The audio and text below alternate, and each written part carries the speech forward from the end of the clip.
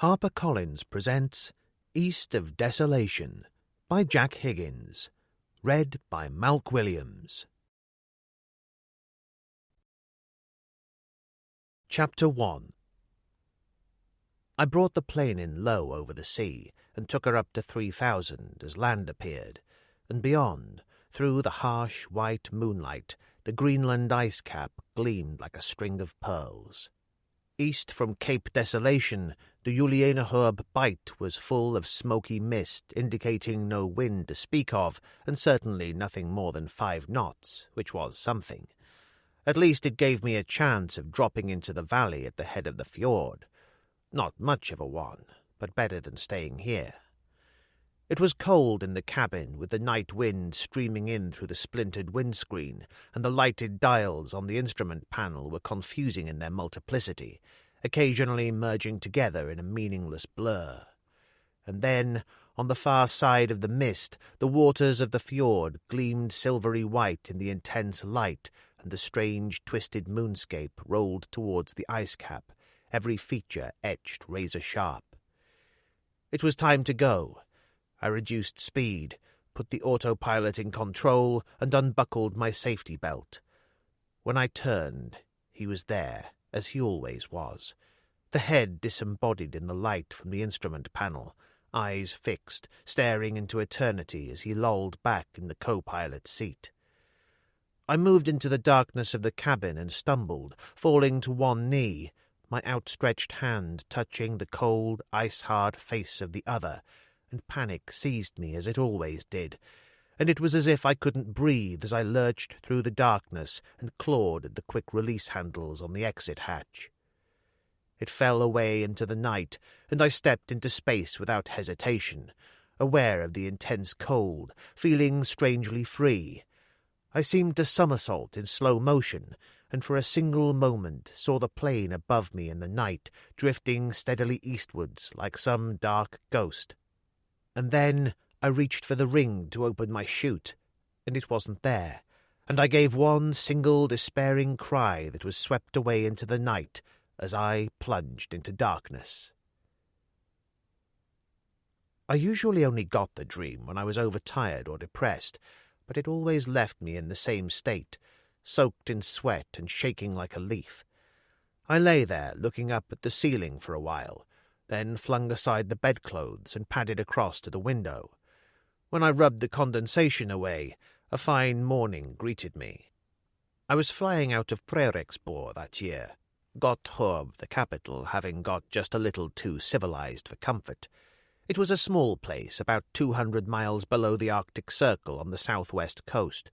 The population couldn't have been more than 1,500, but during the short summer season it was artificially inflated by the influx of 200 or 300 construction workers from Denmark who were engaged in building rather ugly 3-storied blocks of concrete flats as part of the government development program. But Frederiksborg, like most places on the Greenland coast, still had the look of a raw pioneering town, the mushroom growth of some gold or silver strike. The roads were unsurfaced, and most of the town was scattered over a peninsula of solid rock. The houses were made of wood and painted red, yellow, and green, and because of the rock foundations, everything went overhead, and telephone and electric cables festooned the air from a forest of poles. The harbour was half a mile away at the end of a rocky road beside the new canning factory, and contained 6 fishing boats, a Catalina flying boat used by East Canada Airways for coastal traffic, and my own otter amphibian, which was parked on dry land at the head of the concrete slipway. It was almost 10 o'clock, and I went into the bathroom and turned on the shower. There was a quick knock on the outside door, and I wrapped a towel around my waist and returned to the bedroom. Gudrid Rasmussen looked in. "You are ready for coffee, Mr. Martin," she said in Danish. She was a small, rather hippie girl of 25 or so, a Greenlander born and bred, mainly Danish by blood, which showed in the fair hair plaited around her head, with just a touch of Eskimo in the high cheekbones and almond-shaped eyes. Most of the year she spent housekeeping for her grandfather on his sheep farm at Sandvik, about 100 miles down the coast, but during the summer she worked as a chambermaid at the hotel. "Make it tea this morning, Gudrid," I said. "I'm feeling nostalgic." She shook her head in reproof. "You look awful. Too much work is not good for a man." Before I could reply, the sound of an aeroplane engine shattered the stillness of the morning, and I went to the window in time to see an airmaki flip neatly in across the harbour and drop flaps to land on the airstrip beyond the canning factory. "Here comes your boyfriend." "Arnie?" There was a touch of colour in her cheeks. She crossed to the window. "Any girl is Arnie's girl, Mr. Martin. I hold no special rights." It would have been pointless to try and pretend otherwise, and we stood there together for a moment in silence, watching the wheels come down beneath the skis with which the airmaki was fitted. "I thought he was going to take those off and put his floats back on," I said. "The skis?" She shrugged. "He's got an extension of his service contract with the American mining company at Malamusk on the edge of the ice cap. Up there the only place to land is the snowfield." His landing was good, not excellent, but then we all have our off days. The airmaki rolled along the airstrip and disappeared from view behind the canning factory. Gudrid smiled brightly. "I'll bring your tea while you have a shower, then I'll order breakfast for you. I'll change the bed later." The door closed behind her, and I went back into the bathroom and got under the shower. It was nice and hot and very relaxing, and after a while my headache started to go, which was a good thing considering that I had a 2.5-hour flight ahead of me. I pulled on my old silk dressing-gown and went back into the bedroom, toweling my hair briskly. In my absence, Gudrid had brought in a tray and the tea. When I poured it, it was scalding. I finished the first cup and was pouring another when the door burst open and Arnie Fassberg blew in. He was about my height, which was a little under 6 feet, but the resemblance stopped there. My hair was dark, his so fair as to be almost white, his face open, mine closed and saturnine. As yet he had not been used by life, or at least had been used kindly, and his forehead was as unlined as any child's. By birth an Icelander, he had perhaps the most incredible appetite for women that I have ever encountered, and, like all Don Juans, he was an incurable romantic, falling in and out of love with astounding frequency. He presented a slightly theatrical figure in his fur-lined boots and old flying jacket, and he tossed a canvas hold-all into the corner and moved to the table. "I thought you might have left.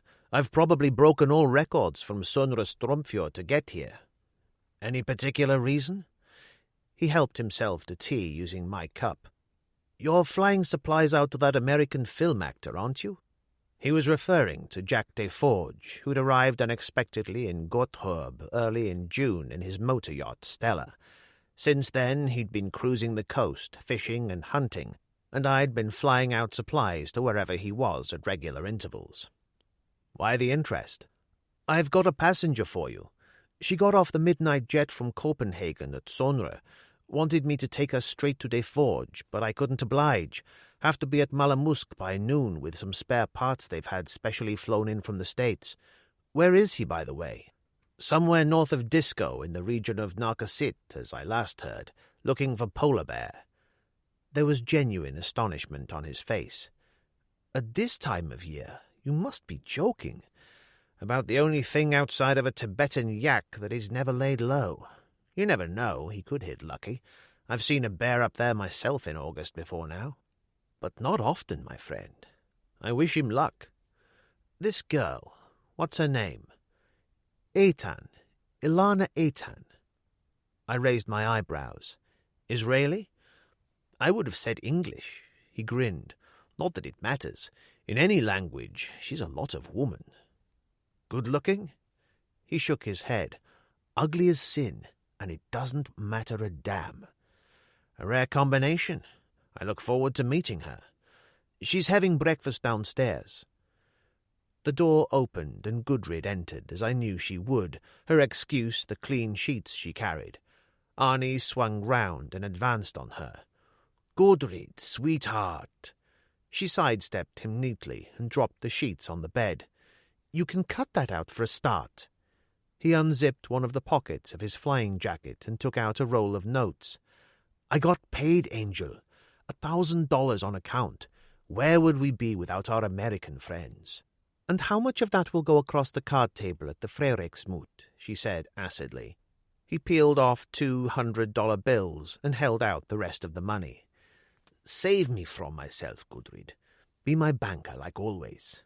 "What would be the point? You'll want it back again tomorrow." He grinned. "Put it in the bank then, in your name, just so I can't get at it. I trust you." And, as usual, she was putty in his hands. "If you're sure you want me to." "Would I ask if I didn't?" He patted her on the bottom. "I'd better come and see where you do put it, just in case you get knocked down in the street or anything."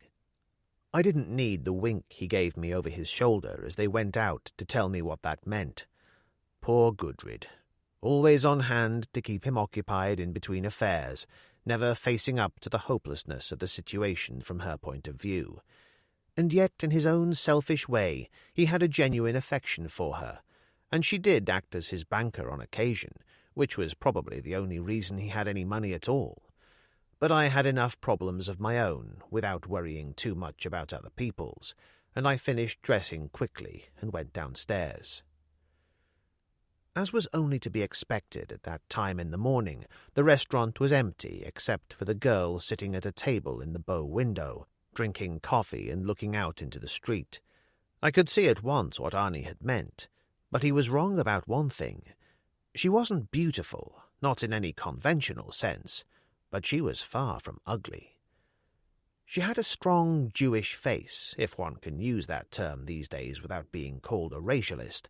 A proud face with strong lines that might have been carved from stone, full red lips, high cheekbones, hooded eyes, a face that was unashamedly sensual, and the straight black hair that hung shoulder-length in a dark curtain was perfectly in keeping.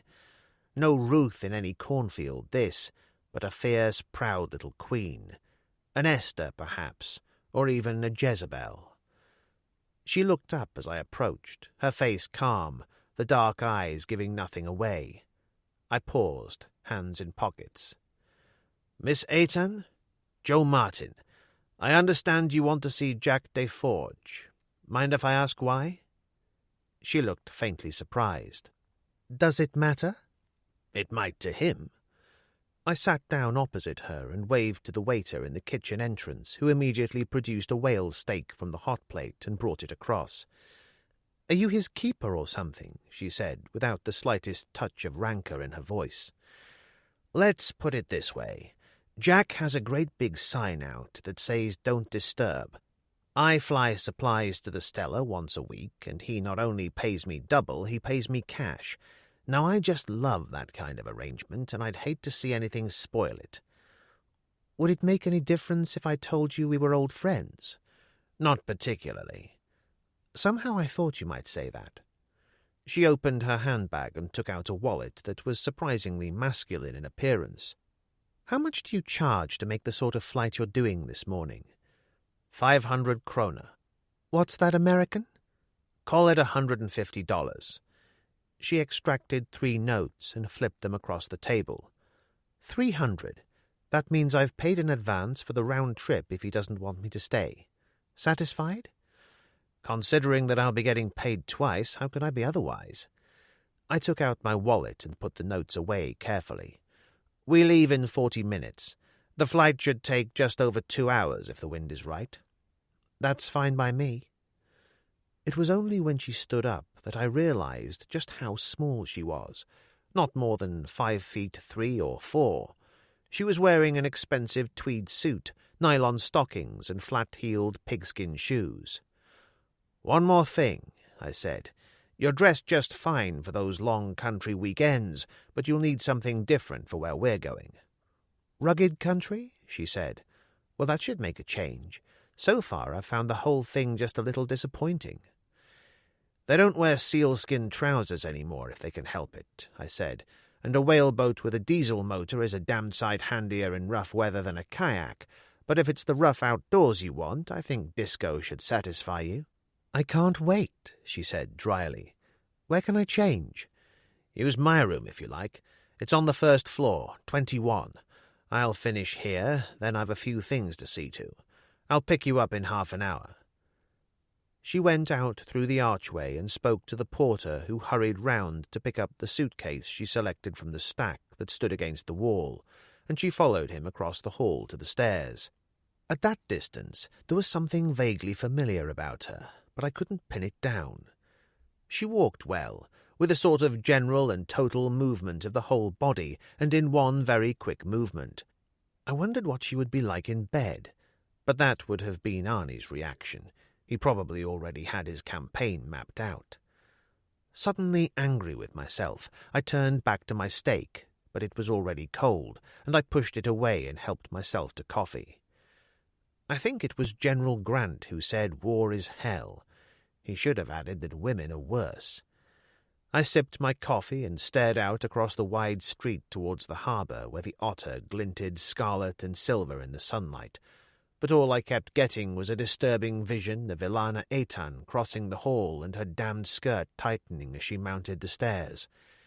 It had been a long time since a woman bothered me as positively as that. I borrowed the hotel Land Rover and drove down to the harbour, mainly to get the Met report from the harbour-master's office. I'd refueled the Otter on flying in the night before, so there was nothing to do there, and at a crate of scotch per week, Deforge had become such a valued customer of the Royal Greenland Trading Company that their local agent had supervised the loading of his supplies himself. I drove back to the hotel and went upstairs. When I went into the bedroom, there was no sign of the girl, but I could hear the shower going full blast, so I went into the dressing room and started to change. I was as far as my flying boots when the outside door opened and someone entered. I got to my feet. Arnie called my name, and I moved to the door. I was too late. By the time I reached the bedroom, he was already entering the bathroom. He backed out hurriedly, and Ilana Eitan appeared a moment later, swathed in a large white bath towel. "I don't know what's supposed to be going on," she said, "but would you kindly send little boy Blue here about his business?" Arnie stood there speechless, and she shut the door in his face. I tapped him on the shoulder. "On your way, Arnie." "What a woman," he whispered. "My God, Joe, her breasts, her thighs, such perfection. I've never seen anything like it." "Yes, you have," I said, "about 3,047 times." I pushed him out into the corridor and slammed the door. I returned to the dressing room and pulled on a sweater and an old green kapok-filled parka with a fur-lined hood. When I went back into the bedroom, Ilana Eitan was standing in front of the dressing-table mirror, combing her hair. She was wearing ski pants, Cossack boots, and a heavy Norwegian sweater. "Arnie thought it was me in there," I said. "He didn't mean any harm." "They never do." There was a hip-length sheepskin jacket on the bed beside the open suitcase, and as she picked it up and pulled it on, I once again had that strange feeling of familiarity. "Haven't I seen you somewhere before?" I said, and then the obvious possibility occurred to me. "In pictures, maybe?" She buttoned up the jacket, examined herself carefully in the mirror, and put the comb to her hair again. "I've made a couple." "With Jack?" And then I remembered. "Now I've got it. You played the Algerian girl in that last film of his, the film about gun-running." "Go to the head of the class," she said brightly, and zipped up her suitcase. "What did you think of it?" "Wonderful," I said. "I don't know how he keeps it up. After all, he made his first film the year I was born." "You make a poor liar," she said calmly. "That film was the original bomb. It sank without trace."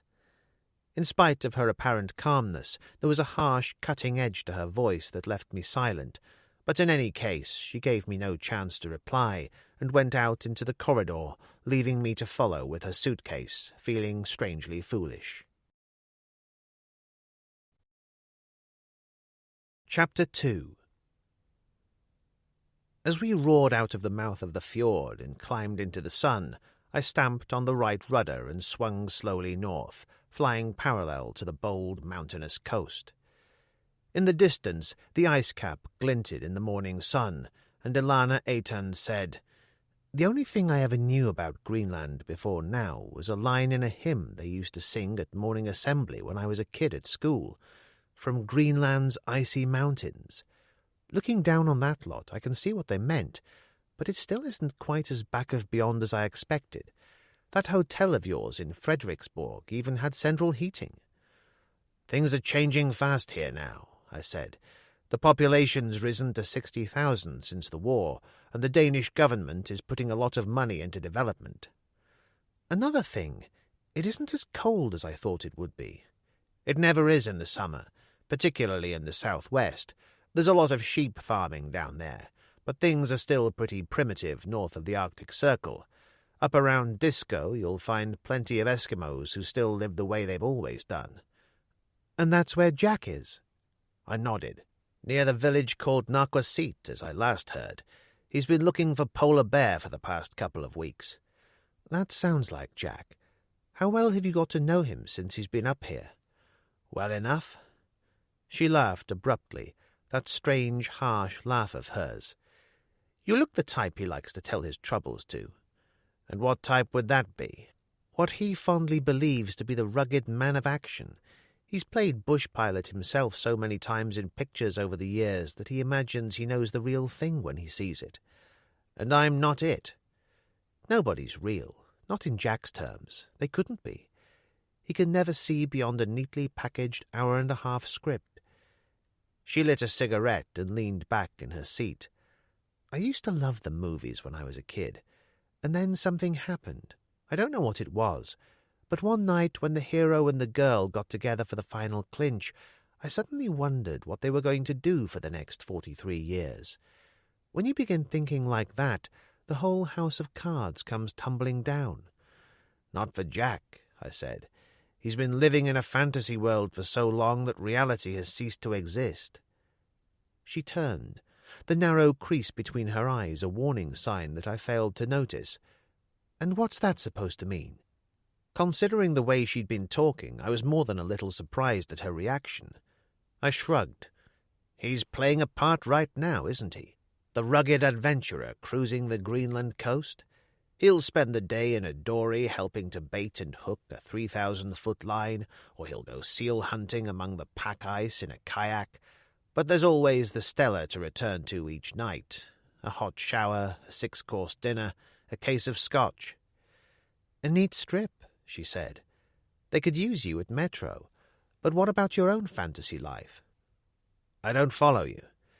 The tough bush pilot act, the flying boots, the fur-lined parka, the whole bit. Just who are you trying to kid? I wouldn't mind betting you even carry a gun.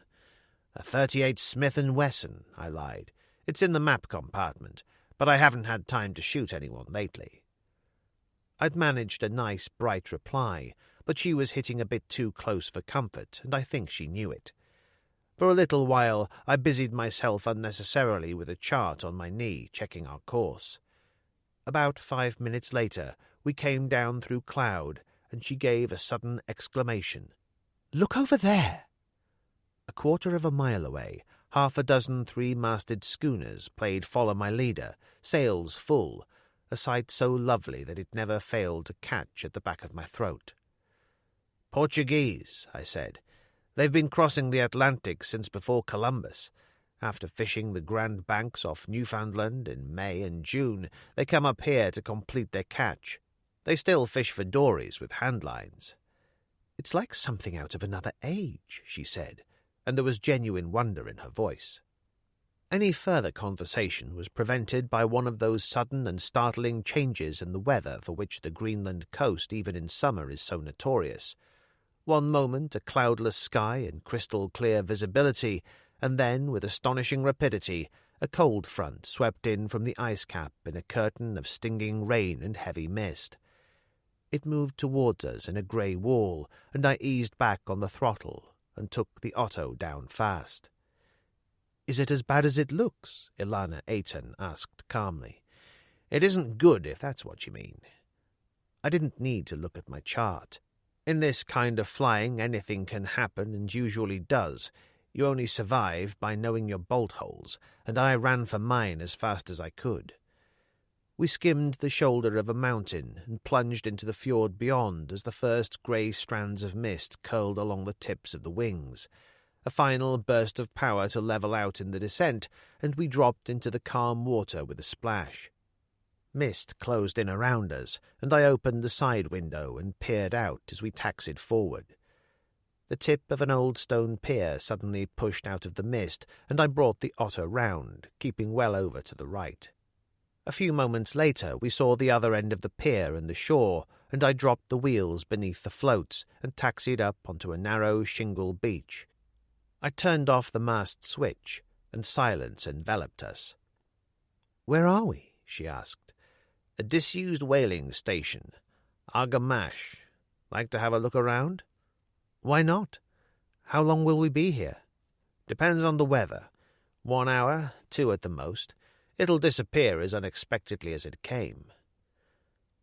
When I opened the door and jumped down, she followed me so quickly that I didn't get the chance to offer her a hand down. It was colder than Fredericksburg, but still surprisingly mild, considering we were 20 miles inside the Arctic Circle, and she looked about her with obvious interest. "Can we explore?" "If you like." We followed the beach and scrambled up an old concrete slipway that brought us to the shore end of the pier. The mountain lifted above us, shrouded in mist and the broken shell of the old whale oil processing factory and the ruins of 40 or 50 cottages crouched together at its foot. It started to rain slightly as we walked along what had once been the main street, and she pushed her hands into her pockets and laughed, a strange excitement in her voice. "Now this I like. Always have done since I was a kid. Walking in the rain with the mist closing in. And keeping out the world," I said. "I know the feeling." She turned and looked at me in some surprise, then laughed suddenly, but this time it lacked its usual harsh edge. She had changed. It was difficult to decide exactly how. Just a general softening up, I suppose. But for the moment, at any rate, she had become a different person. "Welcome to the club. You said this was once a whaling station." I nodded. "Abandoned towards the end of the last century." "What happened?" "They simply ran out of whale in commercial quantities." I shrugged. "Most years there were 400 or 500 ships up here. They overfished, that was the trouble. Just like the buffalo, hunted to extinction."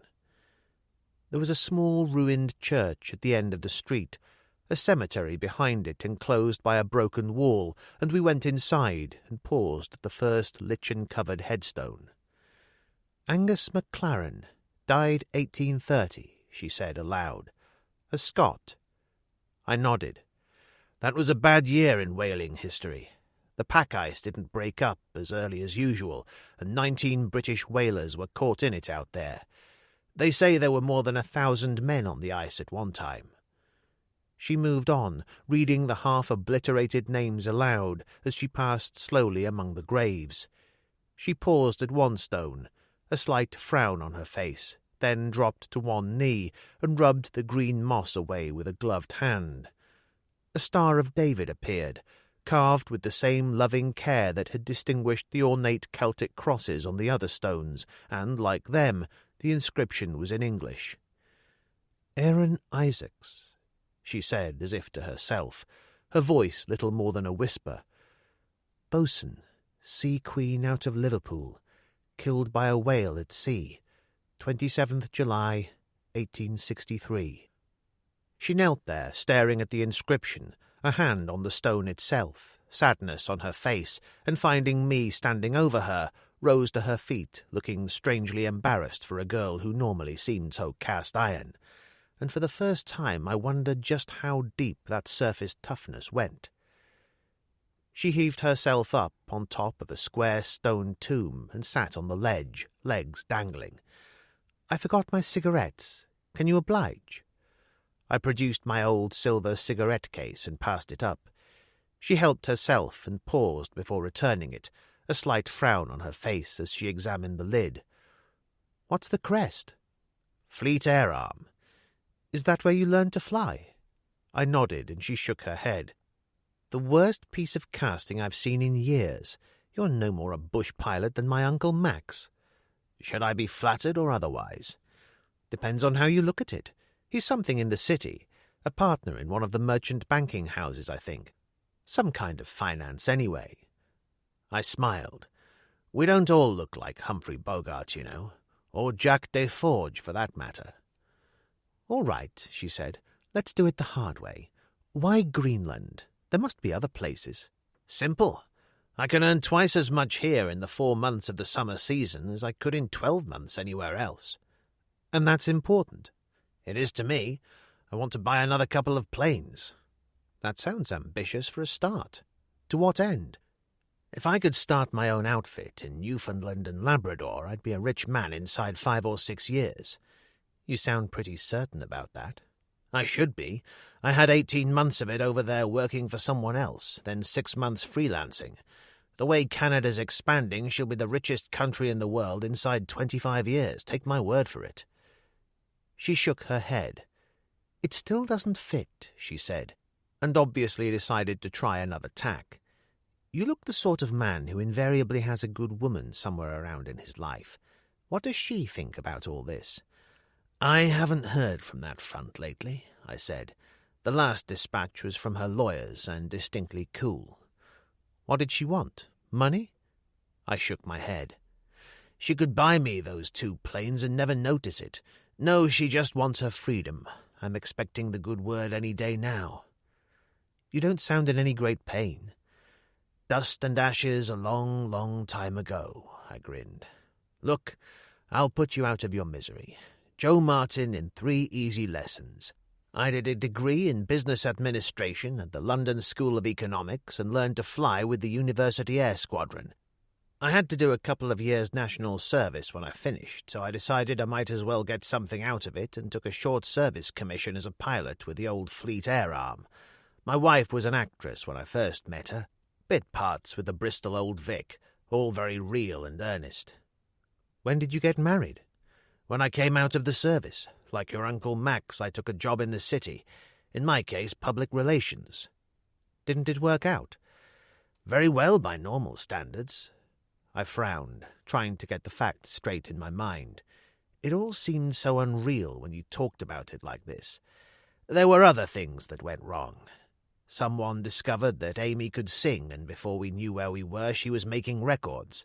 From then on, it was one long program of one-night stands and tours, personal appearances, that sort of thing. And you saw less and less of each other. An old story in show business. There seems to be a sort of gradual corruption about success, especially that kind. When you find that you can earn £1,000 a week, it's a short step to deciding there must be something wrong in a husband who can't make 1/10 of that sum. So you decided to cut loose. There was a morning when I walked into my office, took one look at the desk and the pile of mail waiting for me, and walked right out again. Spent my last £1,000 on a conversion course and took a commercial pilot's license. And here you are, Joe Martin. Fly anywhere, do anything. Gun running our speciality. She shook her head. The dream of every bowler-hatted clerk travelling each day on the City line. When do you move to Pongo Pongo? That comes next year, I said. But why should you have all the fun? Let's see what we can find out about Ilana Eitan. A Hebrew name, as I remember, so for a start you're Jewish. It was like a match on dry grass, and she flared up at once. Israeli. I'm a Sabra, Israeli born and bred. It was there, of course, the chip the size of a Californian redwood, and explained a great deal. I quickly smoothed her ruffled feathers. The most beautiful soldiers in the world, Israeli girls. Were you ever one? Naturally. Everyone must serve. My father is a lecturer in ancient languages at the University of Tel Aviv, but he saw active service in the Sinai campaign in 1956, and he was well into his 50s. What about this film business? I did some theatre in Israel, which led to a small film part. Then someone offered me work in Italy. I played bit parts in several films there. That's where I met Jack. He was on location for a war picture. He not only took the lead, he also directed. Most of the money was his own, too. And he gave you a part? A small one, but I was the only woman in the picture, so the critics had to say something. And then Hollywood. Old hat. These days you do better in Europe." Suddenly the mist dissolved like a magic curtain, and behind her the mountain reared up into a sky that seemed bluer than ever. "Time to go," I said, and held up my hands to catch her as she jumped down. She looked up at the mountain. "Has it got a name?" "Aksausat," I said. "An Eskimo word. It means big with child." She laughed harshly. "Well, that's Freudian, if you like," she said, and turned and led the way out through the gap in the wall. Just like that, she had changed again, back into the tough, brittle young woman I had first encountered in the dining room of the hotel at Frederiksborg, safe behind a hard, protective shell that could only be penetrated if she wished, and I felt strangely depressed as I followed her. Chapter 3. Off the southern tip of Disco, we came across another 2 Portuguese schooners, moving along nicely in a light breeze, followed by a fleet of 14-foot dories, their yellow and green sails vivid in the bright sunlight. We drifted across the rocky spine of the island and dropped into the channel beyond that separates it from the mainland. I took the otter down, losing height rapidly, and a few moments later found what I was looking for. Narquasit was typical of most Eskimo fishing villages on that part of the coast. There were perhaps 15 or 16 gaily painted wooden houses strung out along the edge of the shore, and 2 or 3 whaleboats and a dozen kayaks had been beached just above the high water mark. The Stella was anchored about 50 yards offshore, a slim and graceful-looking 90-foot diesel motor yacht, her steel hull painted dazzling white with a scarlet trim. When I banked, turning into the wind for my landing, someone came out of the wheelhouse and stood at the bridge rail looking up at us. "Is that Jack?" she asked as we continued our turn. "I didn't get a good look." I shook my head. "Olaf Sørensen. He's a Greenlander from Gottorp. Knows this coast like the back of his hand. Jack signed him on as pilot for the duration of the trip." "Is he carrying his usual crew?" "They all came with him, if that's what you mean. An engineer, 2 deckhands, and a cook. They're American. And then there's the steward. He's a Filipino." "Tony Serafino?" "That's him." She was obviously pleased. There's an old friend for a start. I went in low, just to check the extent of the pack ice, but there was nothing to get excited about, and I banked steeply and dropped her into the water without wasting any more time. I taxied towards the shore, let down the wheels, and ran up onto dry land as the first of the village dogs arrived on the run. By the time I'd switched off the engine and opened the side door, the rest of them were there, forming a half-circle, stiff-legged and angry, howling their defiance. A handful of Eskimo children appeared and drove them away in a hail of sticks and stones. The children clustered together and watched us, the brown Mongolian faces solemn and unsmiling, the heavy fur-lined parkas they wore exaggerating their bulk so that they looked like little old men and women. "They don't look very friendly," Ilana Eitan commented. "Try them with these." I produced a brown paper bag from my pocket. She opened it and peered inside. "What are they?" "Mint humbugs. Never been known to fail." But already the children were moving forward, their faces wreathed in smiles, and she was swamped in a forest of waving arms as they swarmed around her. I left her to it and went to the water's edge to meet the whaleboat from the Stella, which was already halfway between the ship and the shore. One of the deckhands was at the tiller, and Sørensen stood in the prow, a line ready in his hands. As the man at the stern cut the engine, the whaleboat started to turn, drifting in on the waves, and Sørensen threw the line. I caught it quickly, 1 foot in the shallows, and started to haul. Sørensen joined me, and a moment later we had the whaleboat around and her stern beached. He spoke good English, a legacy of 15 years in the Canadian and British merchant marines, and he used it on every available opportunity. "I thought you might run into trouble when the mist came down. I put down at Argamask for an hour." He nodded. "Nothing like knowing the coast. Who's the woman?" "A friend of De Forge's, or so she says. He didn't tell me he was expecting anyone." "He isn't. I said simply. "Like that, is it?" He frowned. "Deforge isn't going to like this, Joe." I shrugged. "She's paid me in advance for the round trip. If he doesn't want her here, she can come back with me tonight. I could drop her off at Sondra if she wants to make a connection for Europe or the States." "That's okay by me as long as you think you can handle it. I've got troubles enough just keeping the Stella in one piece." I was surprised and showed it. "What's been going wrong?" "It's Deforge," Sorensen said bitterly. "The man's quite mad. I've never known anyone so hell-bent on self-destruction." "What's he been up to now?" "We were up near Hagamut the other day, looking for polar bear, his latest obsession, when we met some Eskimo hunters out after seal in their kayaks. Needless to say, Deforge insisted on joining them. On the way back, it seems he was out front on his own when he came across an old bull walrus on the ice." "And he tried to take it alone?" I said incredulously. "With a harpoon and on foot. What happened?" "It knocked him down with its first rush and snapped the harpoon. Luckily, one of the hunters from Hagamut came up fast and shot it before it could finish him off." "And he wasn't hurt?" "A few bruises, that's all. He laughed the whole thing off. He can go to hell in his own way as far as I'm concerned, but I'm entitled to object when he puts all our lives at risk quite needlessly. There's been a lot of pack ice in the northern fjords this year. It really is dangerous. And yet he ordered me to take the Stella into the Kavanga fjord because Eskimo hunters had reported traces of bear in that region. The ice was moving down so fast from the glacier that we were trapped for 4 hours. I thought we were never going to get out." "Where is he now?" "He left by kayak about 2 hours ago with a party of hunters from Narcosit.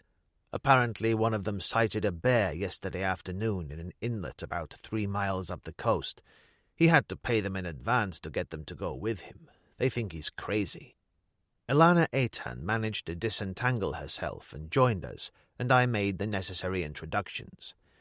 "Jack isn't here at the moment," I told her.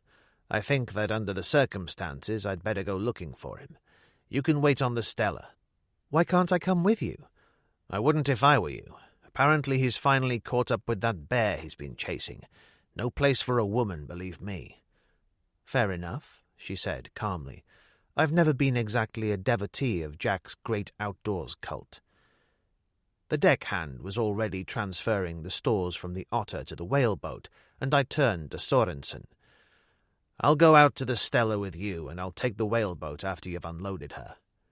He nodded and went to help with the stores.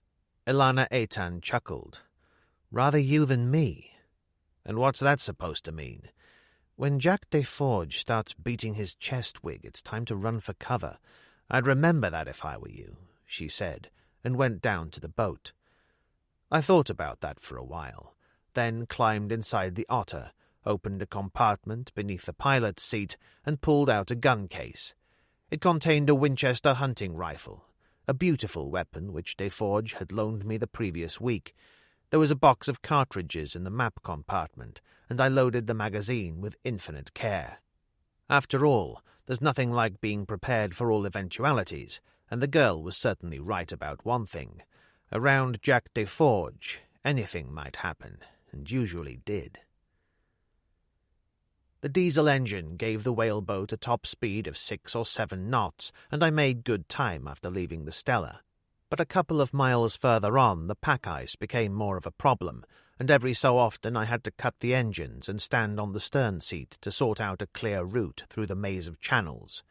It was hard going for a while, and reasonably hazardous because the ice kept lifting with the movement of the water, broken edges snapping together like the jaws of a steel trap.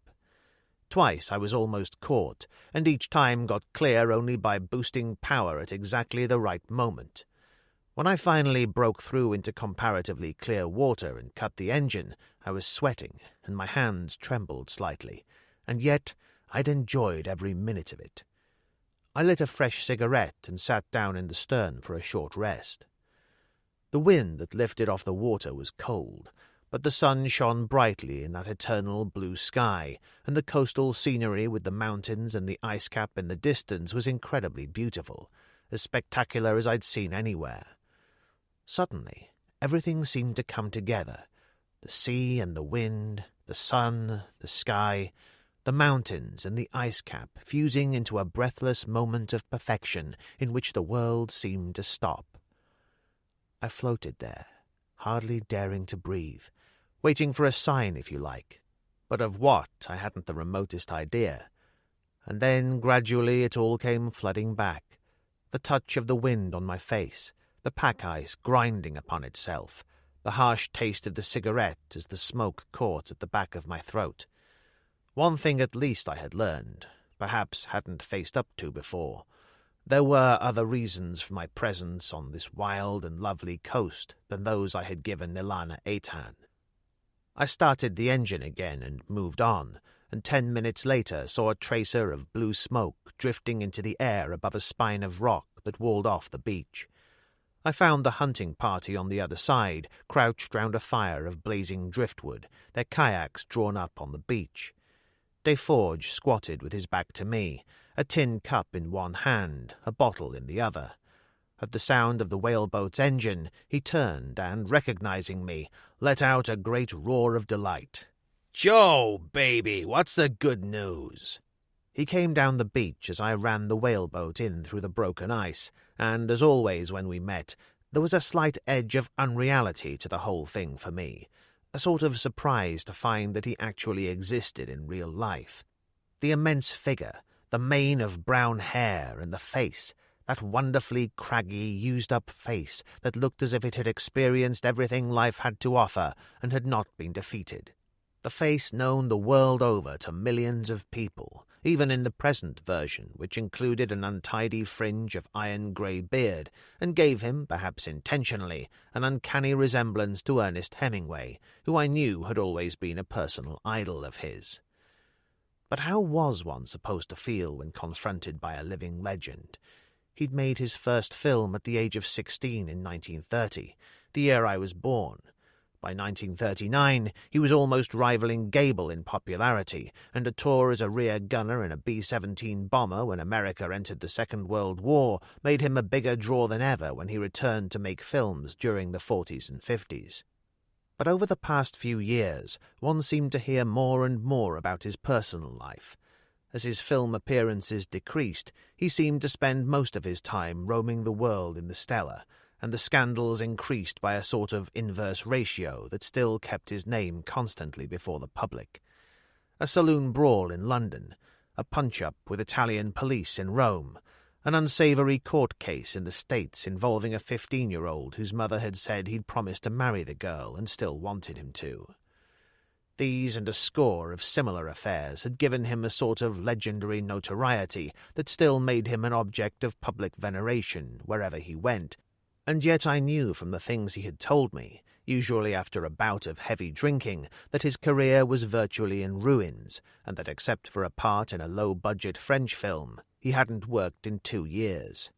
"You're just in time for the kill," he said. "These boys have finally managed to find a bear for me." I slung the Winchester over my shoulder and jumped to the sand. "A small one, I hope." He frowned and nodded at the Winchester. "What in the hell do you want with that thing?" "Protection," I said. "With you and your damned bear around, I'm going to need all I can get." There was a clump of harpoons standing in the wet sand beside the kayaks, and he pulled one loose and brandished it fiercely. "This is all you need, all any man needs. It's the only way with any truth or meaning." Any minute now he was going to tell me just how noble death was, and I cut in on him quickly and patted the Winchester. "Well, this is my way, the Joe Martin way. Any bear who comes within 100 yards of me gets the whole magazine. I'm allergic to the smell of their fur." He roared with laughter and slapped me on the back. "Joe, baby, you're the greatest thing since air conditioning. Come and have a drink." "Not for me, thanks," I said. He had a head start anyway, that much was obvious, but I followed him to the fire and squatted beside him as he uncorked a nearly empty bottle and poured a generous measure into a tin cup. The hunters from Narcoseat watched us impassively. A scattering of dogs crouched at their feet. Deforge shook his head in disgust. "Look at them. What a bloody crew. I had to bribe them to get them this far." He swallowed some of the whiskey. "But what can you expect? Look at their clothes, all store-bought, not a pair of sealskin pants among them." He emptied the dregs of the bottle into his cup, and I said, "I've brought a visitor to see you, a girl called Eitan." He turned sharply, bewilderment on his face. "Alana? Here? You're kidding." I shook my head. "She flew into Sundre from Copenhagen last night. Did she say what she wanted?" I shook my head. "Maybe she's come to take you home." "Not a chance," he laughed shortly. "I owe so many people too damn much on the outside. Greenland suits me just fine for the time being." He leaned across, full of drunken gravity. "I'll tell you something in confidence. Confidence, mind you. There is a Lulu coming up that'll put me right back there on top of the heap and take care of my old age. Milt Gold of Horizon should be in touch with me any day now." "Maybe this Eitan girl has a message for you," I suggested. His face brightened.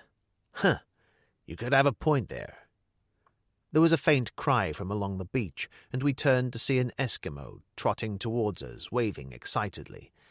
Everything else was forgotten as Deforge got to his feet and picked up a harpoon. "This is it," he said. "Let's get moving." He didn't even look to see if he was being followed, and I shouldered the Winchester and went after him. The hunters from Narquasit were following. You can tell when an Eskimo is happy, because sometimes he'll actually smile, but more often than not it's impossible to know how he's feeling at any given moment. Allowing for that, I still got a definite impression that the men from Narquasit were something less than enthusiastic about the whole thing, and I didn't blame them one bit.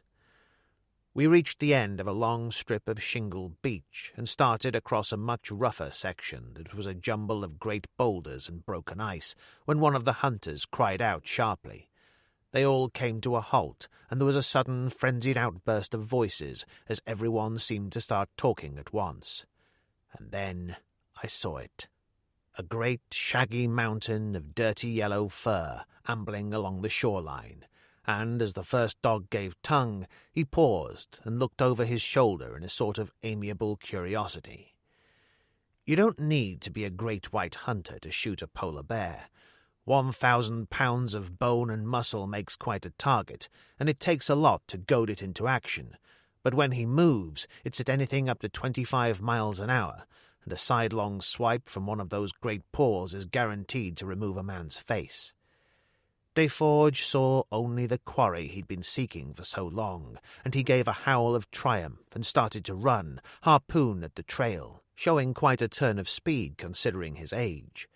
The dogs were well out in front, but the Eskimo hunters from Narquasit looked considerably more reluctant, and I knew why. In their mythology and folklore, the polar bear holds roughly the same position as does the wolf for the North American Indian, a creature of mystery and magic, with apparently all the cunning of man. On the other hand, they weren't keen on losing their dogs, and went after them fast, and I brought up the rear. The bear loped across the strand and skidded onto the pack ice, making for the nearest water, a dark hole that was perhaps 10 or 12 feet in diameter. He plunged in and disappeared from view as the dogs went after him, closely followed by Deforge, the hunters some little way behind. I shouted a warning, but Deforge took no notice and started across the ice to where the dogs ringed the hole, howling furiously. A moment later, it happened, one of the oldest tricks in the book. The bear sounded, striking out furiously with both paws, erupting from the water and falling across the thin ice with his whole weight. A spider's web of cracks appeared that widened into deep channels as he struck again. The hunters had paused on the shore, calling to the dogs to come back.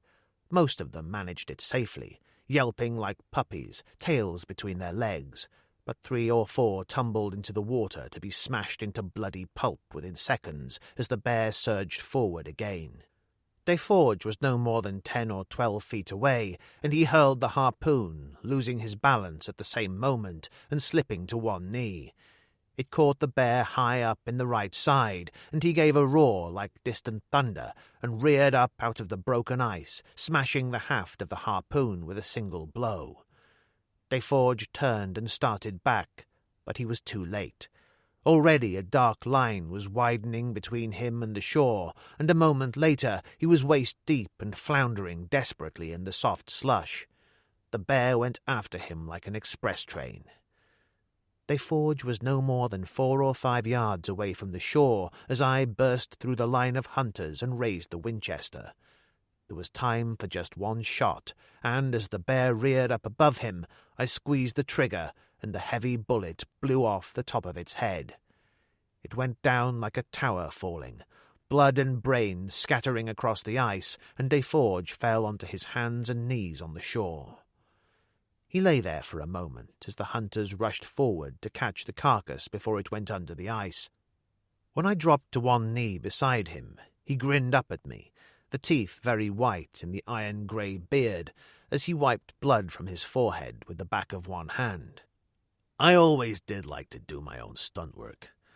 "A great script," I said. "What are you going to call the film? Spawn of the North?" "We could have got some good footage there," he said seriously, as I pulled him to his feet. They hauled the bear onto the shore, and the headman pulled out the broken shaft of Deforge's harpoon and came towards us. He spoke to me quickly in Eskimo, and I translated for Deforge. "He says that by rights the bear is yours. And how in the hell does he make that out? The harpoon pierced a lung. He'd have died for sure." "Well, that's certainly good news. Presumably we'd have gone to the great hereafter together." "They want to know if you'd like the skin." "What would be the point? Some careless bastard seems to have ruined the head. Tell them they can have it." I nodded to the headman, who smiled with all the delight of a child and called to his friends. They formed a circle and shuffled round, arms linked, wailing in chorus. "Now what?" Deforge demanded. "They're apologizing to the bear for having killed him." His head went back and he laughed heartily, the sound of it echoing flatly across the water. "If that don't beat all. Come on, let's get out of here before I go nuts or freeze to death or something." And he turned and led the way back along the shore. When we reached the whaleboat, he got in and rummaged for a blanket in the stern locker while I pushed off. By the time I'd clambered in after him and got the engine started, he had the blanket round his shoulders and was extracting the cork from a half-bottle of whiskey with his teeth. "Looks as if they carry this with the iron rations," he said, and held it out. "What about you?" I shook my head. "We've been through all this before, Jack. I never touch the stuff, remember?" I had no way of knowing exactly how much whiskey he had put away by then, but it was obvious that he was fast reaching a state where he would have difficulty in remembering where he was and why, never mind make any kind of sense out of past events. I knew the feeling well. There had been a time when I spent too many mornings in a grey fog wondering where I was, who I was. At that point it's a long, fast drop down unless you have enough sense to turn before it's too late and take that first fumbling step in the other direction. "Sorry, I was forgetting," he said. "Now me, I'm lucky. I've always been able to take it or leave it." He grinned, his teeth chattering slightly. "Mostly take it, mind you. One of life's great pleasures, like a good woman." Just what was his definition of good was anybody's guess. He swallowed deeply, made a face, and examined the label on the bottle. "Glenfergus malt whiskey. Never heard of it, and I'm the original expert. Our finest local brew. They must have made it in a very old zinc bath.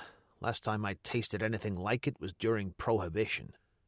Not that he was going to let a little thing like that put him off, and as soon as I took the whaleboat out through the pack-ice, he moved down to the prow. He sat there huddled in his blanket, the bottle clutched against his chest, staring up at the mountains and the ice cap beyond, as we skirted an iceberg that might have been carved from green glass. He spoke without turning round. "Alana, she's quite a girl, isn't she? She has her points. And then some. I could tell you things about that baby that would make your hair stand up on end and dance. Miscasting couch of 1964. I was aware of a sudden vague resentment, the first stirrings of an anger that was as irrational as it was unexpected, but he carried straight on. I gave her the first big break, you know. I nodded. She was telling me about that on the flight in, some war picture you made in Italy.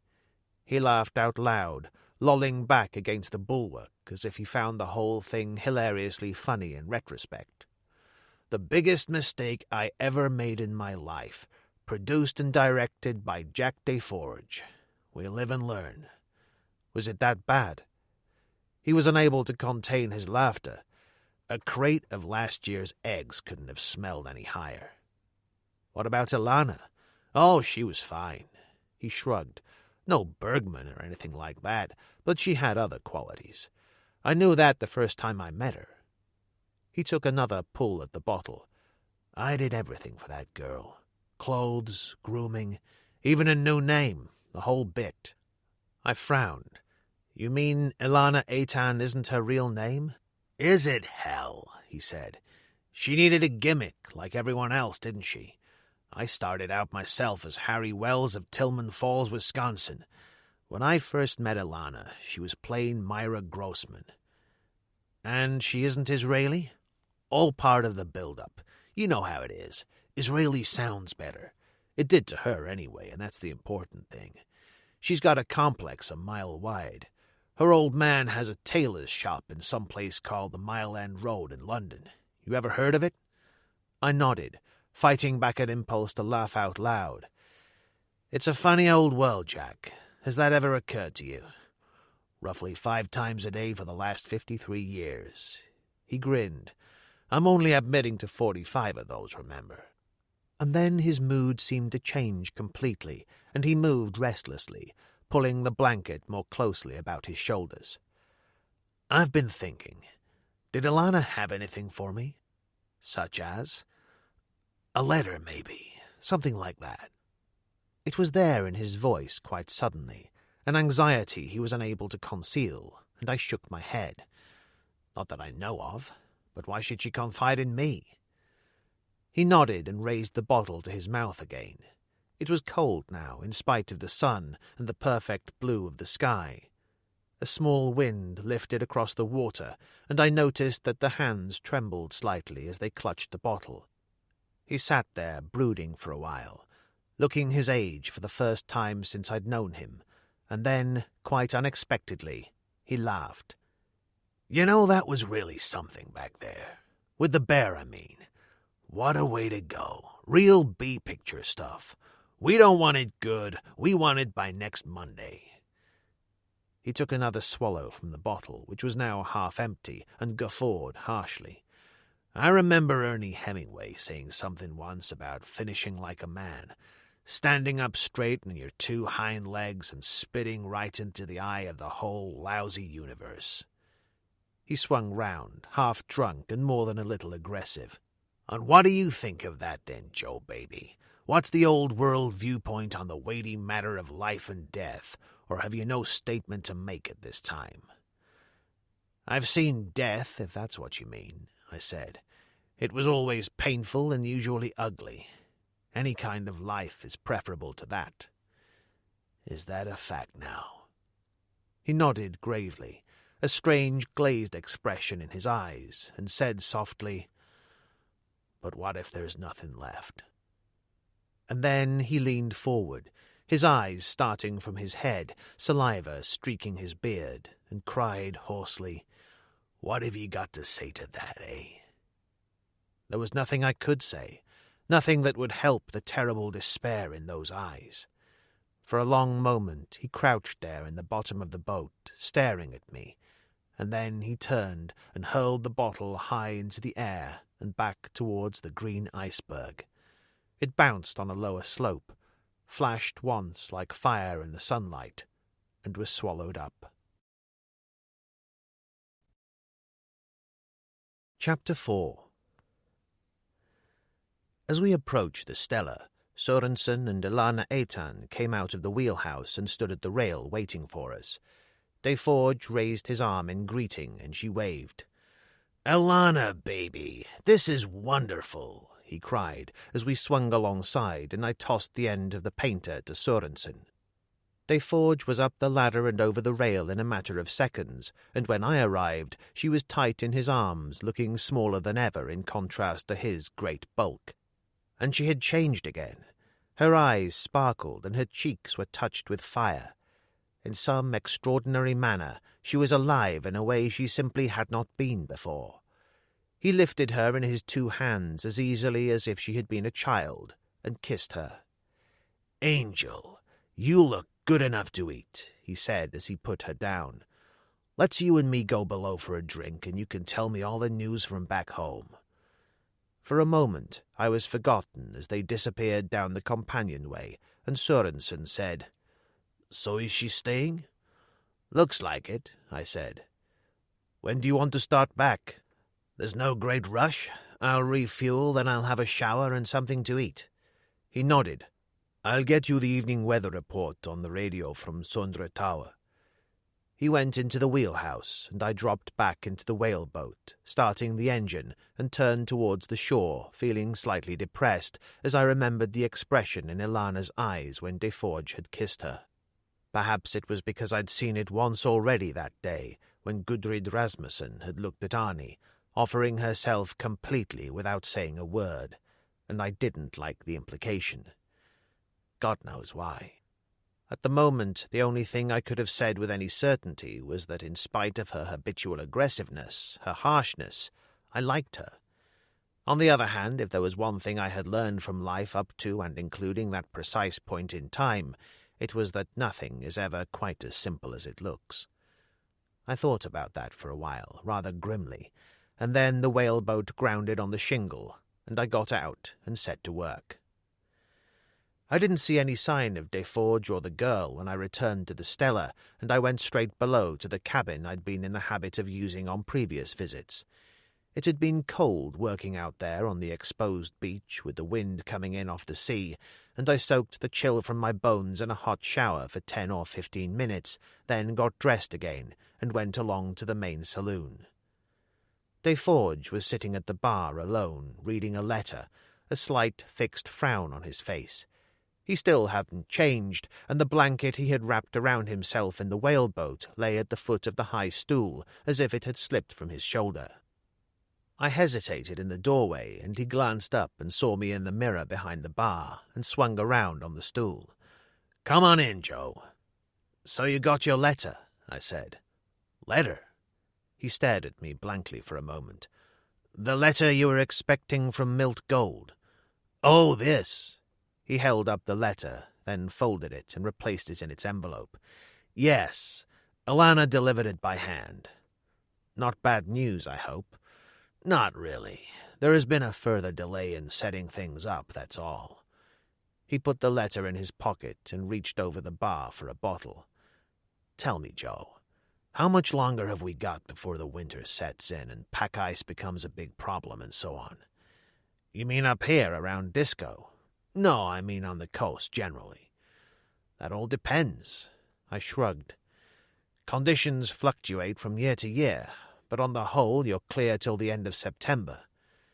He seemed genuinely astonished. "But that would give me another 6 or 7 weeks. You're sure about that?" "It should be. This is my 3rd summer, remember. August and September are the best months of the season. Highest mean temperatures, least problem with pack ice, and so on." "Well, that's great," he said.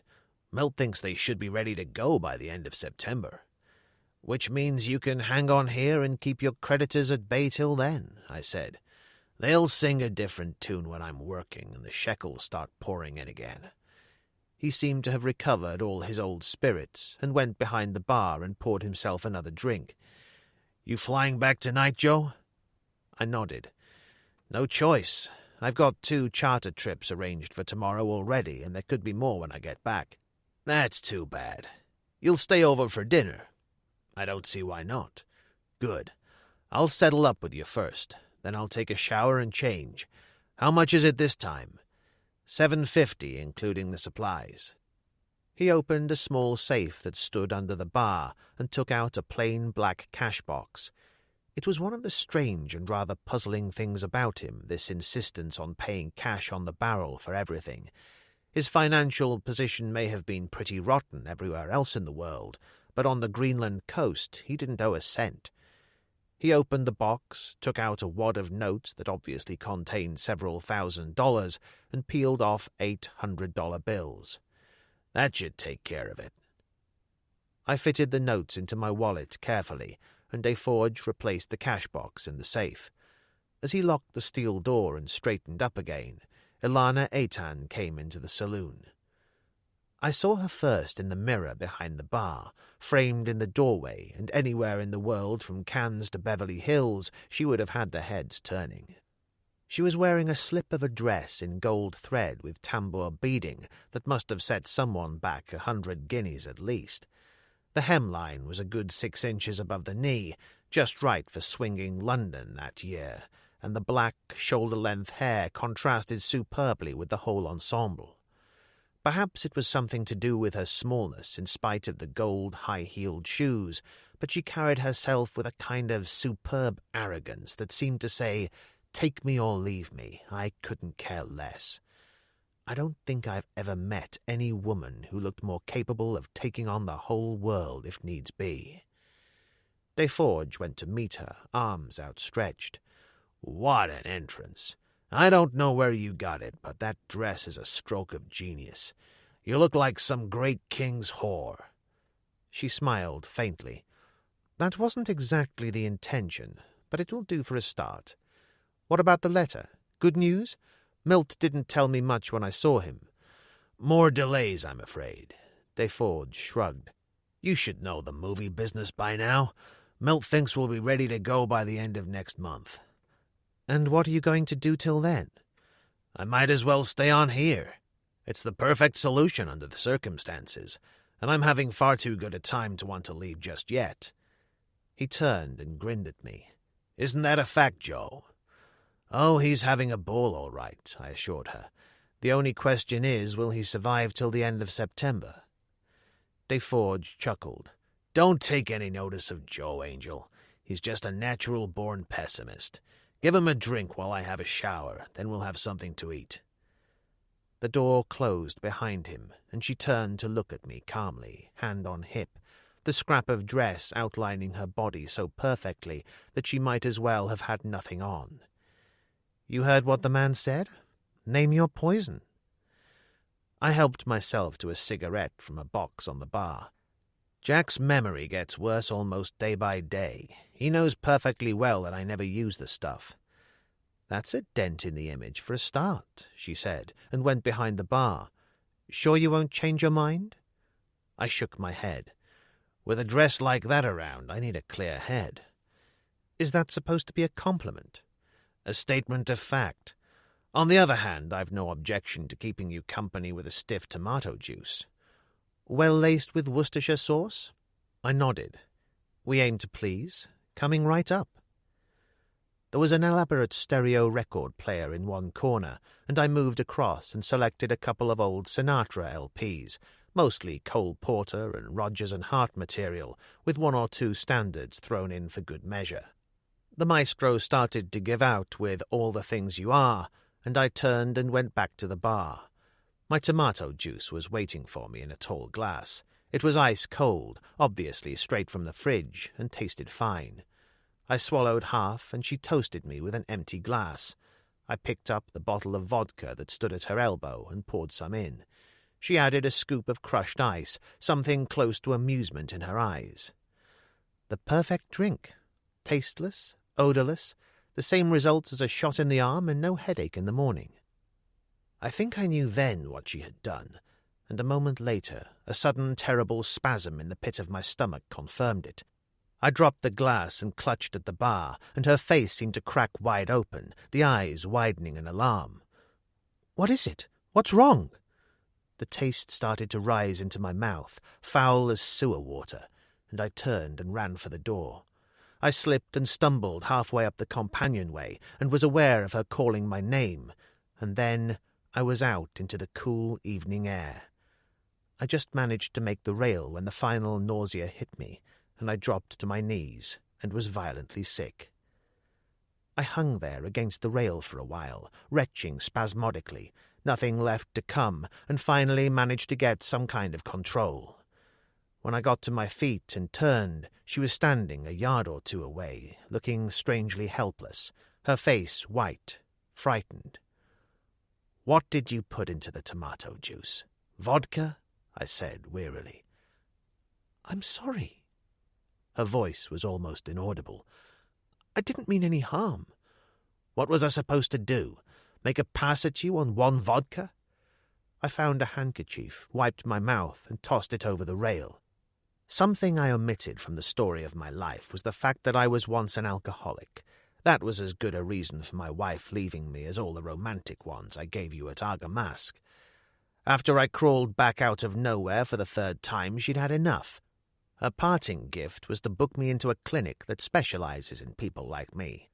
They did a very thorough job of aversion therapy with the aid of a couple of drugs called apomorphine and antabuse.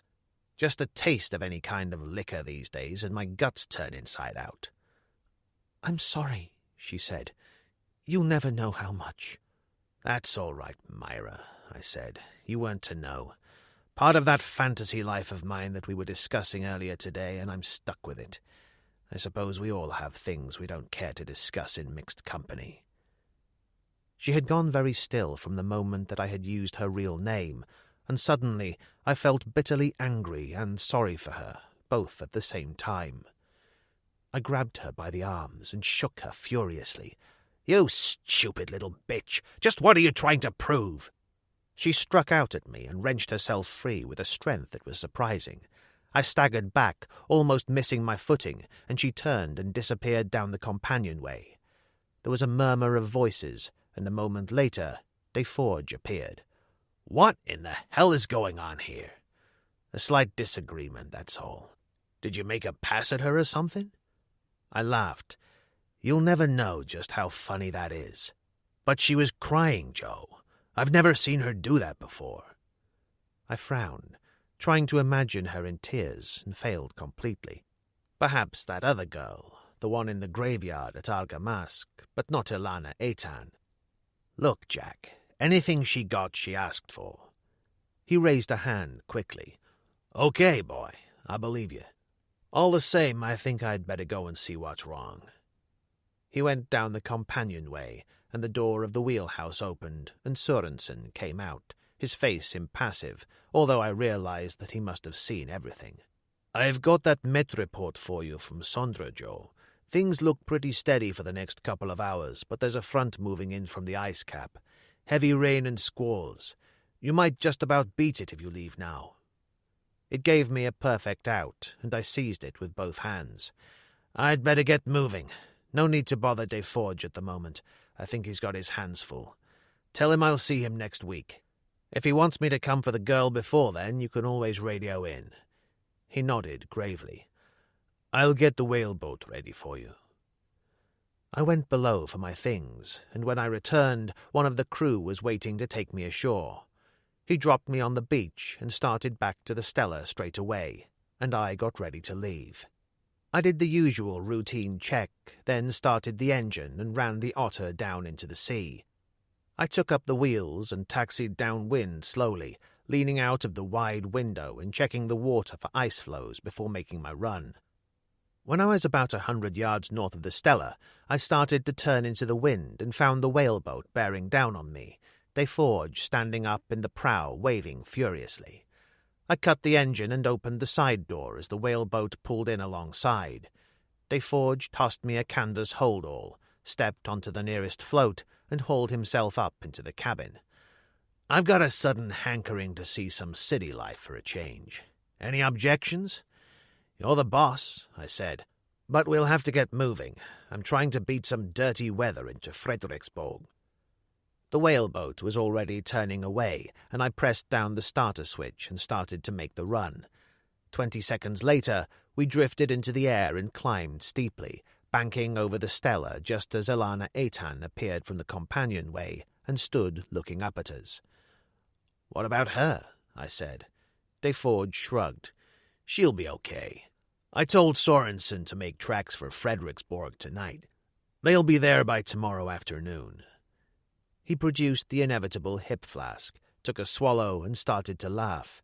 "I don't know what you did back there, but she was certainly in one hell of a temper when I went to her cabin."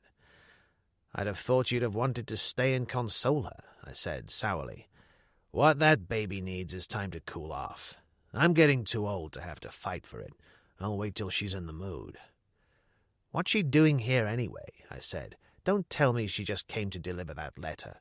There is such a thing as a postal service, even in Greenland." "Oh, that's an easy one. She's hoping for the female lead in the picture I'm making." He grinned. "That's why I'm so sure she'll come round. They always do. She'll be sweetness and light when the Stellar arrives tomorrow."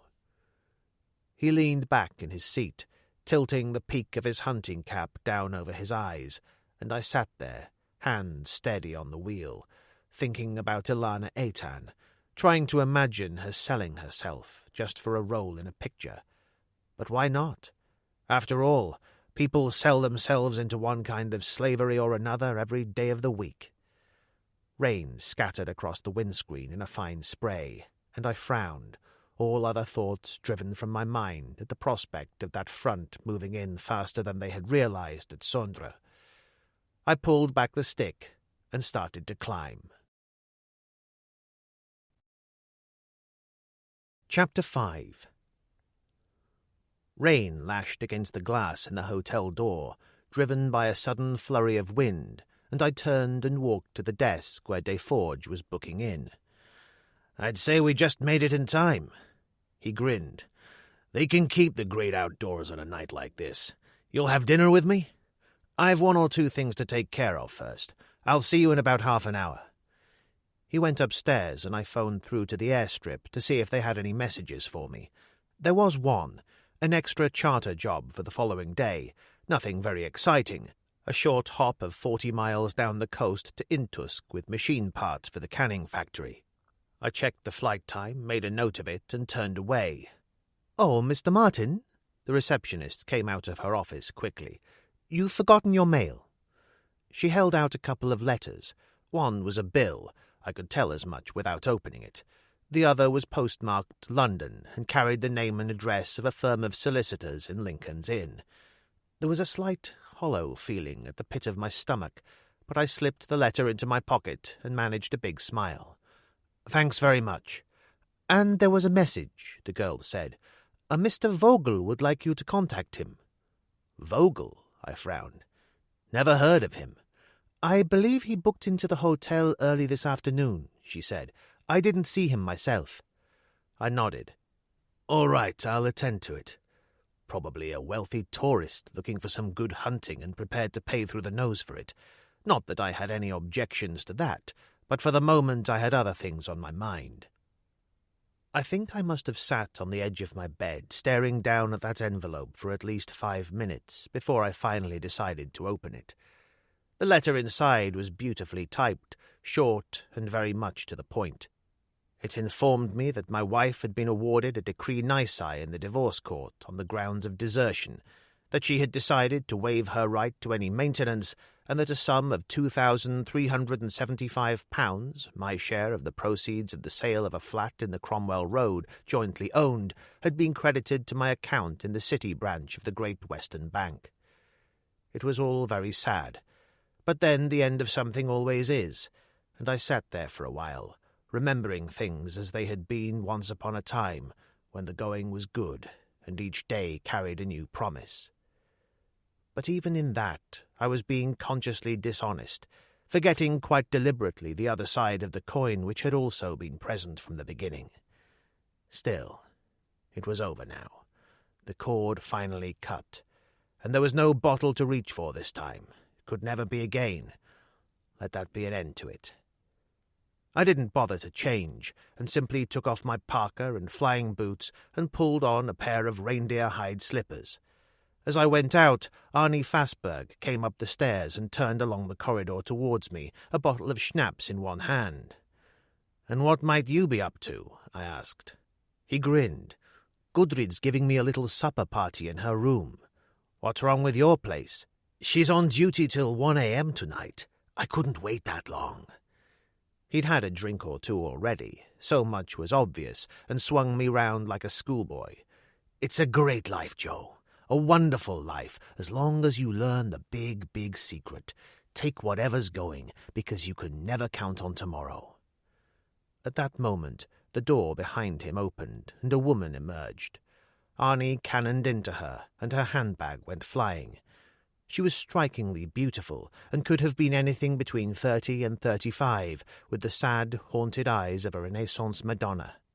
He stood there, gaping at her, that well-known expression on his face, and she smiled suddenly, the sort of smile that comes easily to an attractive woman when she realizes that the man before her is putty in her hands. "I'm sorry," he said. He dropped to one knee, reaching for the handbag at the same moment that she did, and she almost lost her balance, so that I had to catch her. "Thank you," she said, glancing over her shoulder, and then took her handbag gently from Arnie's hands as he stood there staring at her like a lovesick schoolboy. "Mine, I think." As she walked along the corridor, her shoulders were shaking with laughter. "What a woman, Joe," Arnie breathed. "What a woman." "Aren't they all, Arnie?" I said, and left him standing there and went downstairs.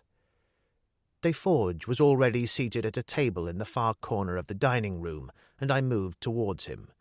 The place was pretty full, mostly people I either knew personally or by sight, but there were 3 who were new to me.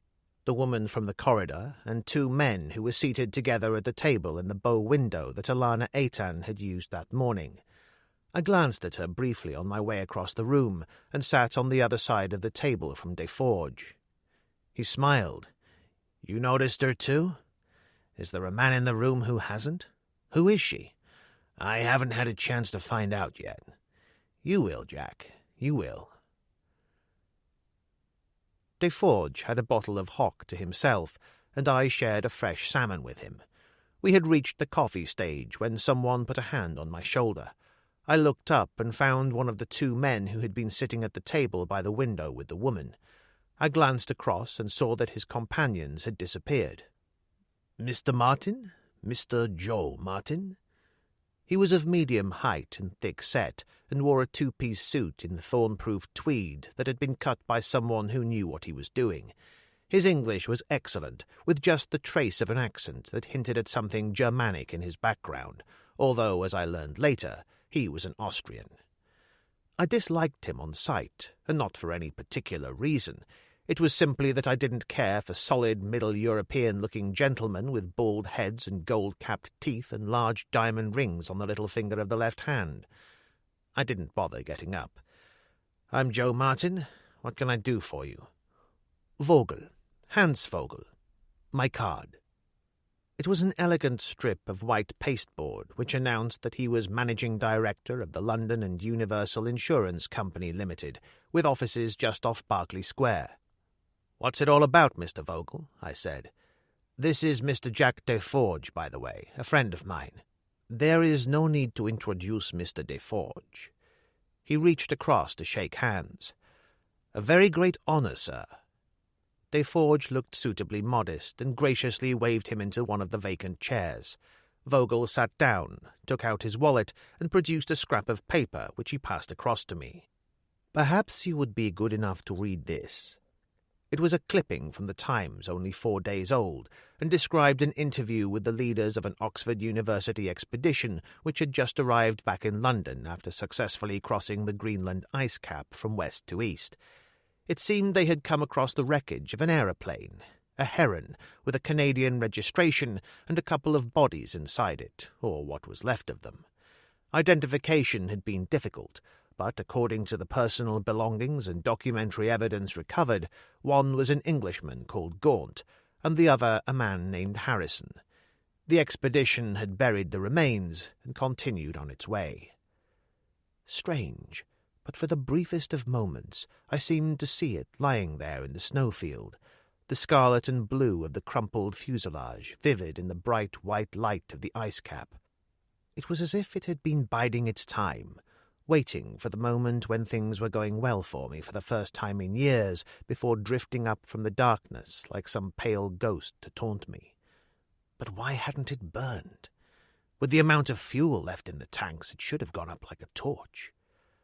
I don't know how I managed to keep my hand still, but I did, and read the cutting through again slowly to give myself time. "What do you think, Mr. Martin?" Vogel's voice cut through to me. I passed the cutting to Deforge. Interesting, but hardly surprising. Earlier this year, a similar expedition 400 miles further north came across an American transport plane that disappeared on a flight from Thule 3 years ago. That seems incredible. Was no search mounted? As a matter of fact, a highly intensive one, but 1.25 million square miles of ice and snow is a hell of an area to cover. I was getting into my stride now, my voice strong and steady as I kept up the flow. It happens all the time. It's the uncertain weather conditions on the ice cap that do it. One moment a clear blue sky, 15 minutes later the bottom's dropped out of the glass and you're in the center of a raging storm, and in a light aircraft that can be disastrous. What's your interest in this anyway? A large one, I'm afraid. My firm insured this plane, Mr. Martin. It disappeared more than a year ago on a flight from Grant Bay in Labrador. What was the destination? Deforge asked. Ireland. I raised my eyebrows. Then they were more than a little off course. Who was flying? Frankly, we don't know. The plane was owned by Marvin Gaunt. Who this man Harrison was, I haven't the slightest idea, but that's what it said on the name tab inside his jacket. There was also a wallet containing $700 and an American Diners Club card in the name of Harvey Stein. As a matter of interest, when we checked that through their London office, it turned out to be a forgery. Curiouser and curiouser, I said. Just like Alice. The most puzzling thing is yet to come, Mr. Martin. The pilot for the flight, as logged out of Grant Bay, was a Canadian called Jack Kelso, and the airport records definitely indicate that the plane only carried Gaunt and the pilot. Sounds like a good storyline, Deforge put in. Vogel said, but one with little humour in it for my company. After the statutory period had elapsed, we paid Gaunt's next of kin, his mother as it happened, the sum of £25,000 called for under the terms of the insurance policy.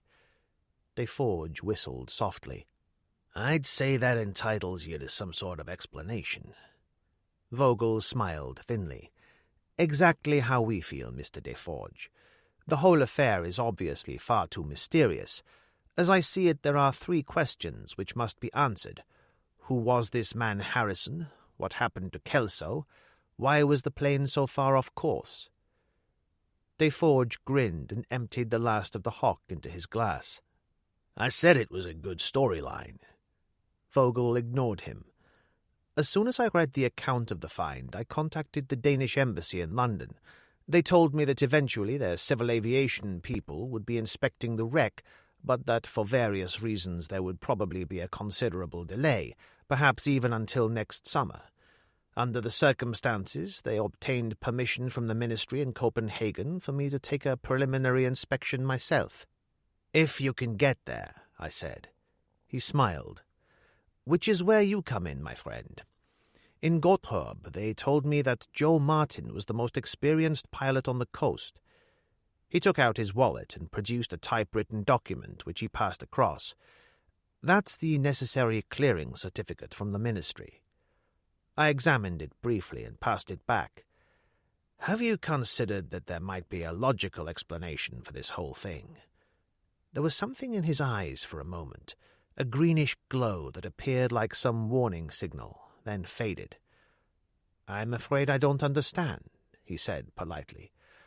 That this Marvin Gaunt was up to no good, that Kelso never really existed at all, except for the specific reason of getting that plane out of Grant Bay, that he was really Harrison all along. That's good, Deforge said. That's damned good. Vogel sighed. Ingenious, but unfortunately it won't wash, Mr. Martin. Why not? Because Jack Kelso was most certainly flesh and blood, and the London and Universal Insurance Company has the best reasons for remembering the fact. You see, under the terms of Marvin Gaunt's policy, the pilot was also covered for the same death benefit. And you paid out? Deforge asked. £25,000, Vogel nodded, to Mrs. Sarah Kelso, his widow. She's waiting in the bar now with my associate. Perhaps you gentlemen would like to meet her. Chapter 6. The crowd in the bar, although exclusively male, was reasonably well behaved. There were one or two of the more prosperous locals, some Danish engineers and surveyors who were on the coast to work on government building projects during the short summer season, and a handful of young officers from a Danish Navy corvette that was doing survey work on the coast that year.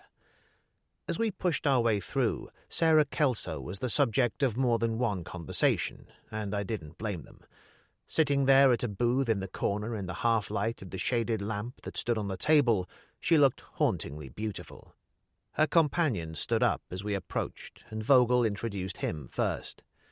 "This is Ralph Stratton, an aviation expert from our claims department. I thought it might be a good idea to bring an expert along." Stratton was tall and lean, with a neatly clipped moustache and the look of a typical ex-RAF type, except for the eyes, which had the same sort of shine that you get when light gleams on the edge of a cutthroat razor, and which contrasted oddly with the slightly effeminate edge to his public school voice. He placed a hand as soft and boneless as any woman's briefly in mine, and Vogel turned to Mrs. Kelso.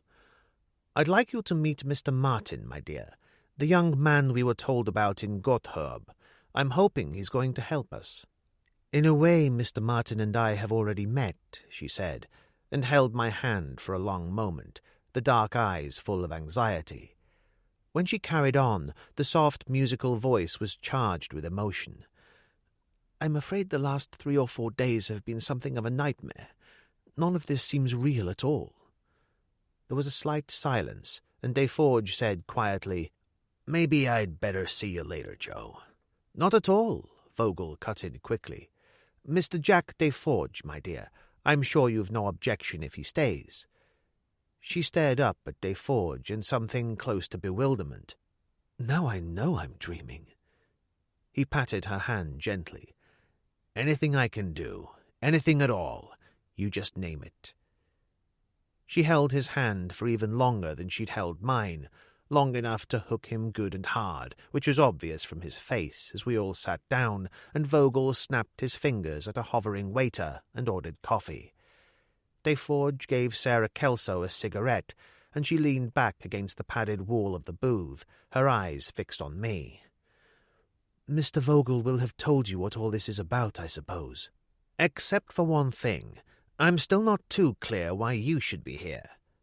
Vogel said, "I would have thought that was obvious, Mr. Martin. The whole point of our investigation is to determine the identity of the second man found in the wreck beyond reasonable doubt. Is he the mysterious Mr. Harrison, whoever he was, and that has yet to be determined, or Jack Kelso? It seems to me that Mrs. Kelso is the only person who can give an opinion on that point with any certainty." "By going out there and viewing the body," I said, and laughed out loud. "Considering Mrs. Kelso's vested interest in a positive identification, I must say you show a touching faith in human nature for a businessman, Mr. Vogel." Surprisingly, it was Deforge who reacted first. "That's a hell of a thing to say," he said angrily. Sarah Kelso put a hand on his arm as if to hold him in check. "No, Mr. Deforge, your friend has made an obvious point. If that body is not my husband's, then I am in a very difficult position. Mr. Vogel is well aware of that." He leaned across the table, and for a moment they might have been completely alone. "You know I'll do everything in my power to help you, my dear, but you must know also that my hands are tied." She smiled gently and turned to me. "I have 2 young sons, Mr. Martin. Did you know that?" "No, I didn't, Mrs. Kelso." "Then perhaps you'll realize now that there is more to this than the money. Much more. I must know if that man out there is my husband. I must know. Can you understand that?" The soft eyes were filled with anxiety, one hand reaching out in a kind of desperate appeal to touch mine gently. She was good. More than that, she was brilliant. For a moment, she actually had me going along with her, and I had to make a real effort to pull myself back to reality. Yes, I can understand that, Mrs. Kelso. I'm sorry. I had to inform Mrs. Kelso of what was going on, Vogel said. She asked to come along, and we were glad to have her. I should add that as well as a full physical description and photographs, she has also volunteered certain additional information as to identity which can only be confirmed on the spot. Under those circumstances, I can't honestly see how she could get away with a deliberately false identification. "Have you got a photograph with you?" I said. He nodded to Stratton, who produced a manila file from a leather briefcase. He passed 2 photographs across. One was a straight portrait job in half-profile that looked as if it had been taken a year or 2 back, and showed a reasonably handsome man in his late 20s, with a strong jaw and a firm mouth. The other was more recent, and showed him in flying gear, standing behind a Piper Comanche. I think it was the face that had changed most. In the other picture he'd seemed pretty average. In this he looked like a man who'd decided that, in the final analysis, only the price tag was important. I laid them down in front of Sarah Kelso. "So that's what he looked like." She stared at me, a slightly puzzled frown on her face. "I don't understand." "Let me tell you about the ice cap, Mrs. Kelso, what it's really like up there. To start with, it's so cold that flesh can't putrefy. That means as soon as life leaves it, a body freezes so quickly that it's preserved indefinitely. But from the expedition report I got the impression that the bodies were in an advanced state of decomposition," Vogel said quickly. "There's only one thing living up there on top, Mr. Vogel," I said. "The Arctic fox, and he's a scavenger as savage as any hyena." I didn't need to elaborate. Sarah Kelso leaned back, real pain on her face as she closed her eyes for a moment. Now she opened them, and there was an astonishing strength in her voice. "It doesn't matter, Mr. Martin. Nothing matters, except the knowing." There was another heavy silence, broken by Deforge. "For God's sake, Joe, what's gotten into you?" "I just wanted to make sure everyone had got the facts straight. That's all." I turned to Vogel. "Now we all know where we are, we can get down to business. First of all, I'll have to know where the wreck is." Stratton produced a map from the briefcase and spread it across the table. The position had been marked not as a meaningless dot, but by 2 cross-bearings that had been neatly penciled in by someone who knew his job. "Can you guarantee this is accurate?" I demanded. Stratton nodded.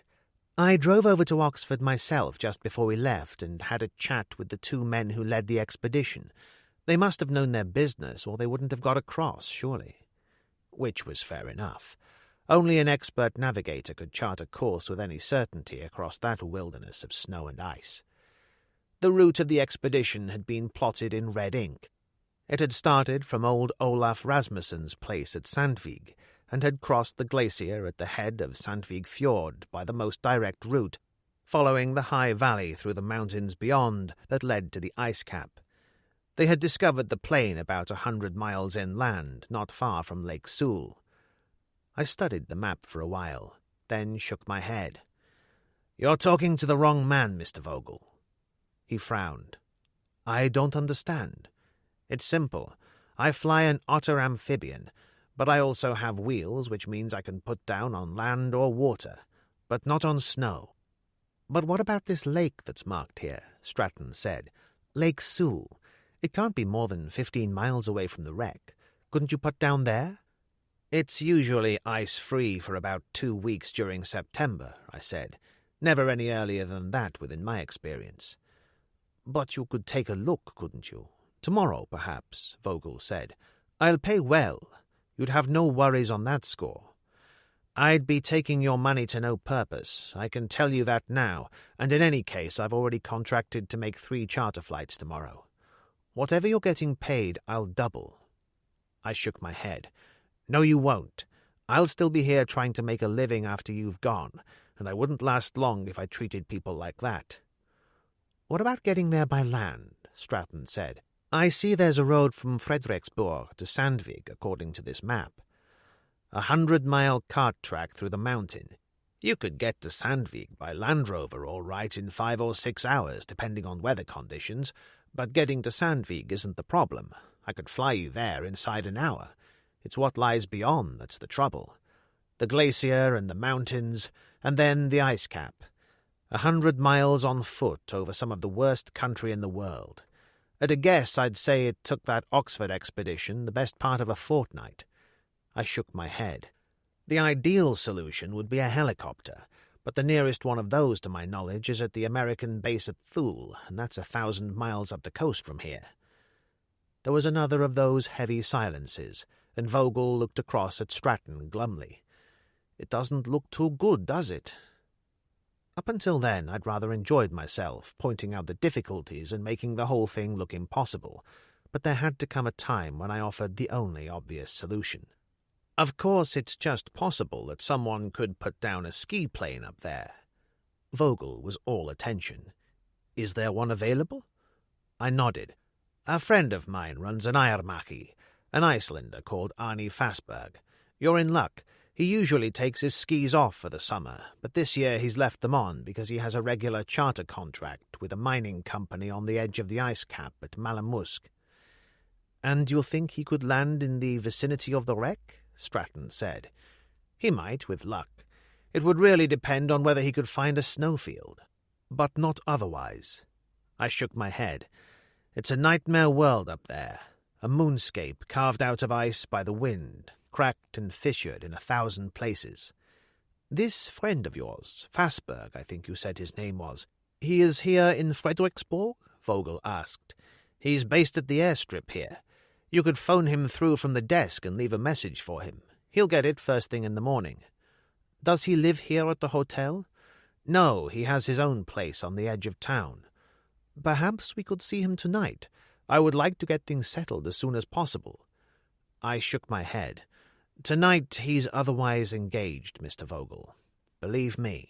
Which means a woman, if I know Arnie, Deforge put in. Vogel looked at me inquiringly, and I nodded. Something like that. He takes that side of life very seriously. I turned to Sarah Kelso. You've already met, by the way, just before dinner outside your room. Her eyes widened. The handsome young man with the white hair. How interesting. Vogel frowned in puzzlement, but she didn't bother to explain. If you don't mind, I think I'm going to bed now. I'm very tired. But of course, my dear. His voice was instantly filled with concern. I'll see you to your room. That isn't necessary. Nonsense, I insist. Time we were all in bed anyway. It's been a long day, and tomorrow could be even longer. We all stood, and she held out her hand to me. Thank you, Mr. Martin. Thank you for all your help.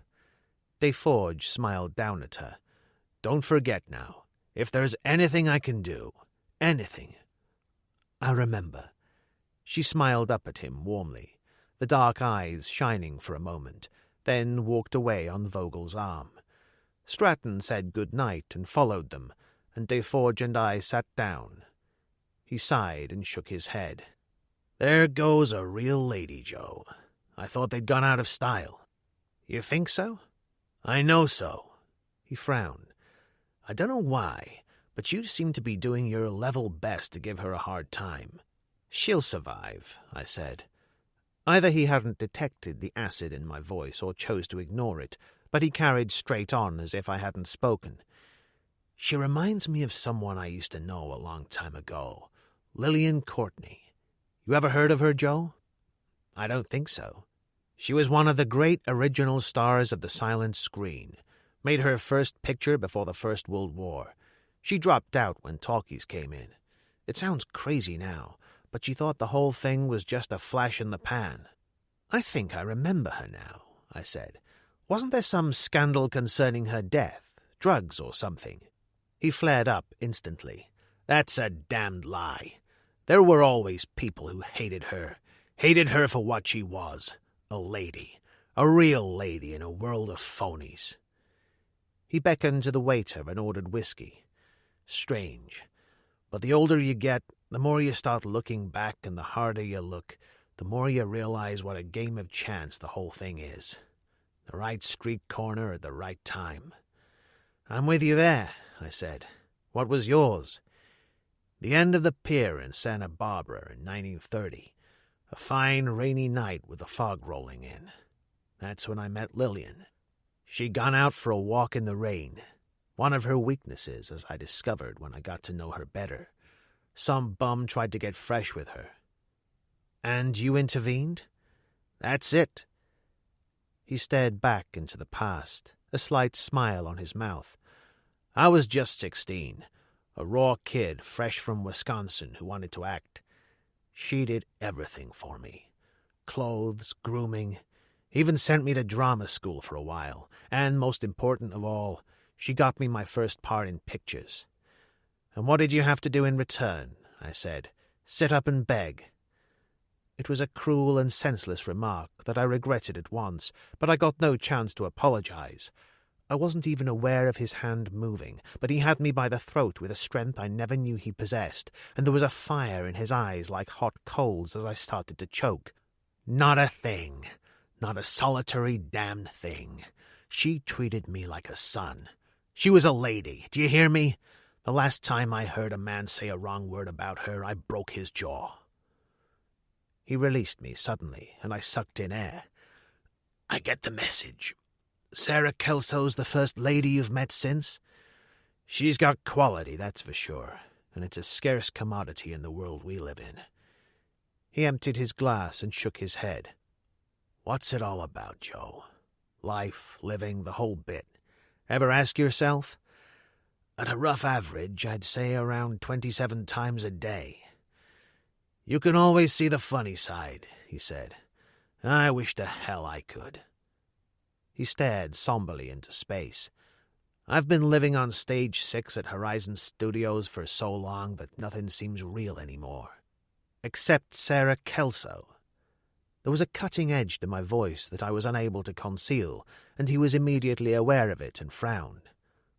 What do you mean?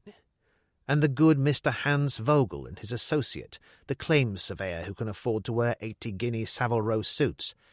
Salary scales in insurance offices must have risen considerably since I worked in the city. What are you getting at? He demanded. I can smell fish as well as the next man, and in this case you don't need to stand too close. He stared at me blankly. It's shot full of holes, Jack, the whole tale. There are so many loose ends I wouldn't know where to start. Are you trying to tell me that Vogel's some kind of crook? Is anything ever that simple? I shook my head. Maybe you're right, Jack. Perhaps you've been acting one part after another for so long that you've lost touch with reality. Do you think the villain of the piece always has to look like Sidney Greenstreet or his bully boy like Bogart or Cagney? Stratton, he said incredulously. You're trying to tell me that 2x4 is some kind of tough guy? At a rough guess, I'd say he'd slice your throat for a packet of cigarettes in the right circumstances. He stared up at me, eyes wide. Brother, do you need a good night's sleep? Which is just what I intend to get, I said sweetly, and stood up. See you around, Jack. And I turned and pushed my way through the crowd to the hall.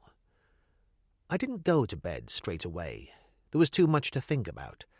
Outside, the wind drove hail like lead bullets against the window, and I lit a cigarette and lay on the bed with the radio playing. When I first heard the knock, I thought I was mistaken. It was so gentle.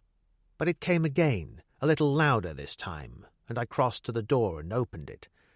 Sarah Kelso smiled diffidently. Could you spare me a minute? My pleasure. As I closed the door, she moved to the window and looked out into the darkness. Is it always as rough as this? I crossed to the bed and turned down the radio. I don't get the impression you came here to discuss the weather, Mrs. Kelso. She turned, a wan smile on her face. You're very direct, aren't you, Mr. Martin? In a way that makes it easier. You're quite right, of course. I didn't come here to discuss the weather. To tell you the truth, I was hoping you might put me in touch with this pilot you mentioned. Arnie Fassberg, I think you said his name was. You mean tonight? I shook my head. I thought I made it clear that he was otherwise engaged. Yes, I know, she said, a touch of impatience in her voice. He's with some girl. Surely that doesn't mean I can't talk to him. What's Vogel think of this? As far as I know, he's in bed. She moved closer and said with a sort of quiet desperation that was very convincing, "I just want to talk to him, Mr. Martin. I want to know now, tonight, if he can help us. I can't stand much more of this uncertainty." I frowned down at her, trying to work out what was going on behind that clear, pure mask she called a face, but she held my gaze unwaveringly. "All right," I said. "Wait here and I'll see what I can do." It was quiet at the end of the corridor, and there was no sound from inside Gudrid's room. I glanced at my watch. It was just coming up to midnight, and according to Arnie, she was on duty till 1 a.m. When I tried the door, it was locked, but as I started to turn away, Gudrid came down the service stairs, holding a pile of blankets. There was a glow to her skin, and her eyes were shining, giving her the sort of look you find on the face of the cat that's had the cream. Whatever else you could say about him, Arnie always seemed to give satisfaction. "And what can I do for you?" she demanded brightly. "I thought Arnie might be here." "He left about an hour ago. He told me he wanted a good night's sleep for once. He's flying down to Itvak first thing in the morning. Was it something important?" I shook my head. "It can wait. I'll see him tomorrow." Sarah Kelso was standing at the window smoking one of my cigarettes when I went in, and she turned sharply. "Too late," I said. "He's gone home." "Is it far?" 5 or 10 minutes' walk." "Would you take me?" She moved in close enough to fill my nostrils with her perfume and fixed me with those dark eyes of hers. "No need to go overboard, Mrs. Kelso," I said. "You'll need boots and the warmest coat you've got. I'll meet you in the hall in 5 minutes." She put a hand on my arm and said hesitatingly, "I was wondering, is there another way out?" I nodded. "The service stairs take you right down to the basement. There's a door that opens into the backyard. Would you rather go that way?" "It's just that Mr. Stratton went back down to the bar. If he saw me going out, he might wonder what was going on." "It's certainly a thought," I said. Just for a moment I'd caught her off balance, and the eager smile slipped fractionally, but she obviously decided to let it go. "I'll only be a moment," she said, and went out. There was a force 8 gale blowing outside that drove the rain straight in our faces like rusty nails, and Sarah Kelso held my arm tightly and huddled against me as we made our way along the streets. We didn't talk, because it took everything we had just to make progress, but when we turned into the narrow street that contained Arnie's place, the tall wooden houses on our right broke the force of the wind, and the going was a little easier. Arnie's house was at the far end and backed by rising ground that rose into the foothills, a single-story wooden building with a veranda at the front. There was a light at the window, and a loose shutter swung to and fro in the wind. I knocked at the door, and after a while Arnie opened it and peered out. A scarf was knotted around his neck, and he was wearing a dressing gown, but he didn't look as if he'd been roused from his bed. In that first moment he only saw me and grinned. "Hey, Joe, you old devil, what can I do for you?" I pulled Sarah Kelso out of the shadows and pushed her forward. "Mind if we come in, Arnie? It's damned cold out here." His astonishment was plain, but he stood back at once so that we could enter. It was warm and inviting inside, with a fire roaring in the stove so that the iron plate on top glowed cherry red. Sarah Kelso took off her gloves and spread her hands to the warmth. "This is nice. Very nice." "Arnie Fassberg, Mrs. Sarah Kelso. We'd like to see you on a little matter of business, Arnie, if you can spare 5 minutes." "Business?" he said, and dragged his eyes away from her reluctantly. "I don't understand." "Mrs. Kelso can do all the explaining necessary." She turned and looked at me coolly. "You've been very kind, Mr. Martin, but I don't think there's any need for you to stay and go through all this again. I'm sure Mr. Fassberg can see me back to the hotel."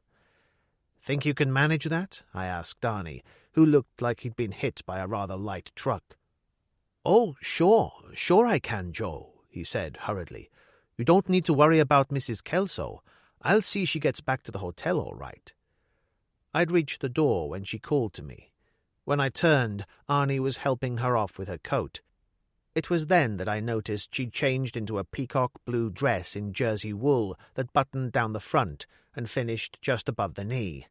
The black leather Cossack boots provided just the right final touch. She crossed to me quickly and put a hand on my sleeve. "You won't mention this to Mr. Vogel if you see him, will you? I wouldn't like him to get the wrong idea." "We must avoid that at all costs," I assured her solemnly. "You can rely on me." Again that smile of hers slipped, but I turned and went out before she could say anything further. The wind changed direction, roaring up the funnel of the narrow street, smacking me in the face with the force of a stiff right hand. I was bitterly cold and soaked to the skin as I turned the corner, but it didn't seem to matter one little bit. I wondered how Arnie was doing and laughed out loud. Whether he knew it or not, he was going to have to pay through the nose for whatever he got that night. Chapter 7. It was a fine, bright morning as I walked up to the airstrip to check on the weather. Behind the town, the mountains seemed very close in the crystal air, like cutouts pasted on a blue backdrop, and sheep drifted across the green foothills in a white cloud, pushed by a shepherd and 2 barking dogs. On such a morning, it was easy to understand how the country had got its name, and for a moment I thought of those early Viking ships nosing into the fjords in search of the promised land. Arnie's Airmaki was already on the runway, a mechanic priming the engine while the young Icelander watched, white hair glinting in the sun. When he saw me, he waved and crossed the tarmac, a big smile on his face. "You look pleased with yourself," I said. His smile widened. "She's quite a woman, Joe, believe me. Not as good as she thinks she is, but I certainly wouldn't kick her out of bed." "I couldn't imagine you doing that to a 75-year-old Eskimo woman. I suppose she found time to tell you the tale. Have you met Vogel yet?" "As a matter of fact, I had breakfast with him." "Did you mention your night out with Mrs. Kelso?" He spread his arms wide, an injured look on his face. "When did I ever open my mouth about a lady?" "Don't make me answer that," I said. "What did she want to see you about, anyway?" He put a hand on my shoulder, his face serious. "It's love, Joe. From that first wonderful moment when she bumped into me in the corridor outside her room, she just knew she had to come to me." "I get the picture," I said. "It's bigger than both of you." "That's it. That's it exactly." "You lying bastard. How about the truth for a change?" "That's just what I've given you. Oh, she wanted to know if I could help them with this other thing as well. The poor girl's obviously had a very bad time of it lately, but it was me she'd come to see." "Then why all the mystery?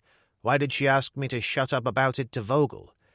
"I should have thought that was obvious. He's fallen in love with her, and like most older men in that position, he's jealous and possessive. She doesn't want to get him stirred up, that's all." "He never even loved his mother, that one," I said. "Still, have it your own way. You're hiring out to Vogel, then?" "I can't afford not to at the prices he's offering. I'll be surprised if I earn my fee, though. It's rough country up there. I can't think of anywhere offhand where I could put down." "There's always Lake Sewell. Maybe you could land on the ice." He nodded. "I had thought of that, but I shouldn't imagine it would be firm enough. At this time of year it's usually at the halfway stage. I hear you're going to Intusk this morning." "That's right." "I was wondering whether you'd be interested in taking on an extra trip while you're in that region. I was supposed to fly a supply of drugs to the Portuguese fishing fleet's hospital ship. She's lying offshore at Itfak. It's only another 50 miles. "Suits me," I said, "as long as I get paid. What are you going to do?" "I've got some supplies to deliver to the Royal Greenland Trading Company's store at Sandvik. I thought I could fly on from there and have a look at this plane wreck. It's the only way I can fit it in today. I've got a flight scheduled to Malamusk this afternoon, and I can't afford to miss that." I could understand how he felt. His connection with the Americans at Malamusk was too important to mess about with just for the sake of squeezing in a charter flight for someone he'd never heard of before.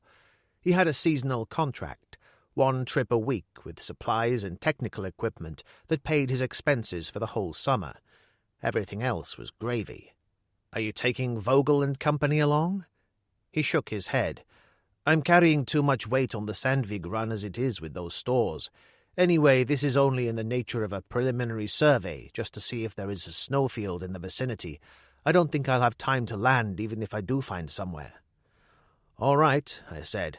"You'd better arrange for those drugs to be transferred to the Otter. I don't want to be late in getting off. I've a lot on today." "They're already on board," he grinned. "You're always so reliable, Joe. See you tonight at the Frederiksmut." I watched him run across to the Eiermaki and clamber in. He'd hardly got the door closed before the engine fired and he was away, lifting her far too soon. His nose dropped, but he'd enough sense not to pull back on the stick until he had the power. He roared across the harbour no more than 20 feet above the water, and then his engine note deepened, and he started to climb at just the right moment, banking into the sun. All for my benefit, of course. Nice and fast and showy, and one of these days he was going to kill himself doing it. I had a clear run down to Intusk and Itvak, and was back in Frederiksborg before noon to pick up 3 passengers for Gotthorb. From there I flew on to Sondre Stromfjord to meet the afternoon jet from Copenhagen. By 4:30 I was on my way back with 4 young Danes who'd come to join the construction crew. The weather had stayed perfect all day, so that there had been no problems to speak of, and yet I was tired, really tired. My arms ached, and there was a gritty feeling beneath my eyelids, as if I hadn't been getting enough sleep. What I really needed was a day off, not that there was any great hope of that. When we reached Frederiksborg, I circled the harbour a couple of times just to check that I had a clear run, and noticed that the Stella had arrived safely. She was tied up at the main jetty, and as I came in for my landing, someone came out on deck and stood at the rail watching me. I was pretty sure it was Elana Eitan, but at that distance I couldn't be certain. I dropped the wheels and ran the Otter up the slipway out of the water. The young Danes gave me a hand to lash her down for the night, and as we finished, a Land Rover appeared to take them up to the construction camp headquarters. They offered me a lift, but I had business with the harbour master and let them go on without me. When I came out of the harbour master's office, Arnie was down at the slipway, sitting on a bollard beside the Otter, smoking a cigarette and waving vigorously in the direction of the Stella. It was Elana Eitan, all right, standing there at the stern rail in her sheepskin coat and a red headscarf. "I got the impression that your spare time was fully occupied at the moment," I said. "I'd toss the whole damned lot of them out of the window for that one. What a woman!" I seem to have heard that somewhere before. He waved again, and she turned and went below. "The story of my life. Don't give me that," I said. "Anyway, how did you get on?" "At the scene of the crash." He shook his head. "Not very well, I'm afraid. To start with, I'd some difficulty in locating the plane.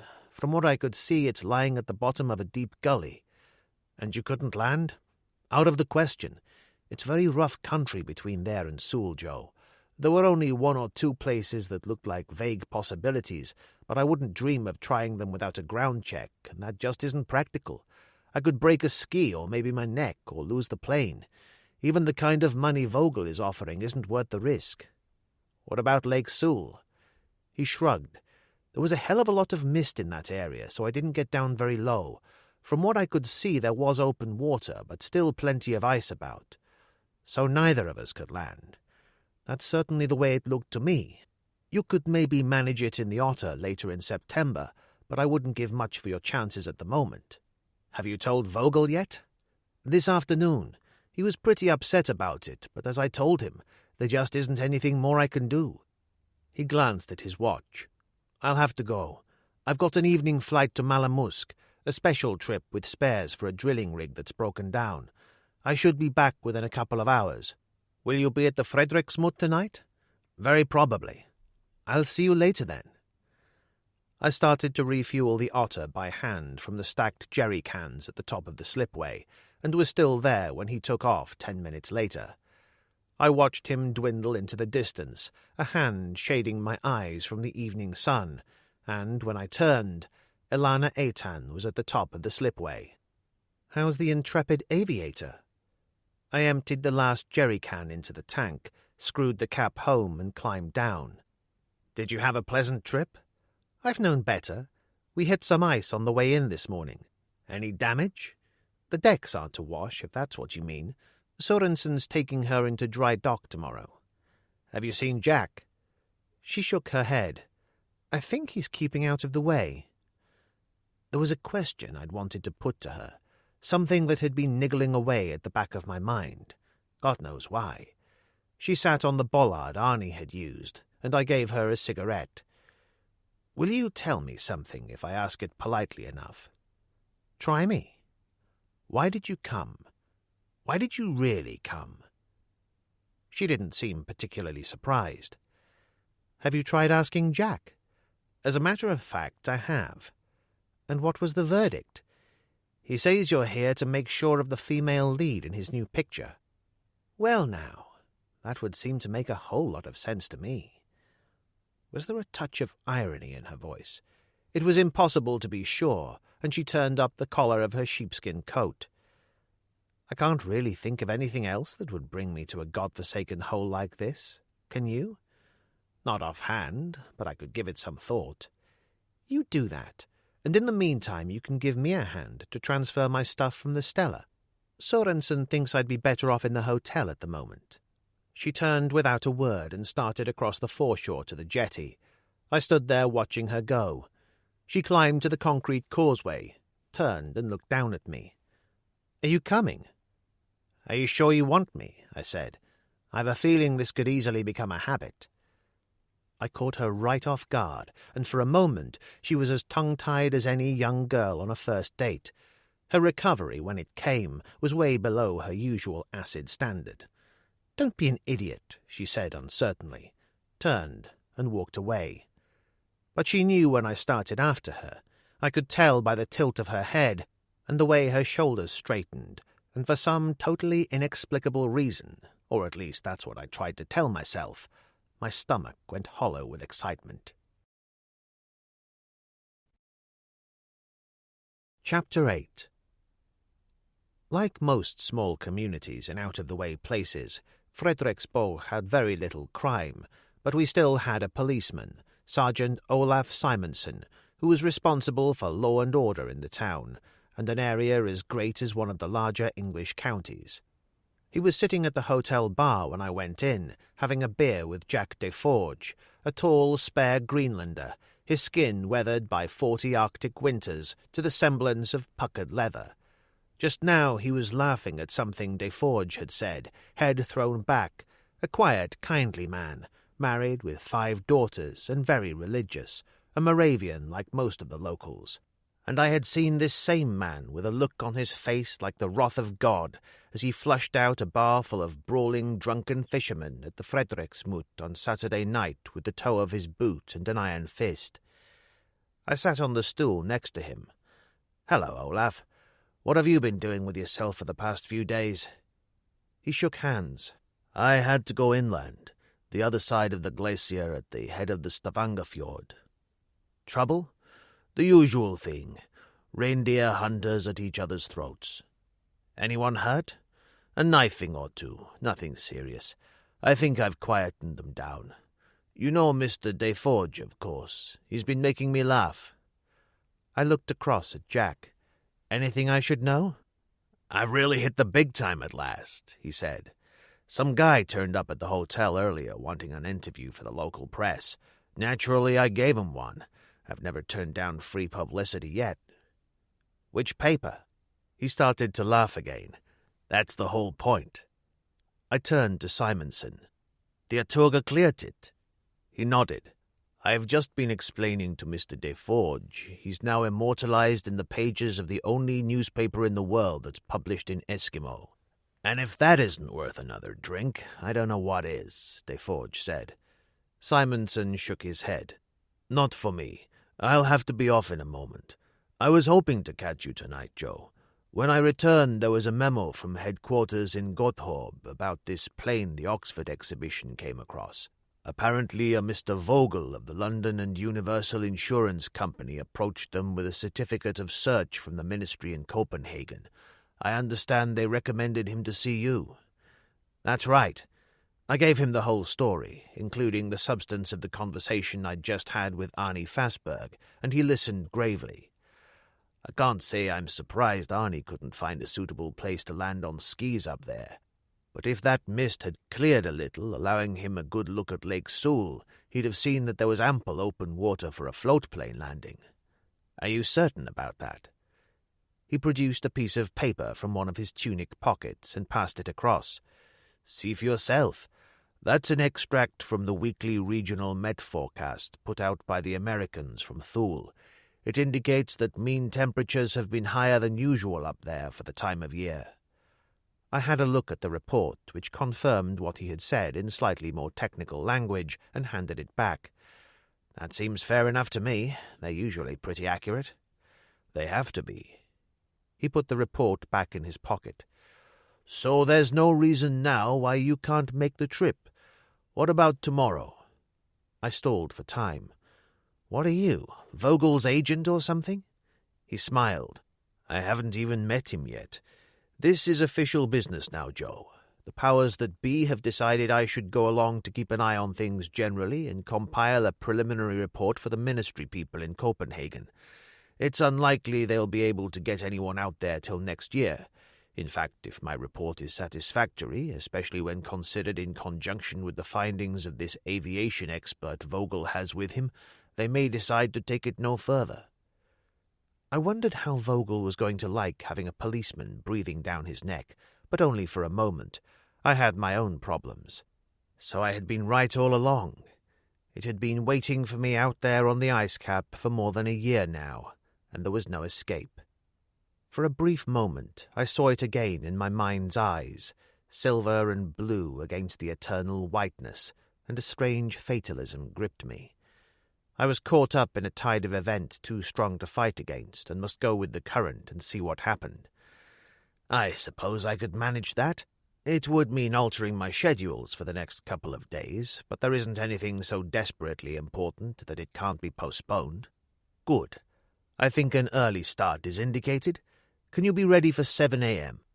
Any time you like. Will you see Vogel, or shall I? I'll handle that. It will give me a chance to meet him. A minor failing of mine, I said. I like to know everything. That wreck is about 10 miles east of Sewell. How do we get there? On skis, of course. We'll do it in 2 or 3 hours. That's all right for you and me, but what about the others? Maybe they can't ski. Then they must learn, he said simply. And the woman? He shrugged. All right.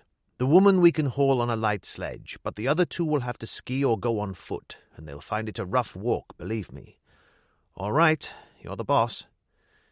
He adjusted his uniform cap to the regulation angle in the mirror behind the bar. If necessary, I'll come back to you later. Where will you be? I'd thought of having a meal at the Frederiksmut for a change. It's some time since I've been there. The Frederiksmut? You may be in for a lively night, I warn you. There's a Portuguese schooner due. I nodded. I saw her entering the fjord on my way in. Who is it? Anyone I know? Dag Gama. He chuckled grimly. I'd eat here tonight if I were you. He went out, and Deforge said, And who the hell is this Dag Gama? Frankenstein? Something like that. He comes in for supplies about once a month, and there's always trouble. One of these days he'll kill somebody. Probably has already, if the truth's known. Sounds like fun, Deforge said. I think I'll come with you. I could do with a little action, and it'll get me out of the way. I don't want to run into Alana till I'm good and ready. All right, I said. I've 1 or 2 things to do. I'll be back in 15 minutes. I left him there at the bar, went to the reception desk and phoned through to the airstrip. I explained that I wouldn't be available for the next couple of days, stressing that I was on government business, and asked them to contact the people concerned in Gotthub and Sondre to suggest that they either rearrange their schedules or make other arrangements. As I had anticipated, there was no particular difficulty, and I went to my room, stripped off my flying gear, and had a quick shower. I just pulled a heavy Norwegian sweater over my head when there was a knock at the door. I opened it and found Alana Eitan standing outside. I'm looking for Jack. Any idea where he might be?" I lied cheerfully. "Not right now," and then for some perverse reason decided to go further. "I can tell you where he'll be later, though. The Frederiksmut. That's a place at the end of the main street from here." "I'll see him there, then?" I shook my head. "I wouldn't if I were you. Rough fishermen, hard liquor, and a roomful of smoke. Not for little girls." "In a pig's eye, Joe Martin," she said, and went back along the corridor to her room. The Frederiksmut was definitely for the lower orders, the sort of place you'll find in any town in the world, from Singapore to Jackson Falls, Wyoming. In this case, it was a 2-storied wooden building with a veranda at the front. What went on upstairs was anybody's guess, but through the swing doors that opened from the veranda was a large square room where you could find good plain food in large quantities, any kind of liquor you cared to name, and broad-minded women. The one incongruity was a large and shiny jukebox that stood by the door and never seemed to stop playing. We sat at a table at the back of the room close to the bar, and I ordered steak and chips for both of us and a lager for Deforge. The jukebox was going full blast, surrounded by a crowd of youthful Greenlanders, some of them shaking away to the manner born. Jack groaned as if in pain. "Is nothing sacred? I came north looking for polar bear, the eternal struggle of man in an alien land, harpoons and sealskin trousers. And what do I get? Corduroy trews and the Beatles. Next thing you know, one of those outfits in Carnaby Street will be opening up a branch." I shook my head. "Just let them try and see what the Royal Greenland Trading Company have to say about it. Maybe they don't have a monopoly any longer, but they still swing a pretty big axe." The crowd was building up now. Construction workers looking for a little fun after a 12-hour day, inshore fishermen, professional hunters, Danes and Icelanders with a few Norwegians thrown in for good luck, and Greenlanders, some looking pure Scandinavian, others 100% Eskimo, and most of them falling somewhere in between. "You know, when I was a kid, my old man was pretty strict with us," Jack said as we sat there waiting for the food to arrive. "He died when I was 7, and the family had to split up. I went to live with my Aunt Clara in Wisconsin. Did you get on all right with her?" "Couldn't have been better. She started taking me to the movies, something my father never allowed. This was in the silent days, mind you. I can remember one old 3-reeler I saw, The Spoilers. It's been remade 3 or 4 times. The version I saw starred Noah Beery and Milton Sills, and they had one hell of a brawl on a set that looked just like this place. Funny how your memory works. I haven't thought of that for years." An impudent young Eskimo girl in a black silk dress that was a size too small brought the food, leaning so close to Deforge when she put his plate on the table that her breast was crushed against his shoulder. He asked her to bring him a bottle of whiskey from the bar, and she ogled him shamelessly, fluttering false eyelashes that somehow looked obscene fringing the slanting almond-shaped eyes. As she moved through the crowd to the bar, someone slapped her backside, and there was a sudden burst of laughter. She didn't show the slightest objection when a bearded fisherman in an oilskin jacket pulled her close, kissed her, then passed her on to the man next to him. "You know, there are times when I feel like throwing up," Deforge said. "To think of a once proud people reduced to that. It's unfortunate, but primitive races seem to acquire all the vices of our kind of civilization," I said. "Never its virtues." He nodded. "I've seen the same thing back home on Sioux Indian reservations. A great people reduced to putting on a circus act for tourists. There'll be nowhere left soon." "I suppose not." There was an expression of settled gloom on his face.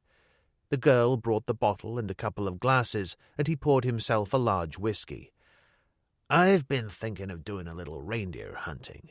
I thought it might be a good opportunity while the Stella is in dry dock."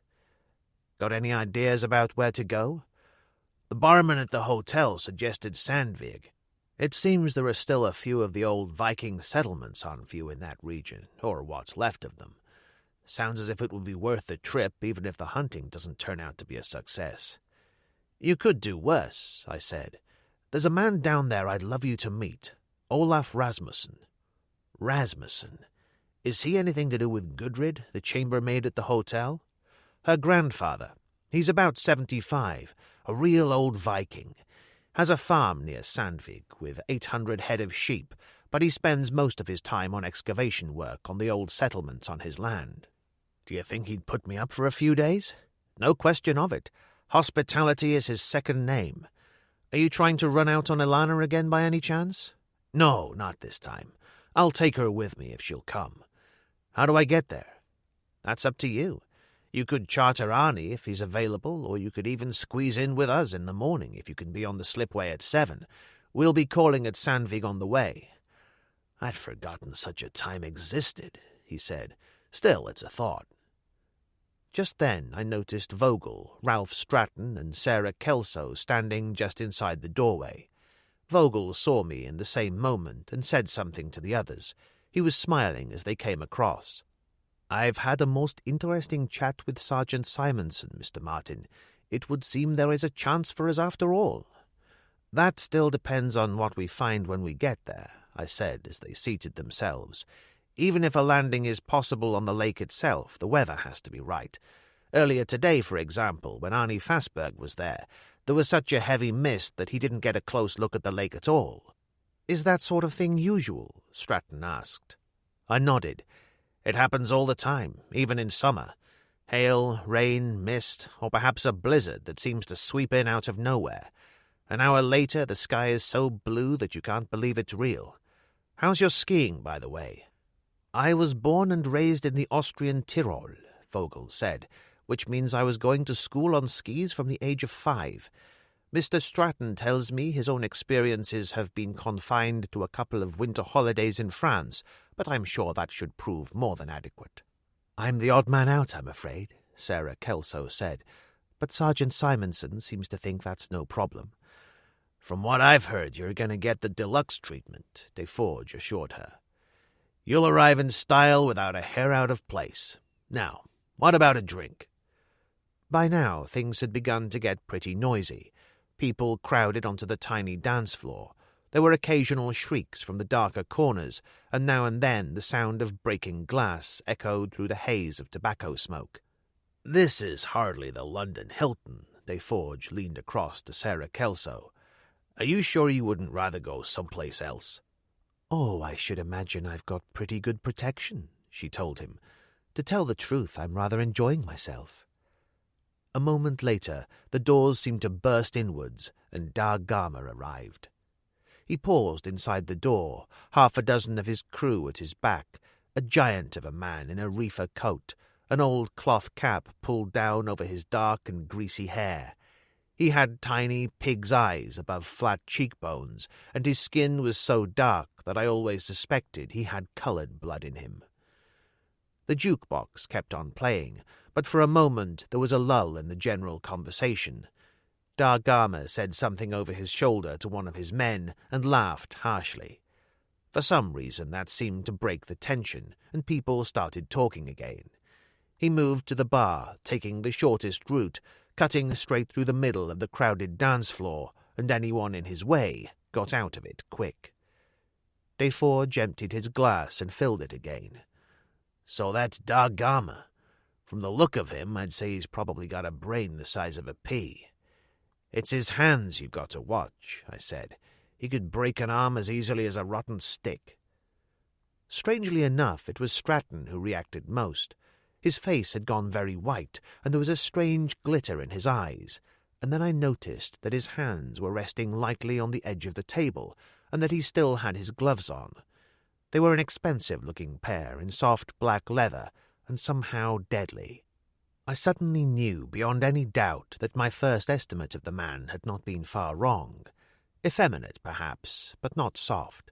A mistake people often made about homosexuals. Perhaps it was Dag Garmer's exaggerated maleness that revolted him. "He's quite a man, isn't he?" Sarah Kelso said. "That depends on how you look at it, sweetie." Stratton lit a Turkish cigarette carefully, still keeping his gloves on. Personally, I'm surprised to find he can walk on his hind legs.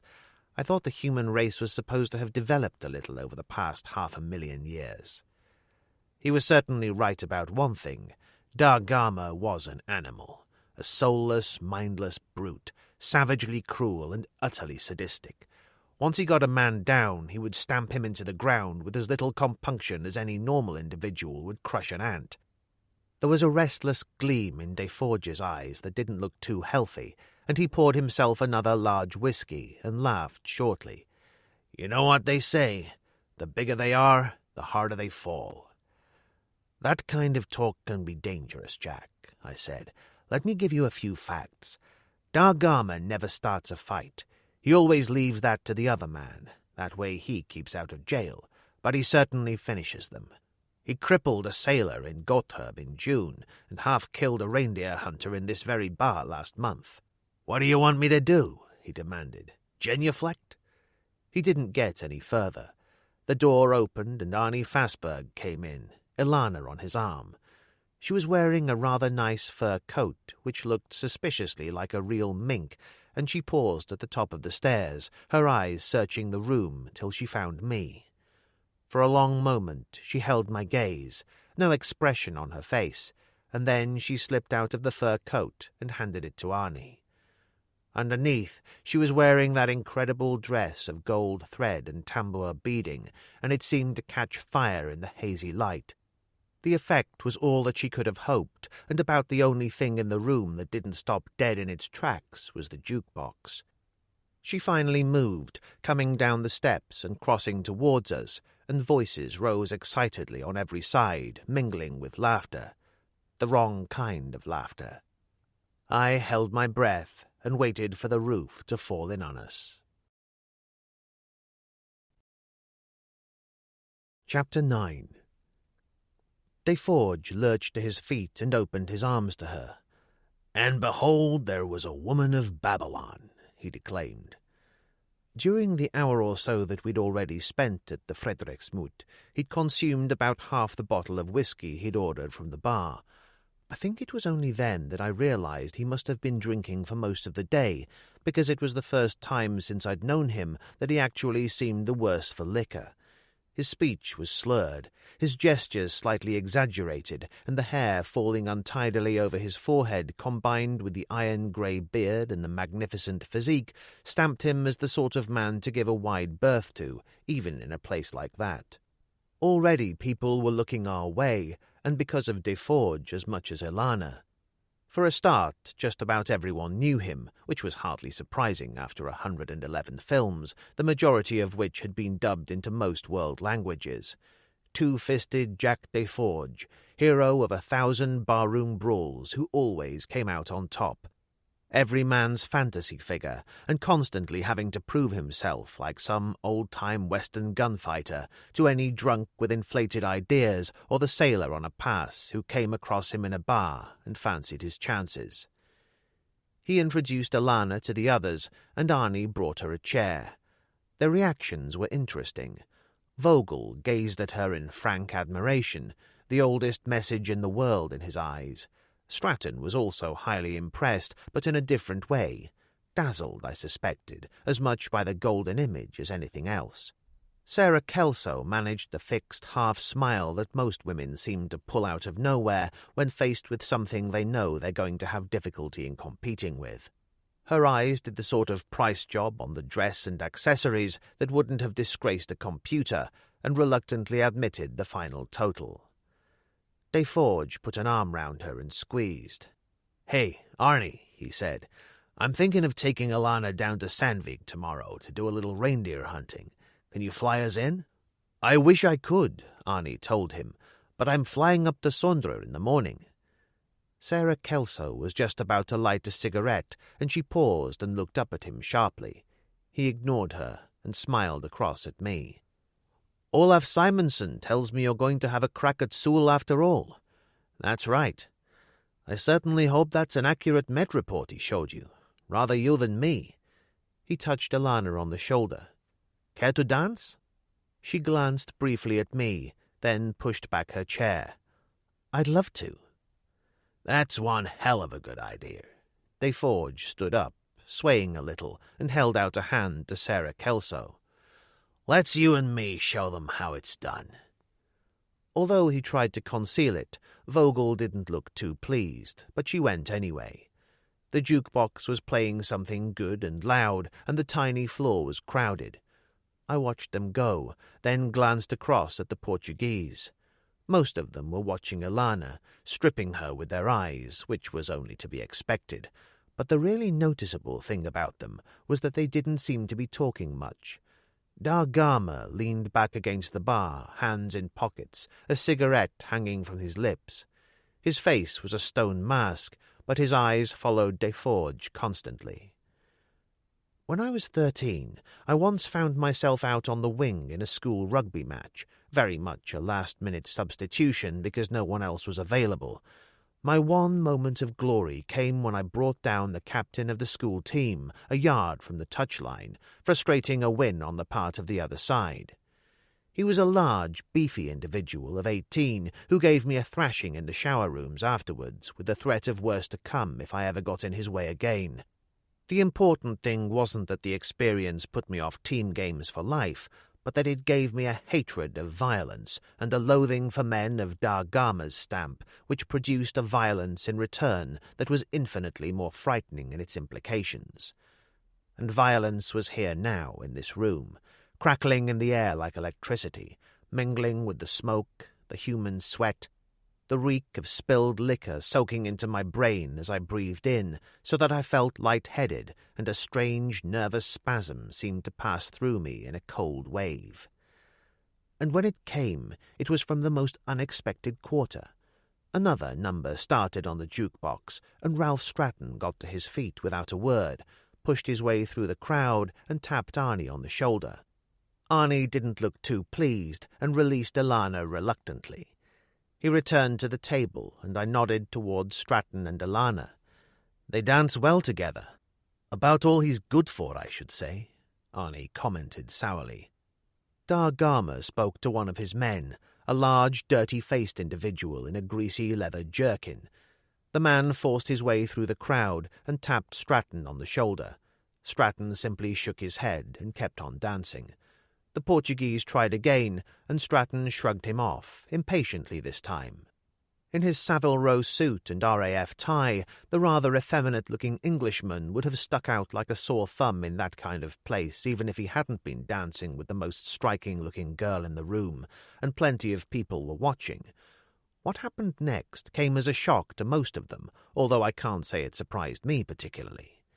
The Portuguese pulled Stratton round and grabbed him by the lapels. It was difficult to see what happened exactly, but whatever it was, the effect was devastating. I presume Stratton must have kneed him in the groin, because the Portuguese cried out sharply, his voice clear above the noise of the jukebox. Stratton pushed him away, and his right arm swept from behind his left shoulder, the edge of his hand slashing across the neck. As the man went down, the crowd scattered, and all hell broke loose.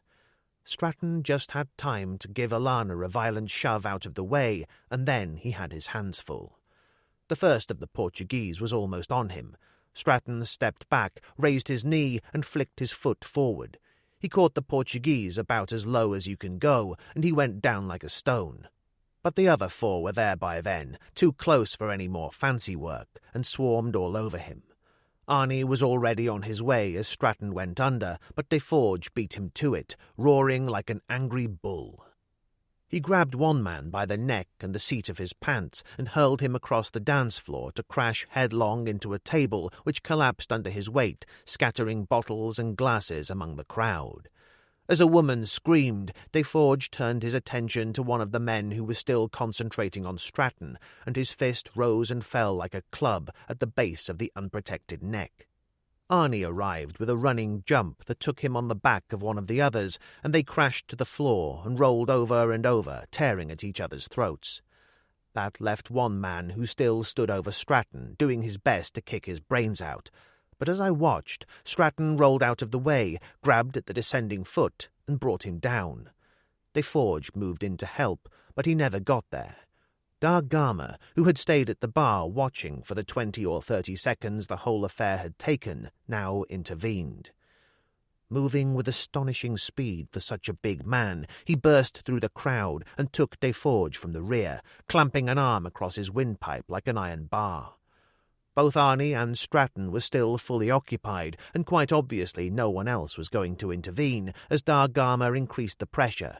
Deforge's hands tore vainly at the arm that was choking the life out of him, and his face turned purple. I began to shake, my head swelling like a balloon, and the roar of the crowd was as the sea pounding in on some distant shore. I was aware of Alana screaming at me soundlessly, then turning and hurling herself at Dargama like a wildcat. He flung her away with his right hand and increased his grip, and suddenly the stone mask dissolved into one of the cruelest smiles I've ever seen. I suppose I must have been trying to destroy every sadistic, mindless lout I'd known in my life when I lifted the chair and smashed it across his head and shoulders. For a moment he became many people. The captain of the school rugby team who'd thrashed me as a boy, the senior cadet who'd supervised the indoctrination of recruits when I first joined the Navy, and a certain commander in the Fleet Air Arm who'd pushed several young and inexperienced pilots not only to the limits of endurance but over the edge. But most of all, he reminded me of one of the male nurses in the home where I'd undergone the cure, a walking animal who'd taken a sadistic pleasure in beating the mentally deficient into insensibility when their hysterical outbursts interfered with his card games on night duty. The chair splintered on impact. I raised it high and brought it down again, and it crumpled as the supports cracked. Dargama cried out in pain and dropped Deforge to the floor. As he swung round, blood trickling down his face from a scalp wound, I threw what was left of the chair in his face and backed away.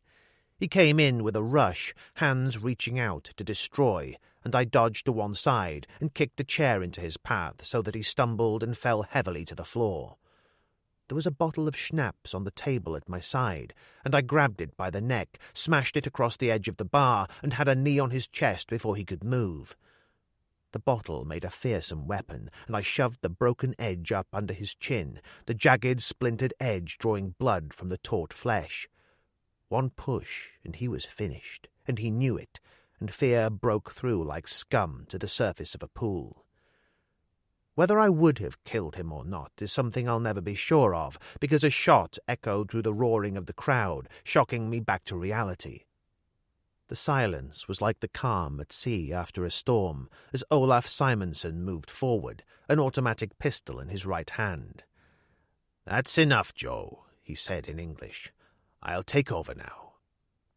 I got to my feet and laid the bottle down very carefully on the bar. I still felt dazed and somehow outside of myself. I was aware of Dargama lying there, of Deforge being helped to his feet by Arnie and Sarah Kelso. Stratton was still in one piece and stood at the edge of the dance floor, calmly wiping blood from his cheek with a handkerchief. Simonson lined Dargama and those of his men who could still stand up against the bar. Two others still sprawled unconscious on the floor, and the one Deforge had thrown through the air like a sack of coals sat in a chair, clutching what appeared to be a broken arm. Simonson came towards me, still holding his automatic, and beyond him I was aware of Dargama glaring at me as he wiped blood from his beard. "Go home, Joe," Simonson said in English, "and take your friends with you. I'll have a word with you all later." I stood glaring at him stupidly, and then Ilana appeared, her fur coat draped over her shoulders. She looked white and shaken, but her voice was very calm. "I think we'd better get out of here, Joe, while we still have the choice." She held out her hand, and I held on tight and followed her as meekly as a lamb. Afterwards, nothing made very much sense until I stepped into the shower and shocked myself back to reality under an ice-cold spray. I gave it 2 full minutes, which was all I could stand, then got out and towelled myself dry. As I was dressing, there was a knock at the door and Arnie came in. There was a nasty bruise on his right cheek where a fist had grazed him, and I noticed that his knuckles were skinned, but he was grinning cheerfully. "Quite a night, eh? How do you feel?" "I'll survive. How's Deforge?" "Ilana's with him now, and I'm going home to change. I've got blood all over my shirt. Not mine, I'm happy to say. I'll be back in half an hour. I'll meet you in the bar." After he'd gone, I finished dressing and went along the corridor to Deforge's room. I knocked on the door, and it was opened by Alana. "How is he?" I asked. "See for yourself." He was lying on his back, covered by an eiderdown, snoring rhythmically, his mouth slightly open. "The whiskey finally got to him," she said. "When he wakes up, he'll probably think it was all part of some crazy dream." "It feels like that right now," I told her. She looked up at me, her eyes serious, and was obviously about to speak when there was a knock at the door. When she opened it, Sarah Kelso was standing there. "I was wondering how Mr. Deforge is." Ilana waved towards the bed. "If the fans could only see him now." Sarah Kelso moved across to the bed and looked down at him. "Is he often like this?" "Only 4 or 5 times a week." Sarah Kelso placed a crocodile leather wallet on the bedside locker. "I'll leave this here. I picked it up at the Frederiksmut. He must have dropped it during the fight." "Are you sure it's Jack's?" She nodded. I looked inside. Among other things, there was a letter addressed to him. She moved to the door and paused. "That was quite a show you put on back there, Mr. Martin. You're a man of surprises. I wonder what you'd have done if the sergeant hadn't arrived when he did." "We'll never know now, will we, Mrs. Kelso?" "I suppose not." The door closed softly behind her, and Ilana said, "We might as well leave him in peace. Shall we go to my room? I'd like to talk." She lived right next door, which was only to be expected, and yet I was aware of that same irrational anger I'd noticed on other occasions. It was as irritating as it was inexplicable. She was a highly desirable piece of female flesh, but she was also Jack Deforge's woman, even if I did find the idea vaguely unpleasant. She sat on the window seat, and when she crossed her legs, the hem of that ridiculous dress rose halfway up her thighs. She asked me for a cigarette, and when I struck the match for her, my hands were shaking. "What's Mrs. Kelso doing here exactly?" she demanded. It was as good a topic of conversation as any, and I told her. She listened intently, a slight frown on her brow, which was still there when I'd finished. "Stratton seems very expert at taking care of himself for an insurance man," she commented. "On the other hand, you didn't do too badly back there yourself." "I must have looked pretty crude by Stratton's standards." "But effective," she said. "Brutally effective. Hardly the sort of thing you could have learned in the city. The trick with the bottle, for instance, wasn't exactly Queensberry rules. The world I inhabited where I learnt it had only one rule. Do the other bloke before he does you." "Will you tell me about it?" she said simply. "Why not?" I shrugged. "It doesn't take very long. I told you I was a pilot in the Fleet Air Arm. That was back in 1951, and there was a war on of sorts." "Korea?" I nodded. Don't get me wrong, it wasn't exactly the Battle of Britain. We flew coastal patrols from a carrier, and the North Korean pilots weren't all that hot. But landing on an aircraft carrier's a tricky business at the best of times. They lose planes and pilots regularly, even in peacetime. Most of us got into the habit of priming ourselves up in the most obvious way. "Whiskey?" she said. "In my case, rum. But I was special. I turned out to be one of those odd birds you hear about who can't take a drink. Alcoholism is a disease, you know. Something very few people seem to realize. God knows how I survived till my time was up, but I did. The trouble was that afterwards I found I couldn't stop." "And that's what really broke up your marriage?" "It certainly didn't help. I told you there was a day when I couldn't face the office any longer and simply walked out." "And took a conversion course to make you a commercial pilot." "I failed to mention the 9 months in between. That's when I learnt about broken bottles and the right place to sink a boot into a man, and how to keep yourself warm and cozy on an embankment bench with the Evening Standard stuffed down your shirt. I must have sampled every doss house in London by the time I was through." "What happened?" "I wound up in a police cell after a punch-up in some dive or another, and they got in touch with Amy. She'd been looking for me for months. I might also add that she'd had to do it twice before. She got me into a home or a clinic, call it what you like, where they were doing experimental work on alcoholics. For some strange reason, she seemed to think she owed me something. The rest, as they say in the books, you know. She nodded. But you survived, didn't you? That's the only really important thing. Sometimes I have my doubts.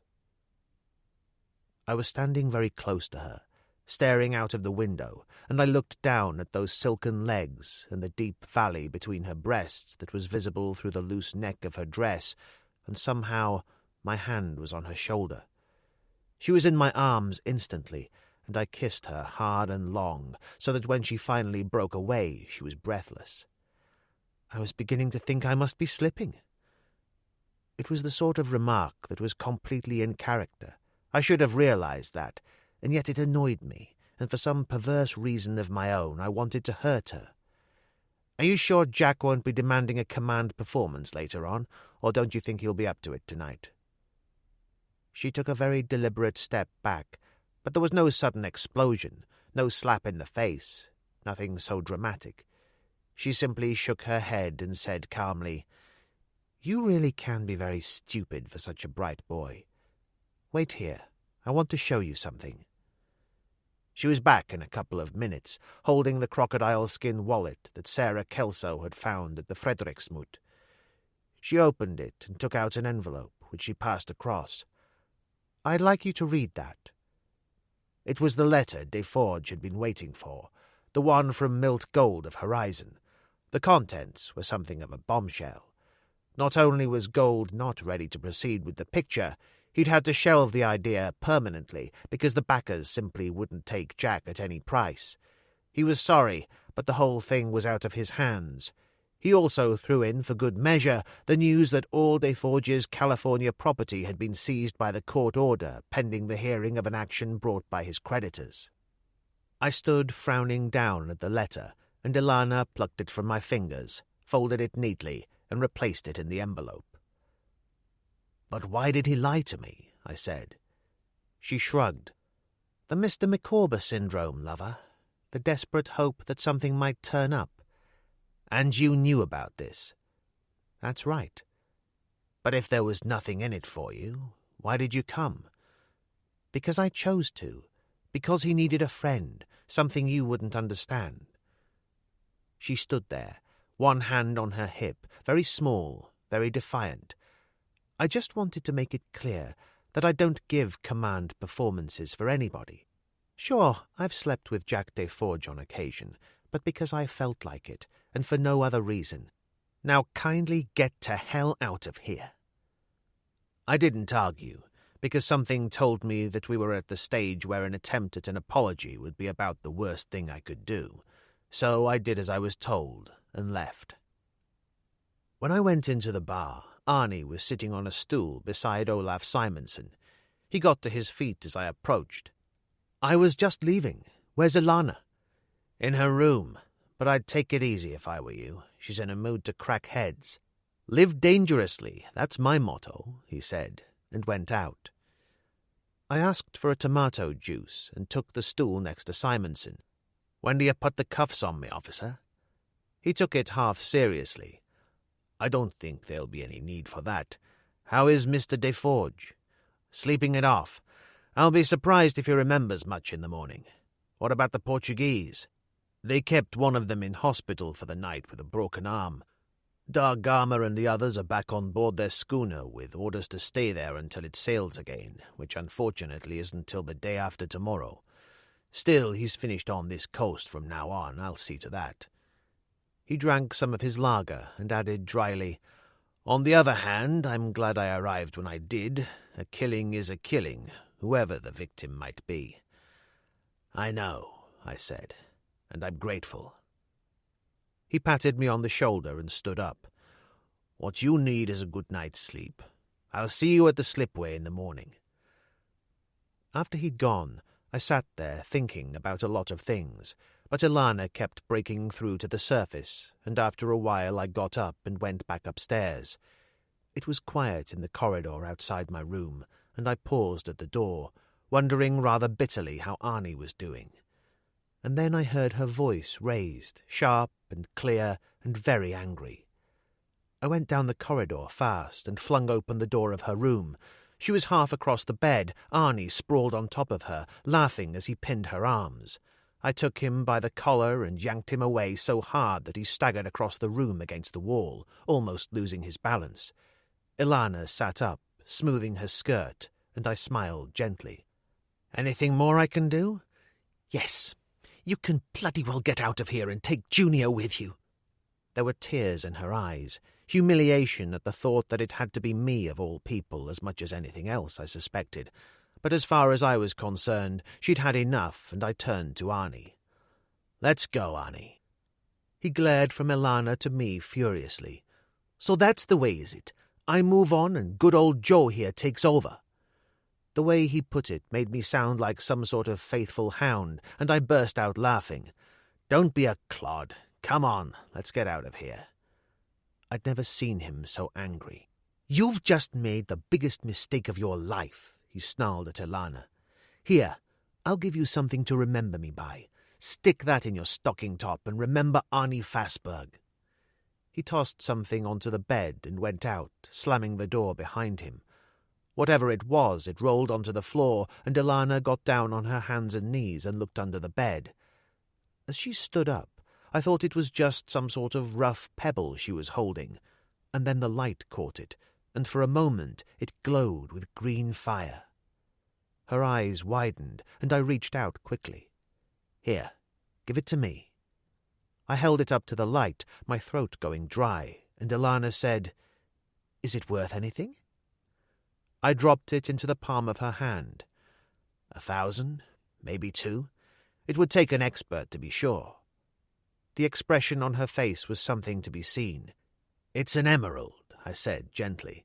"That's what they look like before the jewelers get to work on them." She looked completely bewildered. "I didn't know there were any emeralds in Greenland." "Neither did I, Ilana," I said thoughtfully. "Neither did I." Chapter 10. It was almost 6:30 as I walked across to the airstrip on the following morning to get a Met report. Not that I needed one.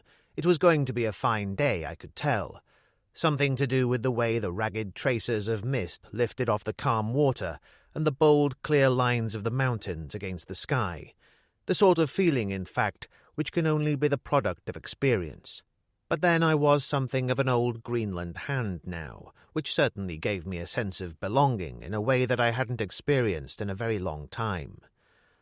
On my walk back from the tower, I took a shortcut past the 2 concrete hangars the Americans had put up in the war. A jeep stood outside the one Arnie used, and as I approached, the small Judas gate that was set in the great sliding doors opened, and the chief mechanic, a Canadian called Miller, came out with Arnie. They spoke for a moment, then Miller got into the jeep and drove away. Arnie turned and saw me. Something was wrong. I could tell that by merely looking at him, for, as with most extroverts, ill luck, when it came, seemed to have a physical effect on him. "What's up?" I demanded as I approached. He didn't bother to reply, simply opened the Judas gate and went inside the hangar, and I followed. The Aermacchi crouched there in the half-light, partially on its belly, partially tilted over on one wing. Both skis were splintered, and the undercarriage had been badly damaged. The villain of the piece was still on the scene, an old 3-ton Bedford truck kept on the airstrip for general purposes, which had obviously been backed into the Aermacchi. "What happened?" I said. "I haven't the slightest idea. Found her like this when I came in this morning. You know they don't have anyone down here at night. Miller thinks some drunks have probably been fooling around, got into the truck for a lark and ended up doing this. Pigs could also fly," I said. There was a long, pregnant silence in which we simply stared at each other, and then a moment when I suddenly felt that he was going to tell me all about it, whatever it was. But it passed. "Miller's arranged to have the big hoist brought in. We'll soon have her up." "What about repairs?" "He thinks they should be able to manage here. A couple of days, that's all." A hell of a lot can happen in 2 days, Arnie, I said. He laughed happily. I wish I knew what you were talking about, Joe. So do I said. Anyway, I'll have to be off. I paused as I opened the Judas gate and turned. If you find any more pebbles on the beach like the one you gave Alana last night, save them for me, will you? It's time I started thinking about my old age. But that sort of swordplay wasn't going to get me anywhere, and I left him there in the half-light, a smile on his face and fear in his eyes, and went back to the harbour. Simonson and Vogel and his party were at the slipway when I arrived, and Stratton and the big policeman were already loading the skis and other items of equipment. "What's the weather look like?" Simonson demanded. "Clear for most of the day. Could be some mist tonight, but if we push hard we should be in and out before it starts." He nodded. "Let's get moving then. I've been in touch with the factor at Sandvik. He'll have a light sledge waiting for us when we touch down." There was the sudden roar of an engine on the road behind us, and the hotel Land Rover approached at speed, braking to a halt a few yards away. Alana was the first out, looking like a San Moritz tourist in her sheepskin coat, ski pants and sunglasses. The hotel porter slid from behind the wheel and started to unload the baggage as Deforge came around from the other side, looking remarkably fit considering the events of the previous night. "Top of the morning," he said cheerfully. "Almost didn't make it." Simonson turned to me, his eyebrows raised. "Mr. Deforge is coming with us?" "Only as far as Sandvik," I explained. "He and Miss Aitan are going to spend a few days down there looking for reindeer." Simonson seemed dubious. "Something of a tight squeeze, I should have thought." He had spoken in Danish, but Deforge seemed to get the picture and said quickly, "Look, if I'm putting you out at all, let's forget about it. Maybe I can persuade Arnie to take us after all." "You'd have a job," I said. "He's had a slight accident with the Airmaki. I'd be surprised to see it flying in less than 3 days, and that's looking on the bright side." Simonson asked me what had happened, and I explained briefly.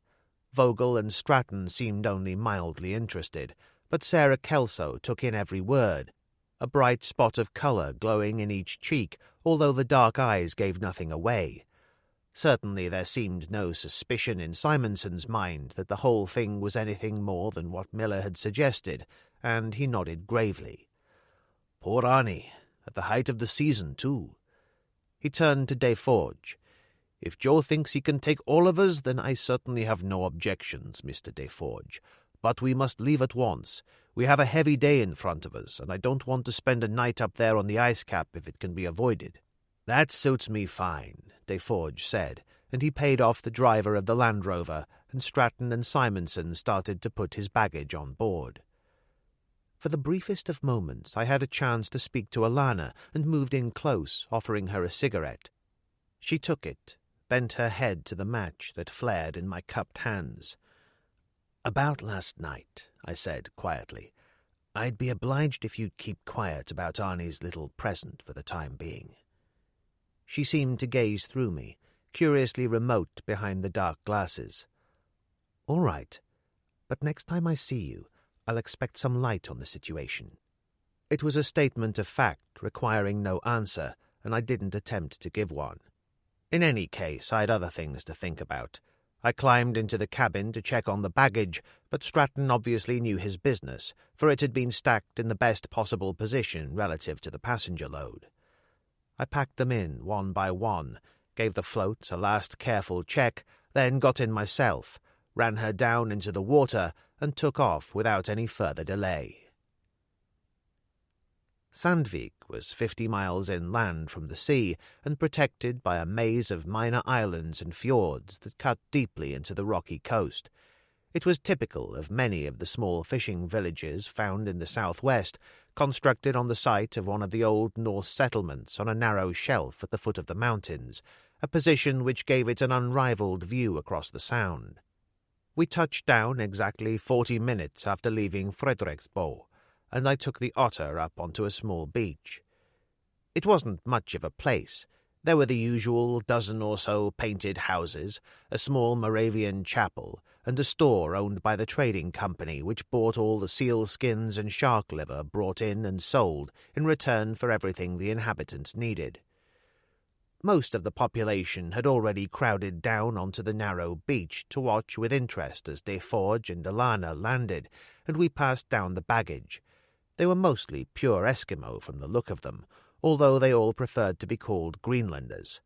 Short, sturdy figures with Mongolian features, brown cheeks touched with crimson, and it was interesting to note that although some of them were in store-bought clothes, they all wore sealskin boots. The factor from the store appeared, 2 men behind him carrying the light sledge Simonson had asked for. He spoke no English, so I explained briefly about Desolation and Alana while the sledge was being loaded. "Everything okay?" Desolation asked. I nodded. "I've asked him to run you up to Olaf Rasmussen's place in his jeep. I hope the old guy speaks some English. Better than you do. He'll see you all right. What about the return trip?" I shrugged. "You can always get in touch with the airstrip at Frederiksborg on the radio. I'll come in for you whenever you want, always assuming I'm available." I looked beyond him to Alana. I wanted to say goodbye and a little more than that, but I couldn't think of the right way to put it. I believe she knew because she smiled and nodded slightly, and I felt unaccountably cheerful as I climbed back into the cabin and started the engine. It could be pretty tricky taking off from Sandvik when the wind was in the wrong direction, because the far side of the fjord consisted of 1,000 feet of rock wall that fell straight into green water. That morning we were lucky, lifting as effortlessly as a bird into the sky, banking across the meadows above the village as I set course and flew on between the great stone walls of the fjord towards the glacier. It poured over the edge of the ice cap, white lava spilling outwards like a great fan as it fell into the waters of the fjord. On either side, the slopes of the mountains were carpeted by alder scrub that was nowhere more than 3 feet in height, but about as impenetrable as an undergrowth of rusted barbed wire. Higher up, there was a clearly defined edge where the stuff stopped growing, and beyond that, nothing but jagged peats of razor-edged hogsbacks topped by snow and ice. We slid over the crest of the glacier and drifted across a sea of ice. At this point it was under tremendous pressure. Checked by the coastal mountains, it lifted in a series of great hummocks, spilling into 1,000 crevasses. It was the sort of country that was so difficult that on foot a good day's march might get you 6 or 7 miles. I thought about the Oxford expedition and others before it, inching their way across that barren wilderness, and offered up a prayer of thanks to the Wright brothers. We reached Sewell in 40 minutes. There wasn't a trace of mist anywhere, and I went in low and skimmed across the surface of the blue water. There was plenty of ice about, but mostly thin surface sheets like broken glass. "What do you think?" Simonson asked as I took the otter up. "Looks fine to me, but let's see if we can find that plane before we land. It could save us some time." The 10 miles took no more than 3 or 4 minutes of flying time, but there was no immediate sign of the heron. I throttled back, the noise of the engine dying away to a murmur, and I spoke to them all over my shoulder. "The plane should be around here somewhere, so keep your eyes open. According to Arnie Fassberg, it's lying in the bottom of a gully." I banked in a wide circle and went down low, and Stratton saw it almost at once, crying out excitedly, "Over there! To the left! To the left!" I banked steeply and went down again, and this time we all saw it, lying there at the bottom of a deep gully, just as Arnie had described, the silver and blue of the fuselage vivid against the white carpet. I took the otter up again and turned back to Sewell, my throat dry, a coldness in the pit of my stomach that was compounded half of fear, half of excitement. Vogel leaned forward. "How long to get there?" "That depends on you," I said, "or on how good you are on skis. With luck, 2 or 3 hours. So, barring accidents, we should have ample time to get there and back and return to Frederiksborg tonight." "If the weather holds," I said, and circled the lake and landed. It was really something of an anticlimax. The actual touchdown was no trouble at all, as the only ice with which we came into contact was the thin crust that lined the shore. It cracked and splintered like treacle toffee as I ran the otter into the beach and cut the engine. The silence was utter and complete, and they all felt it. I turned and smiled bravely. Let's hope the next leg goes as smoothly. All out. I opened the door and dropped to the beach. Chapter 11. The lake was surrounded by an area of bog and morass, but beyond it the dune-like plain of hummock ice stretched to infinity, the horizon shimmering in the intense white light. I led the way as navigator, a compass dangling from my neck on a long cord, and Simonson and Vogel followed, pulling the sledge by 2 lines secured to their waists by body harness. I kept well out in front and paused after half an hour to take another fix and looked back at them. Vogel was obviously as expert as he had suggested and was going well, but Stratton was trailing 100 yards to the rear. In their hooded parkas and protective goggles, they all looked remarkably businesslike, even Sarah Kelso sitting there in the sledge, a blanket wrapped about her legs. I started forward again, zigzagging between the hummocks of ice, sweating profusely at the unaccustomed exercise. It was hard work, but I was enjoying it.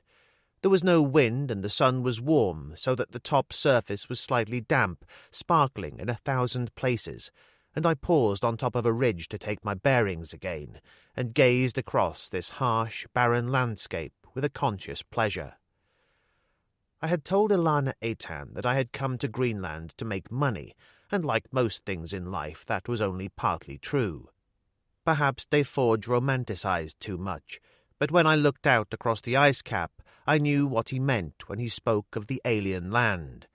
Here was one of the last places on Earth where the challenge was the greatest one of all. Survival. Amundsen and Peary and Gino Watkins, they had all felt it, had gone forward eagerly to meet it, and in some strange way I felt myself part of the same stream as I went down the other side of the ridge and made my way across the snowfield at the bottom with renewed energy. It was crisscrossed by 100 narrow crevasses, and halfway to the other side I turned and went back to meet the others. "Trouble?" Simonson asked. "I don't think so if we take it carefully. A few crevasses, that's all, but you'll need me pushing at the back of the sledge to get across." "Perhaps I should get out and walk," Sarah Kelso suggested. I shook my head. "It isn't necessary, I assure you." Stratton appeared at the top of the ridge. He paused, then glided down to join us, losing his balance and rolling in the soft slush. When I helped him to his feet, he looked tired, and there was sweat on his face. "Are you all right?" I said. He smiled brightly. "A little out of practice, that's all. I'll manage." "It's best if we all stick together over the next stretch," I said. "It could be tricky. You can help me at the rear with the sledge." It took us the best part of an hour to get across, heaving the sledge bodily over crevasses 3 to 4 feet wide and any depth you care to speculate. Most of them were fairly sound, but now and then a fringe of soft snow gave an illusion of safety that only Simonson's instinct and experience saved us from. On the other side, we took a 10-minute break and then started again, crossing easier ground this time, a rough, sprawling plain, and I made good time, stopping every 10 minutes to check my position. It was just coming up to noon when I paused on top of a rise and looked down to the plain below. What had seemed like a narrow gully from the air was in fact a sizable ravine, and without waiting for the others, I swept down the slope and did a quick stem Christie that brought me to a halt on the rim. There was nothing to be seen, and I started forward, following the twisting course. I turned a bend and the heron lay before me, crumpled into the snow, one wing 200 yards further on. The grave was at one side, a cairn of rocks surmounted by a rough cross fashioned from 2 pieces of the fuselage. It was quiet and very peaceful, and I stood there, gazing down at the wreck, so wrapped up in my own thoughts that I failed to hear the approach of the others. "Strange how it seems to fit into the landscape," Vogel said quietly. I turned and found him at my shoulder. Simonson was helping Sarah Kelso from the sledge, and Stratton was about 100 yards in the rear. Simonson joined us and stood looking down at the heron, his face serious. After a moment of silence, he sighed. "And now comes the unpleasant bit. Shall we go down?" We pitched a small tent about 50 yards away from the wreck and left Sarah Kelso there with a primus stove to brew some tea, more to keep her out of the way than anything else. The next bit was going to be pretty unpleasant, and there was no reason for her to be involved any more than was strictly necessary. No digging was necessary, but the stones of the cairn had frozen together, and we had to prise them apart with the 2 steel ice spades we had brought. Simonson and I handled that part, but Stratton and Vogel helped by pulling each stone out of the way as it came free. I found a leg first, or what was left of one. There was still a shoe on the foot, but the shin bone gleamed through the tattered remnants of a trouser leg. Until that moment there had been a certain amount of conversation, but from then on only the chink of the spades on the cold stone disturbed the silence. When the last stone was removed, the 2 bodies in their shallow pit looked more pathetic than anything else. For one thing, the emotional highlights were missing. The Gothic horror of the open grave, the shrouded form in the coffin. What was left here was nothing but the framework of what had once been 2 human beings, covered by a few tattered shreds of clothing, and here and there a strip of frozen flesh still clinging to a bone. We stood there, looking down at them for a while, and then Simonson turned to Vogel. "That photo of yours isn't going to help much here. You said Mrs. Kelso had furnished you with certain other proofs."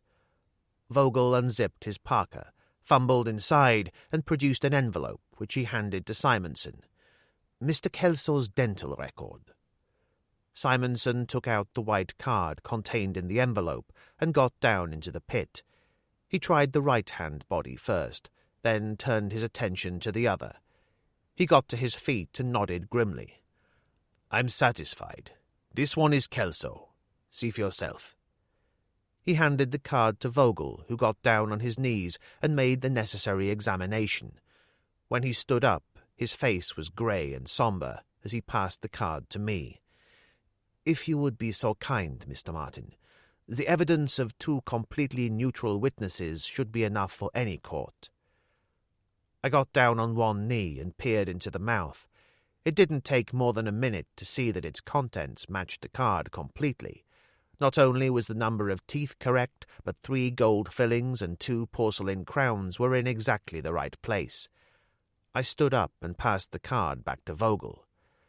"As far as I can see, an identical match." "That settles it, then," Simonson said. "There should also be a gold signet ring on the 2nd finger of the left hand," Vogel said. "Inside there is an inscription, 'From Sarah with love, 22nd of the 2nd, 52. The ring was there all right, but the flesh on the finger was still intact and frozen solid. I tried to get it off without success. Simonson dropped to one knee beside me, took out a spring-blade hunting knife, and calmly sliced through the finger. He examined the ring for a moment, then passed it to me. The inscription was perfectly plain, and exactly as Vogel had indicated. There was a short silence, and I said brightly, "I suppose he must just have been wearing someone else's coat." Simonson glanced at me sharply. "What do you mean?" "If you look inside the jacket, the name on the tab should read Harrison. Isn't that right, Mr. Vogel?" Vogel nodded soberly. "There was also some identification in his pocket in the name of Harvey Stein." "He certainly liked his aliases," I said. But Vogel was giving nothing away. A riddle to which there can never be an answer now. Simonson looked interested, but obviously decided to let it go for the time being. "Better get Mrs. Kelso."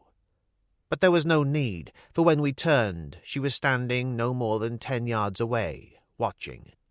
She still wore her protective goggles, so that it was impossible to determine what was going on behind them, but her face was very white as Vogel went forward, the ring in the palm of his hand. She took off her glove and picked the ring up very delicately to examine it, and then she swayed and would have fallen if Vogel hadn't steadied her. "Come back to the tent, my dear," he said. "There is nothing for you here." She shook her head. "I must see him. I must." She pulled herself free and stumbled to the edge of the pit. I don't think she could have looked at what was left of her husband for more than 10 seconds, because she turned with a sharp cry and ran into Vogel's arms. Stratton went to help, and I watched them return to the tent, something very close to admiration in my heart. She was really very good.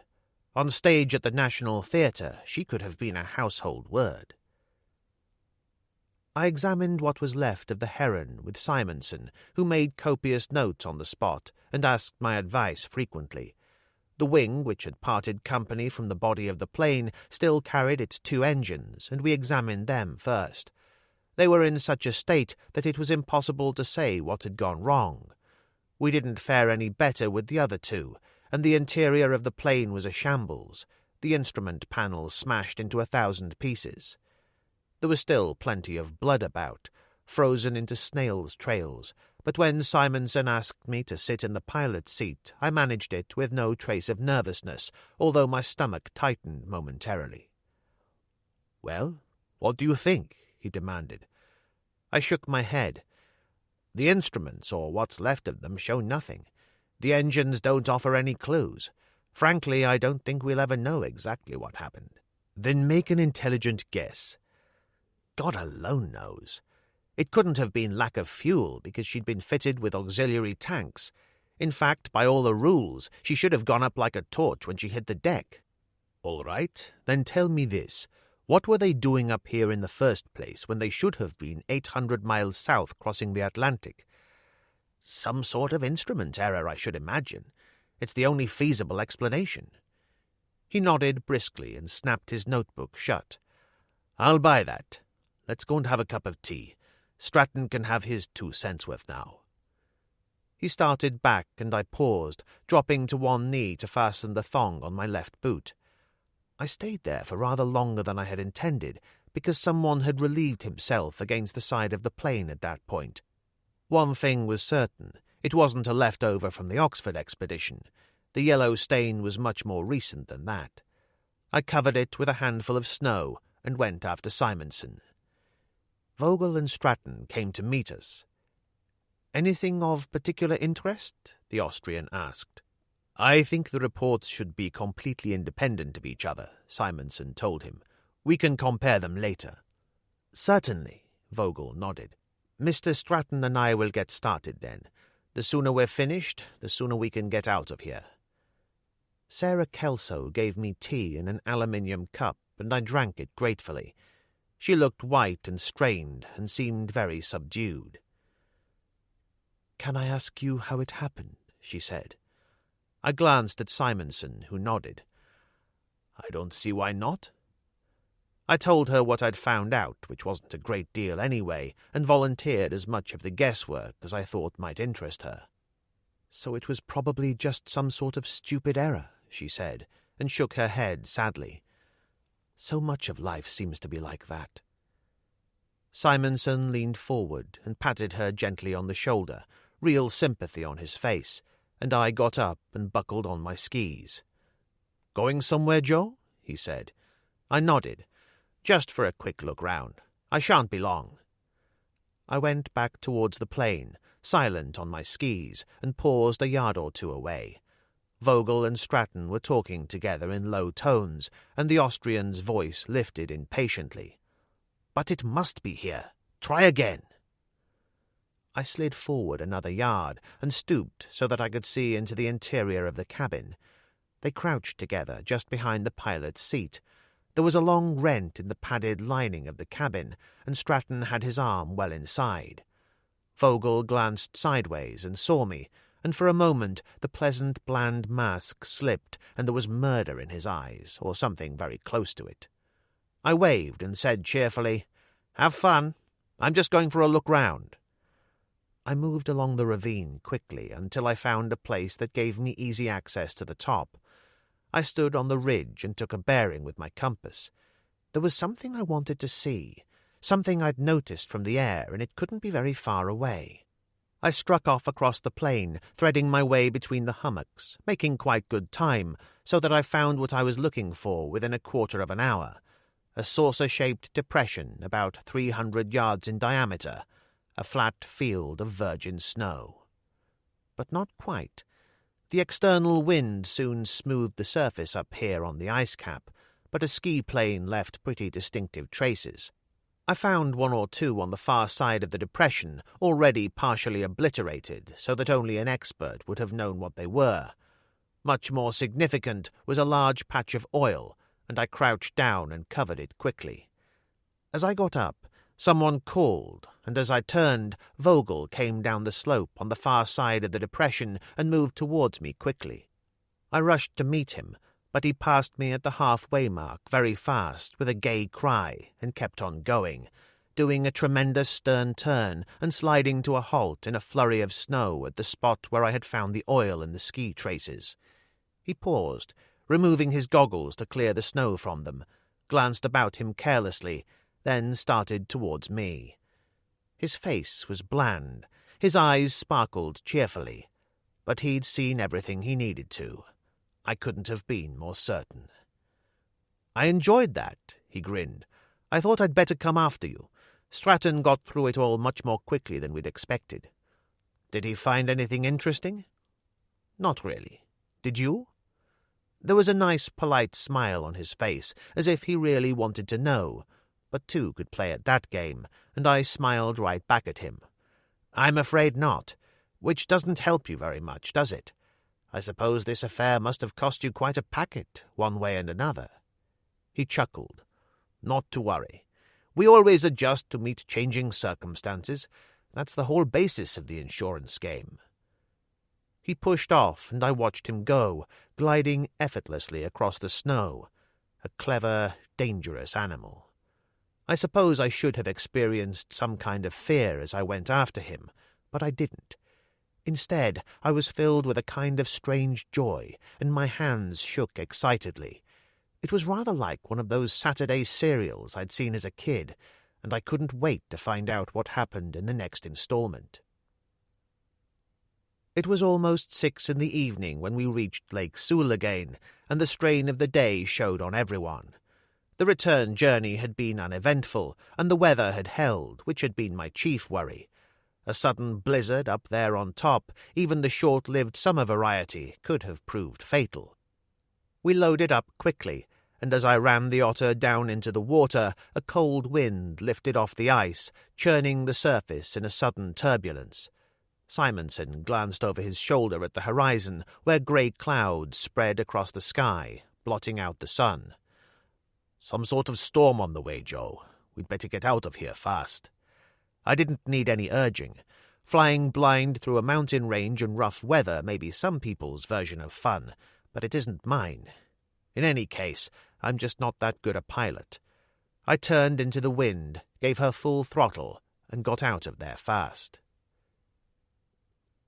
The real trouble came about 40 minutes later, when we reached the edge of the ice cap and flew into the mountains. Heavy rain blew in from the sea in a grey curtain, and the otter rocked in the turbulence. I found the head of Sandvig Fjord and plunged into a cauldron of mist that reduced visibility to 300 or 400 yards and was thickening by the minute. "What do you think?" Simonson cried above the roar of the engine. "I think we spend the night at Sandvig," I said, and went down fast while the going was good. Chapter 12. Olaf Rasmussen's farm occupied a commanding position on the crest of a green hill 600 or 700 feet above the village and about a mile further along the fjord. Like most of the homesteads in that part of the country, it was constructed of wood because it was warmer in winter, but in design it was quite unique. The entire length of the house at the front was made up of a hall perhaps 70 feet long and about 20 in height on the old Viking pattern, with an enormous stone fireplace. The kitchen was at the rear of the hall, 6 bedrooms on the first floor opening off a railed balcony. Simonson and I shared the end one, for Rasmussen had received us with his customary hospitality, informing me that Deforge and Delana had gone up into the hills with one of the shepherds as a guide. I was shaving in the cracked mirror above the washstand, and Simonson was lying on the bed, waiting his turn for the razor, when there was a step on the landing. The door was thrown open, and Deforge entered. There was a cartridge belt round his waist, and with the Winchester under his arm and that wild grey beard, he looked like some Corsican brigand down from the hills to rape and plunder, or rather, what some Corsican brigand thought he ought to look like. "Hey, Joe, baby, this is great," he cried. "How did it go up there on the roof of the world? Is Mrs. Kelso still solvent?" I nodded. "So it would appear." "No question about it." Simonson swung his legs to the floor and sat on the edge of the bed. "It was Kelso, all right. There was a ring on his finger with an inscription as indicated by his wife before we examined him, but the most important of all was his dental record. That's one thing that can't lie. In fact, it's hung more than one murderer before now." "You don't need to tell me," Deforge said.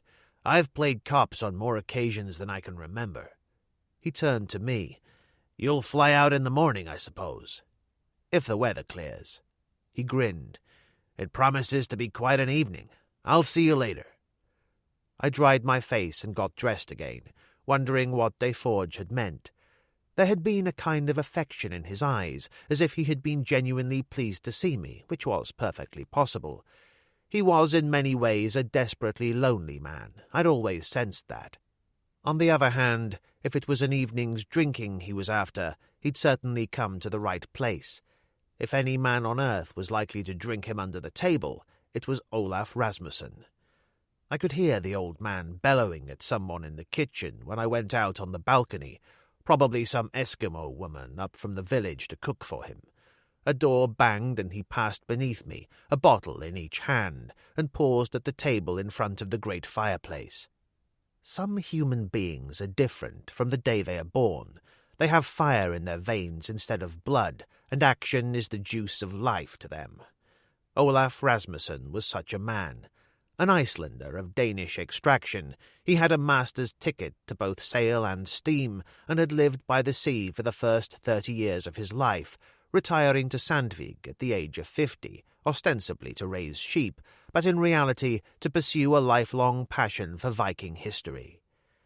Standing there in the firelight, he could indeed have been one of those early settlers, Eric the Red himself, perhaps, or Leif the Lucky, an enormous patriarchal figure with hair to his shoulders and a beard that touched his chest. As I started down the stairs, he turned and, seeing me, cried out in Danish, "Lucky for me the fog came down." We hadn't had much of a chance to talk earlier, and he lit a cigar and sprawled in one of the chairs by the fire. I said, "I don't need to ask how you've been keeping. If anything, you look younger. What's the secret?" "Women, Joe," he told me solemnly. "I've finally given them up."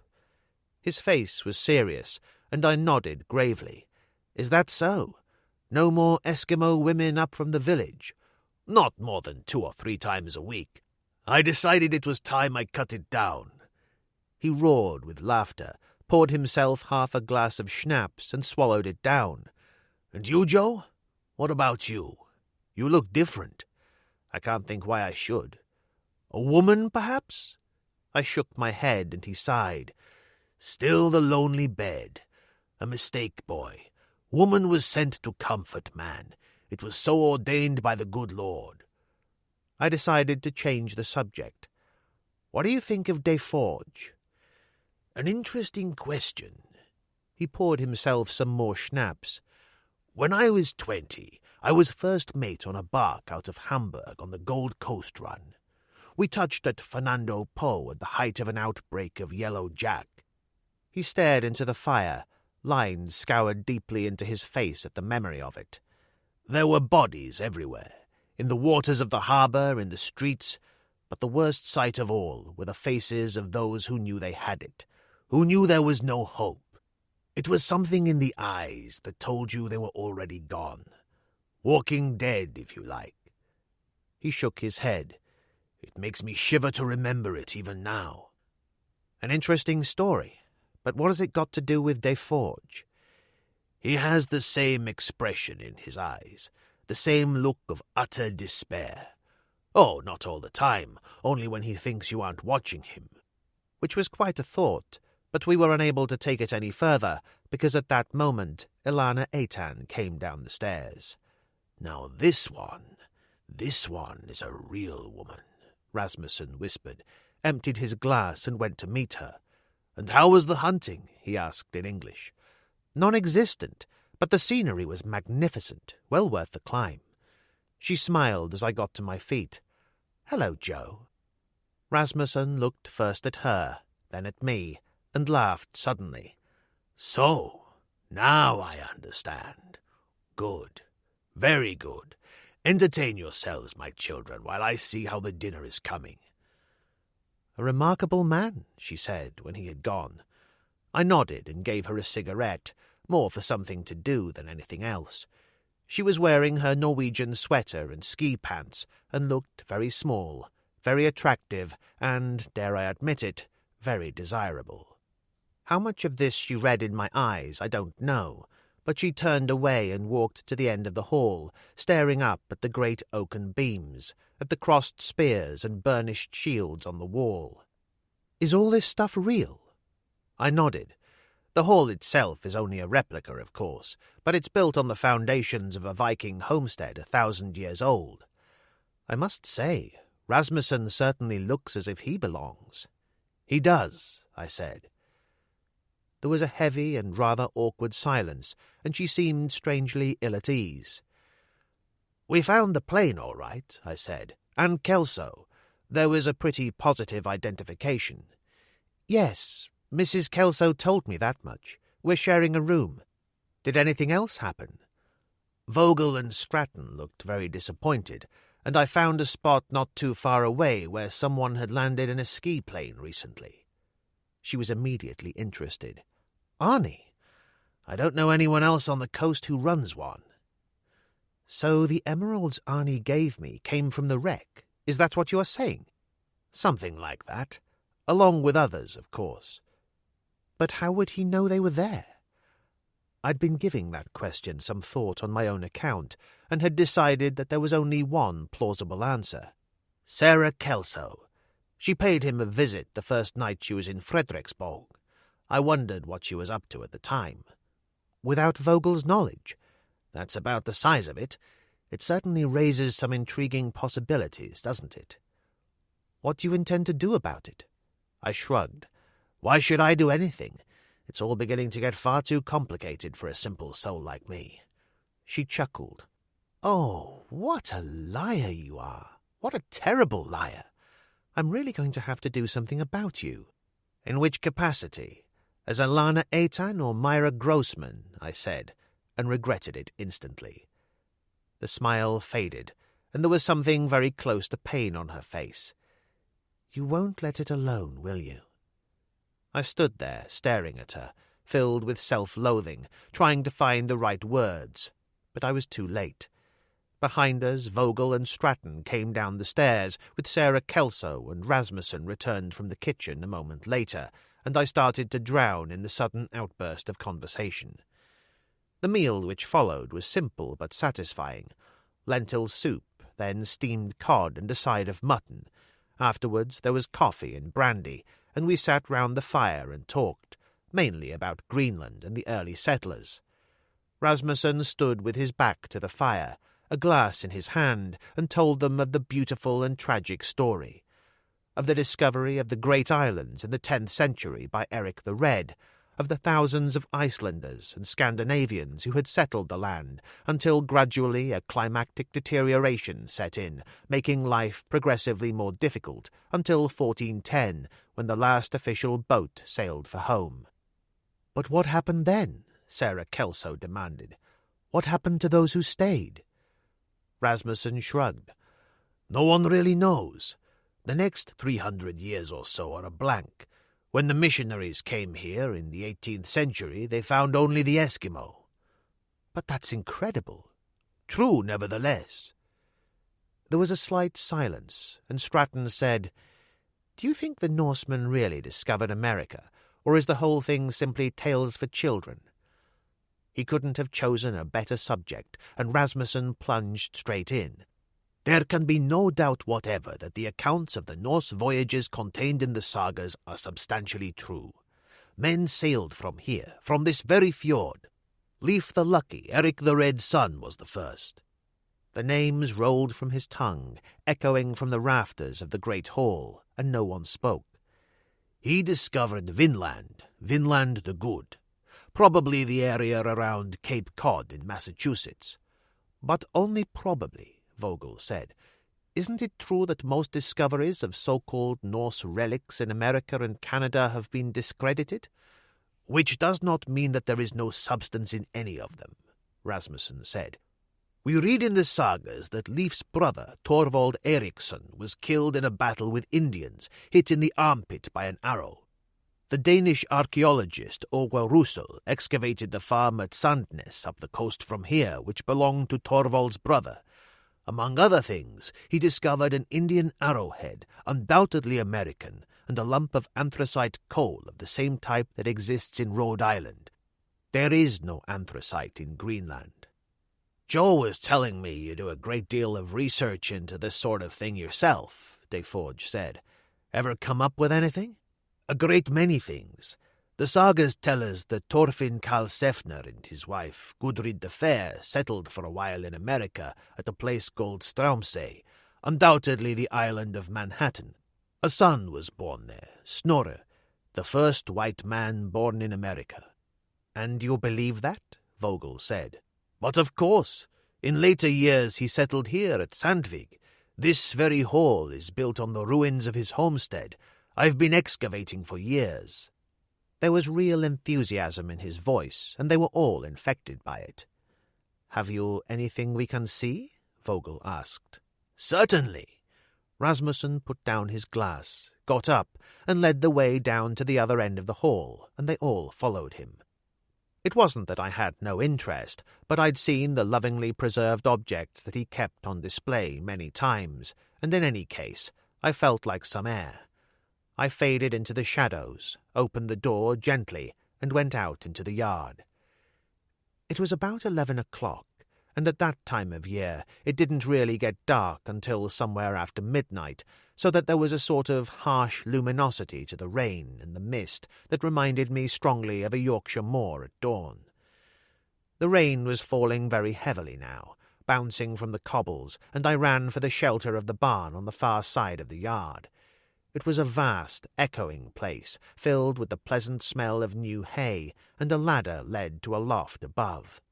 It was half full of hay, and at the far end a door swung to and fro in the wind, a fine spray of rain drifting in. There was a clear drop of 30 feet or so to the cobbles below, and a heavy hook and pulley swung from a wooden hoist. Altogether it was a sort of paradise one had loved to play in as a boy, and I resisted a strong impulse to slide down the rope to the ground, and lit a cigarette, and stood looking out at the rain, filled with a pleasant nostalgia. The main door creaked below, and Alana called softly, "Joe?" I crouched at the edge of the loft and looked down at her. She was dressed as she had been for dinner, with the addition of the sheepskin coat, which was draped over her shoulders. She glanced up, saw me, and smiled.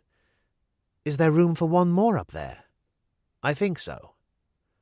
She climbed the ladder and stood looking about her, hands in pockets. "This is nice. Why did you cut out? Weren't you interested?" "Fascinated," I said. "Always have been. But Olaf Rasmussen and I are old friends. I've seen it all before. Anyway, it was suddenly too crowded in there. Too many people I don't like." "Does that include me?" "What do you think?" We moved along to the open door. She sat on a box, and I gave her a cigarette. "Do you often feel like that? Hemmed in, I mean." "Frequently." She smiled and shook her head. "You told me you came to Greenland because you could make more money here than anywhere else. That isn't really true, is it?" I looked out into the rain, trying to get it straight in my own mind. In the city, I worried about where I was going to park the car. When I found somewhere, I worried about overparking. Here, each day is a new struggle. People against the wilderness. It keeps a man on his toes. One of the few places left on Earth that can give you that feeling. For how much longer? I sighed. That's the trouble. Icelandair has started running 4-day tourist trips from Iceland to Narsarsuaq, which isn't all that far from here. There's a good airfield and a reasonable hotel. I've a nasty feeling it's the beginning of the end. It always is once the tourists start coming in. And what will you do then? Move on. With a brand new persona, I suppose. I frowned. I'm not with you. It's a term Jung used. He argued that most people can't face life in real terms, so they invent a persona for themselves, a new identity, if you like. We all suffer from the same disease to a greater or lesser degree. You try to present the image of a tough bush pilot, a strong man with steel nerves who can handle anything that comes along. Is that a fact now? She carried on.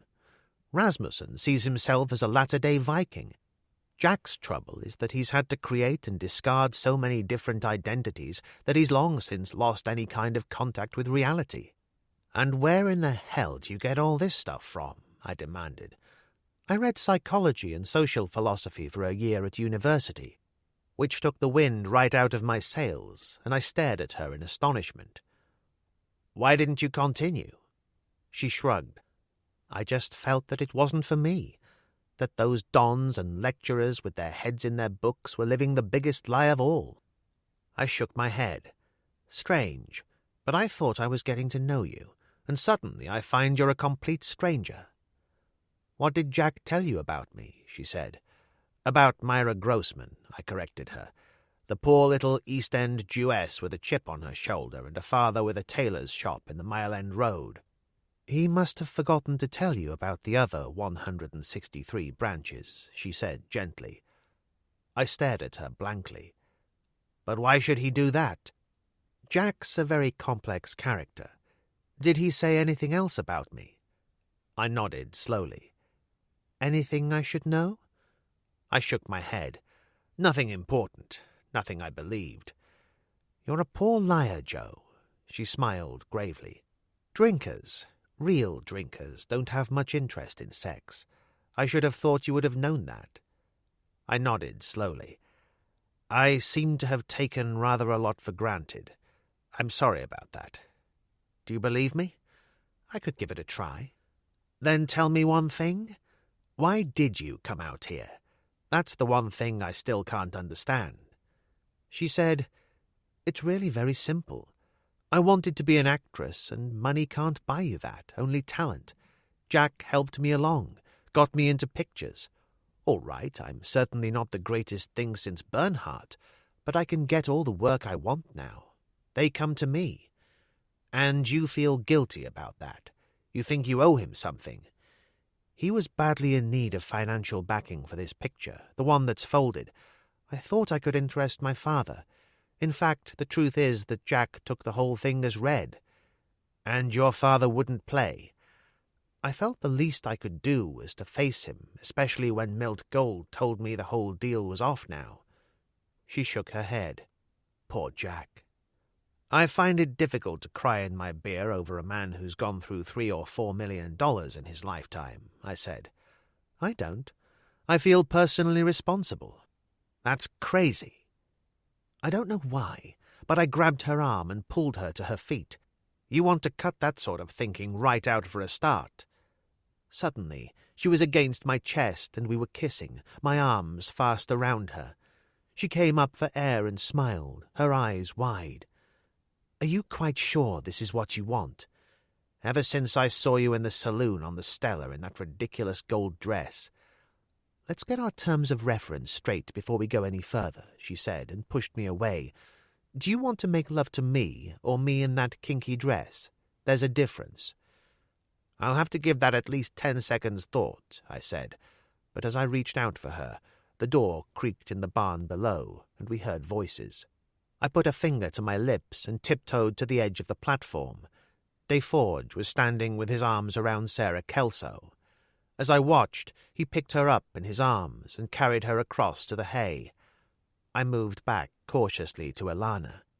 "Remember what you were saying about drink and the flesh? Well, Jack's down there in the hay with Sarah Kelso right this minute, and it doesn't seem to be bothering him one little bit." She held one hand hard against her mouth to contain her laughter, and I took her by the arm and led her to the open door in the hoist. "In case you're interested, that's the only way out." She shook her head. "Not for me. I never was the athletic type." "So what do we do?" I said. It was a good hour later and quite dark when Deforge and Kelso left. I helped Alana down the ladder, and we moved through the darkness to the door. It was still raining heavily, and we stood there for a moment, my arm around her waist. "Ready?" I said. She nodded, and we ran across the yard together. We paused on the steps of the porch, laughing, and Deforge said from the shadows, "That's you, Joe? I've been wondering what happened to you." For a moment I thought he was going to make trouble. Instead, he said, "Look, I've decided I've had this place. Any chance of flying out with you in the morning? That's fine by me. See you at breakfast, then." The door closed softly behind him, and I looked down at Alana. "What do you make of that? Or does he think he's in love?" "He doesn't know what the word means." Her face was a pale shadow in the darkness as I held her away from me and looked at her searchingly. "Do you, Alana? Do you know what it means?" "I liked what happened back there in the loft," she said. "I like you. That's enough for one night. Step by step, Joe Martin. Step by step." She didn't even kiss me good night, simply left me to think about it, standing there in the darkness, listening to the rush of the heavy rain, smelling the earth, and something seemed to melt inside me, so that I felt like laughing out loud for the first time in years. Chapter 13.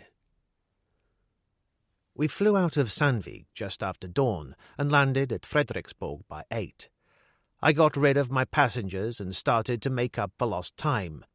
I took a couple of miners into Gotthorp and carried on to Sondre Stromfjord to pick up some machine parts needed urgently by a deep-sea trawler which had come into harbour with engine trouble. I arrived back in Frederiksborg at 1 o'clock to find Simonson clamouring to be taken to a fishing village about 100 miles up the coast where some Eskimos had been trying to stick harpoons into each other instead of the seals. I dropped him off, promising to return on the following afternoon, and flew back to Frederiksborg. It was the first opportunity I'd had to look up Arnie, and I went to the airstrip.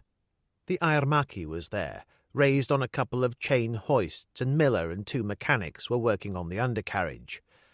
"Where's Arnie?" I said. "Haven't seen him since last night." Miller grinned and wiped his hands on an oily rag.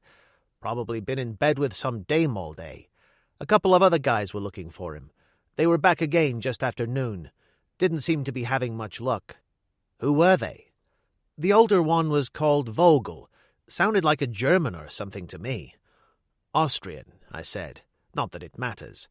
How's the work coming along?" "Just fine. He should be able to take her up tomorrow. Tell him that if you see him, will you?" So the hounds were closing in. I hurried back to town and called at his house, but the front door was locked, and there was no reply to my knock. That left 2 possibilities. He was either with Gudrid or drinking at the Frederiksmut, which was on my way to the hotel anyway, so I decided to call.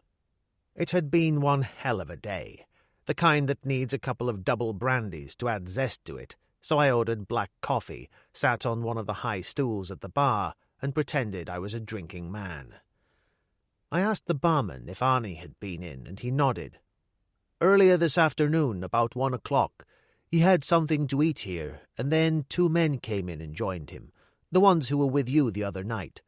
There was some trouble. I don't know what it was exactly, but he cleared out." "What kind of trouble?" He shrugged.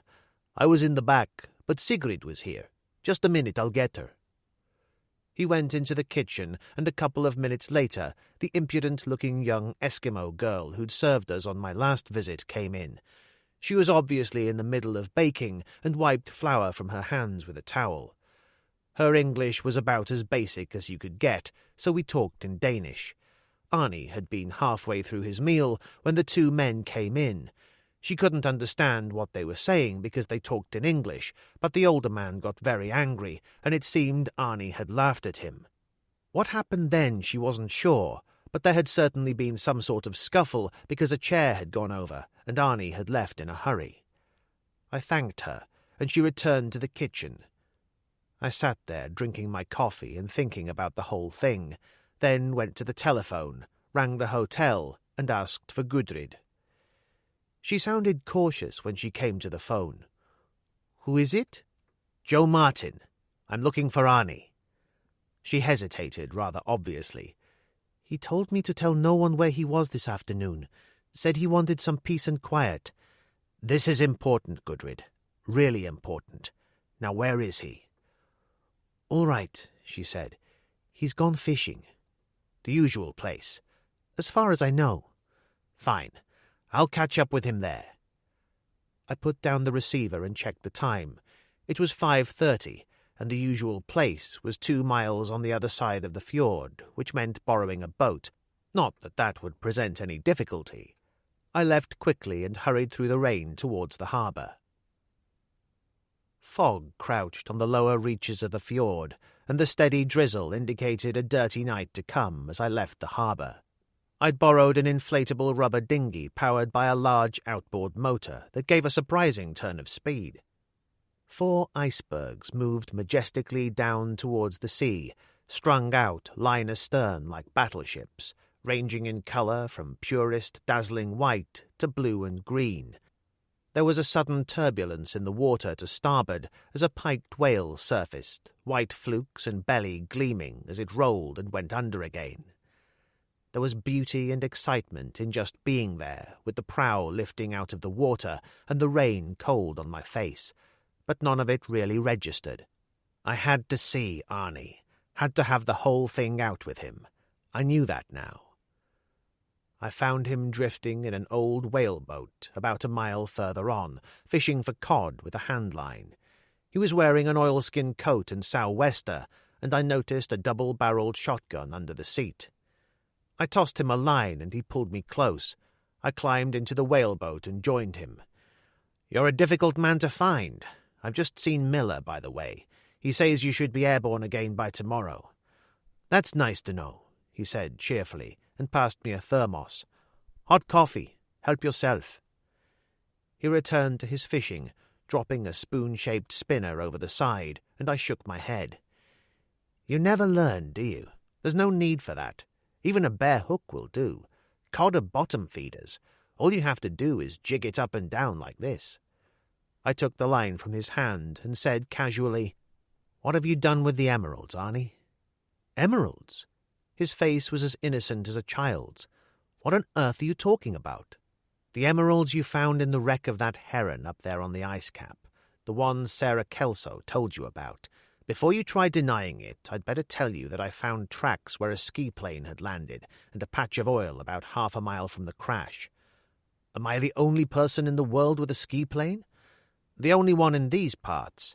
The only one who makes presents of uncut emeralds worth 40,000 kroner. That was really very rash of you, Arnie, letting your temper get the better of you like that." His face hardened.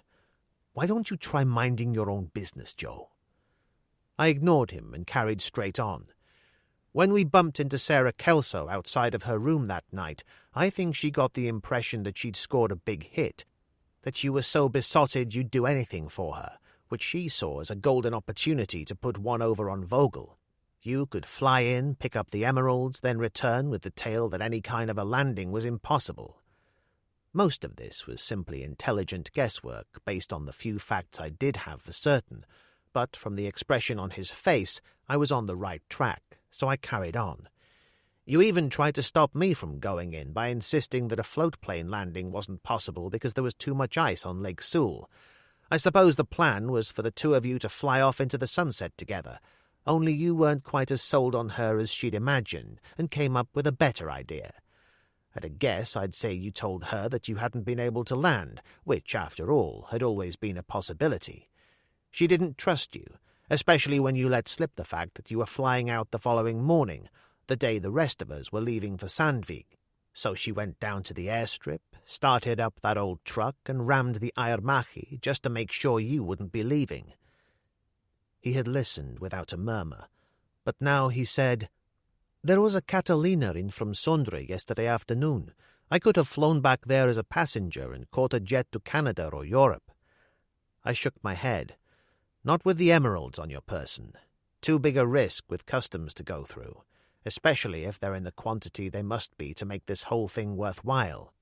No, you needed the Aermachi in the air for the scope it gave you. Lots of possible hiding places on board, and the freedom to fly anywhere you wanted. That's why you've hung on here, and after all, you'd very little to worry about. Sarah Kelso couldn't be certain you were double-crossing her, and she couldn't very well tell Vogel. With luck, you might have been away today. But now it's too late. Now they're back and after your blood. Vogel knows a ski plane landed up there, and from the look of him, I shouldn't imagine he has much trouble with simple addition." He didn't attempt to deny any of it now. "I can look after myself," he said sullenly. I felt the sort of annoyance you experience with a stubborn child who refuses to see sense. "For God's sake, Arnie, these men are pros. They've been carving up suckers like you all their lives."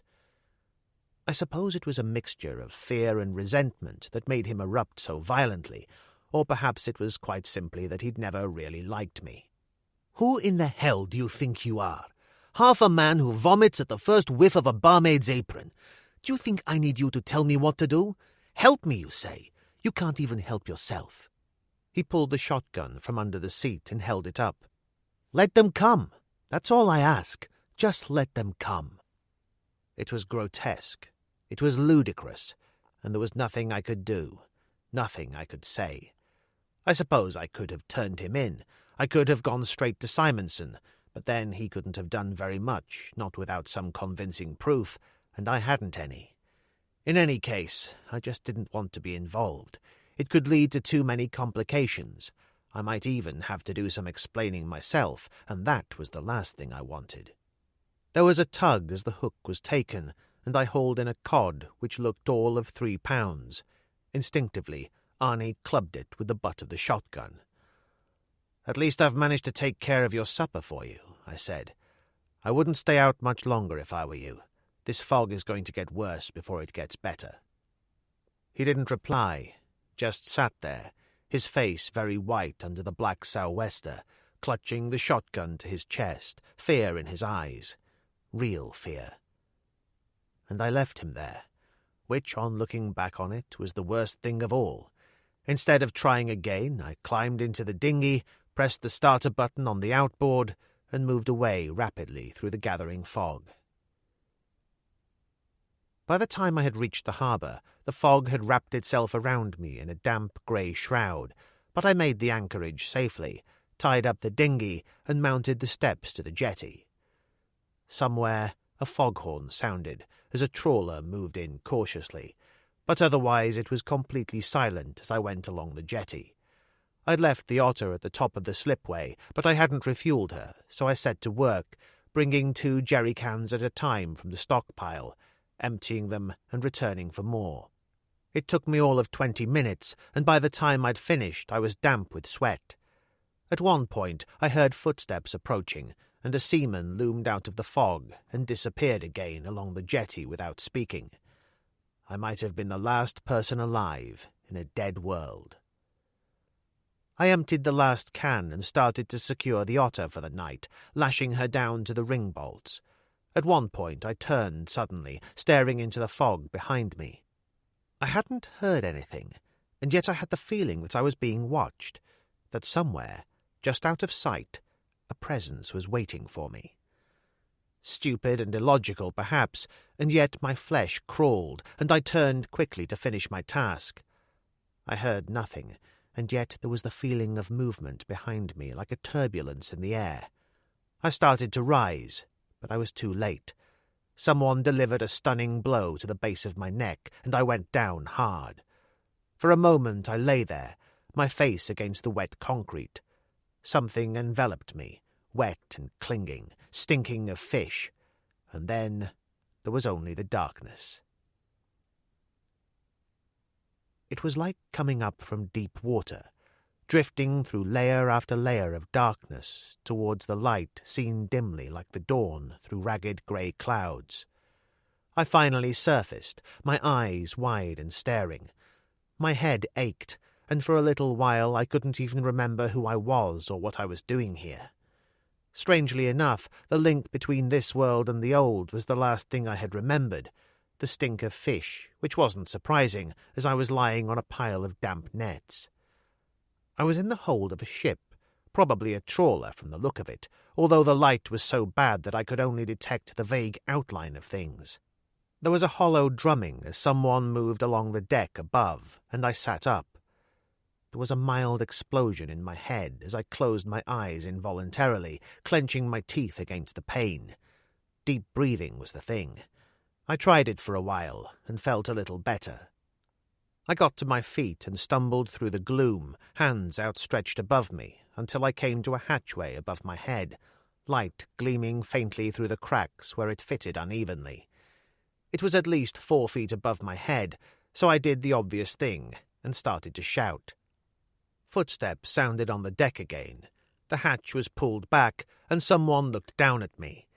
He was just a seaman with a greasy woolen cap on his head, a face like Spanish leather, and the sort of long, drooping moustache the gunfighters used to wear out west. I recognized him at once as one of the men who'd been with Da Gama at the Frederiksmut on the night we'd had all the trouble. Which didn't make any kind of sense, unless Da Gama was engaged in some sort of private vendetta. The man looking down at me gave no clue. In fact, he replaced the hatch and went away again. I sat down, my head in my hands, and tried some more deep breathing. It didn't work particularly well, because suddenly the darkness and the pain and the stench of rotting fish all seemed to come together, and I rolled over and vomited. I felt a little better after that. According to my watch, which still seemed to be working, it was 7 o'clock when the sailor went away. It was a good hour later when the hatch was removed and he reappeared. This time, Da Gama was with him. He squatted on his haunches and peered down at me, a cigar clenched between his teeth, the sort of expression on his face that a cat has with a mouse between its paws. He turned and said something, and a moment later a ladder came down. By that time I was too weak to feel anything, even fear, and I scrambled up and collapsed on the deck, sucking in great lungfuls of damp sea air. He crouched beside me, a look of concern on his face. "You don't look too good, Mr. Martin. How you feel?" "Bloody awful," I said weakly. He nodded soberly, and then took his cigar from between his teeth and quite deliberately touched the glowing end to my cheek. I yelled like a stuck pig, rolled away from him and scrambled to my feet. The sailor took a knife from his belt and moved towards me, and Da Gama laughed harshly. "Feel better now, Mr. Martin? That's good, eh? That sharpens you up a little." I looked around me wildly, and the sailor prodded me in the back, the tip of his knife slicing through my clothes and drawing blood. Da Gama tossed off an order in Portuguese, turned and moved along the deck, and the sailor pushed me after him. We went down the schooner's stern companionway, and Da Gama opened the door of the cabin at the bottom and stood to one side. He nodded to the sailor, obviously dismissing him, grabbed me by the shoulder and threw me inside so that I lost my balance and went sprawling. I lay there for a moment, the darkness moving in on me again, and then a familiar voice said, "I say, old chap, you are in a mess, aren't you?"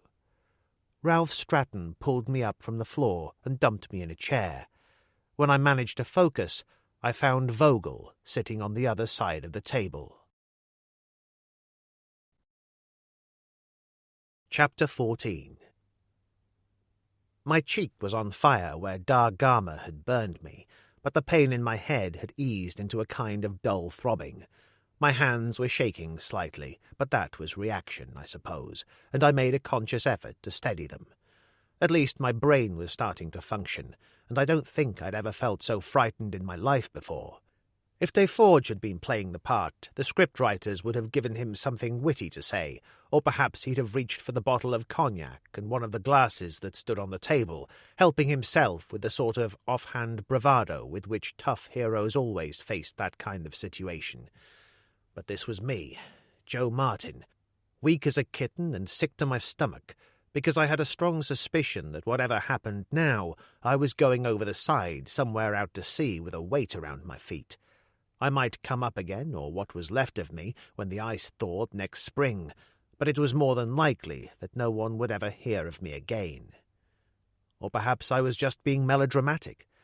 I wiped sweat from my face with the back of one hand and said in a cracked voice, "I wish someone would tell me what this is all about." "Don't be stupid," Vogel said crisply. "You're well aware why you're here." There was a sudden, unexpected diversion on deck, a shout of anger, a flurry of blows and drunken voices arguing fiercely. Dargama went out without a word, and I said to Vogel, "Where does he fit in?" "A blunt instrument. If the price is right, and I asked him to, he would dispose of you without the slightest hesitation. You would do well to remember that." The silence hung between us, and he left it there for a while, probably for effect. "When we reached the Heron yesterday, I expected to find something which belonged to me, something which had been carefully concealed. It was missing. Do you know what I'm talking about?" I shook my head. "I haven't the slightest idea." "Then why did you keep quiet about your discovery that a seaplane had landed recently in the area?" I tried to think of a suitable reply to that one, and failed miserably. "Did I?" Stratton sighed. "You're really being very stupid, old chap." I noticed that he was still wearing those black leather gloves of his, which didn't make me feel any better, especially when he moved around behind me. Vogel said, "There is only one ski plane operating on the coast at the moment. You told me that yourself." There was no point in denying it, and I didn't try. "That's right." Which would seem to indicate that Fassberg lied to us when he returned from his reconnaissance flight and announced that a landing was out of the question. Why would he do that? "Why not ask him?" "I have done, but he wasn't in the mood for conversation. When I have your contribution to this mystery, we'll try again." He poured himself a brandy and leaned back in the chair. "I'll ask you for the second time. Why did you conceal the fact that Fassberg had landed in the vicinity of the crash?" I decided to try a little improvisation. "All right, I'll tell you. He's a friend of mine. I didn't know what his game was. On the other hand, I didn't want to be the one to land him in any trouble, so I decided to keep my mouth shut till I'd seen him." "And have you?" "I haven't had the chance yet. I've been flying all day." Vogel sipped a little of his brandy, held up the glass to the light, and shook his head. "No, Martin, it won't do. It won't do at all." He put down his glass very deliberately and leaned forward. "You're lying. You're holding something back. Shall I tell you how I know? Because I've looked into your eyes, because I've watched your reactions, listened to what you have said, and none of it makes sense. None of it." His last few words were shouted into my face, and Stratton struck me across the back of the skull with his knuckles so that I cried out in pain. He yanked me back by the hair and clamped an arm across my throat. "Let's try again," Vogel said. "Fassberg landed in his ski plane, went to the Heron, and removed what I came to Greenland to recover. Wouldn't you say that was a reasonable assumption?" "Only if he knew what he was looking for," I said. The thought must have occurred to him before, because it just couldn't be avoided, and he sat there staring at me. This time you could have sliced the silence with a knife, and Stratton said slowly, "I'd say he's got a point there." "Of course he has, you fool." Vogel leaned forward. "Who, Martin? Who could have told him?" "That's something you'll have to work out for yourself, but it would need someone who knew in the first place, wouldn't it? Someone close to you." I looked up at Stratton. "What about our friend here? How long has he been around?" Stratton's hand rose and fell, catching me across the side of the head, and I almost lost my senses. I slumped forward, head in hands, fighting the pain, and Vogel said, "Bring him round, you fool. I haven't finished with him yet." There was the chink of the decanter. Then Stratton wrenched my head back and poured half a glass of brandy into my mouth. As the nausea hit me, there was the usual body-wrenching spasm, and I vomited all over his neat grey suit. He gave a cry of disgust, sent me away from him with a tremendous heave, and the chair went over. I rolled to the wall and got up as Stratton started to unbutton his jacket. When he had it half off, I sucked in some air, grabbed for the door handle, and plunged outside. He almost had me on the companionway, but I kicked out and caught him full in the face, and then I had the door open and was out on deck. Da Gama was standing no more than 3 or 4 feet away, talking to a couple of his crew. As he swung round, I kept on going and vaulted the rail. The shock of the icy water was so terrible that for a moment I thought the heart had stopped beating inside me. But then I surfaced and struck out wildly into the fog. I knew they'd expect me to get out of that freezing water at the earliest possible moment, which meant they'd be strung out along the jetty waiting for me. I took a chance and headed through the fog to the other side of the harbour. It took me no more than 10 minutes, but towards the end I didn't think I was going to make it, and then my knee banged against a submerged rock. A few moments later I crawled out of the water and fell face down on a shingle beach. I was numb with cold, but I forced myself to my feet and stumbled across the beach to a broken line of massive concrete blocks, which I recognized as being part of the defensive system laid down at the northern end of the airstrip against winter storms. I checked my watch.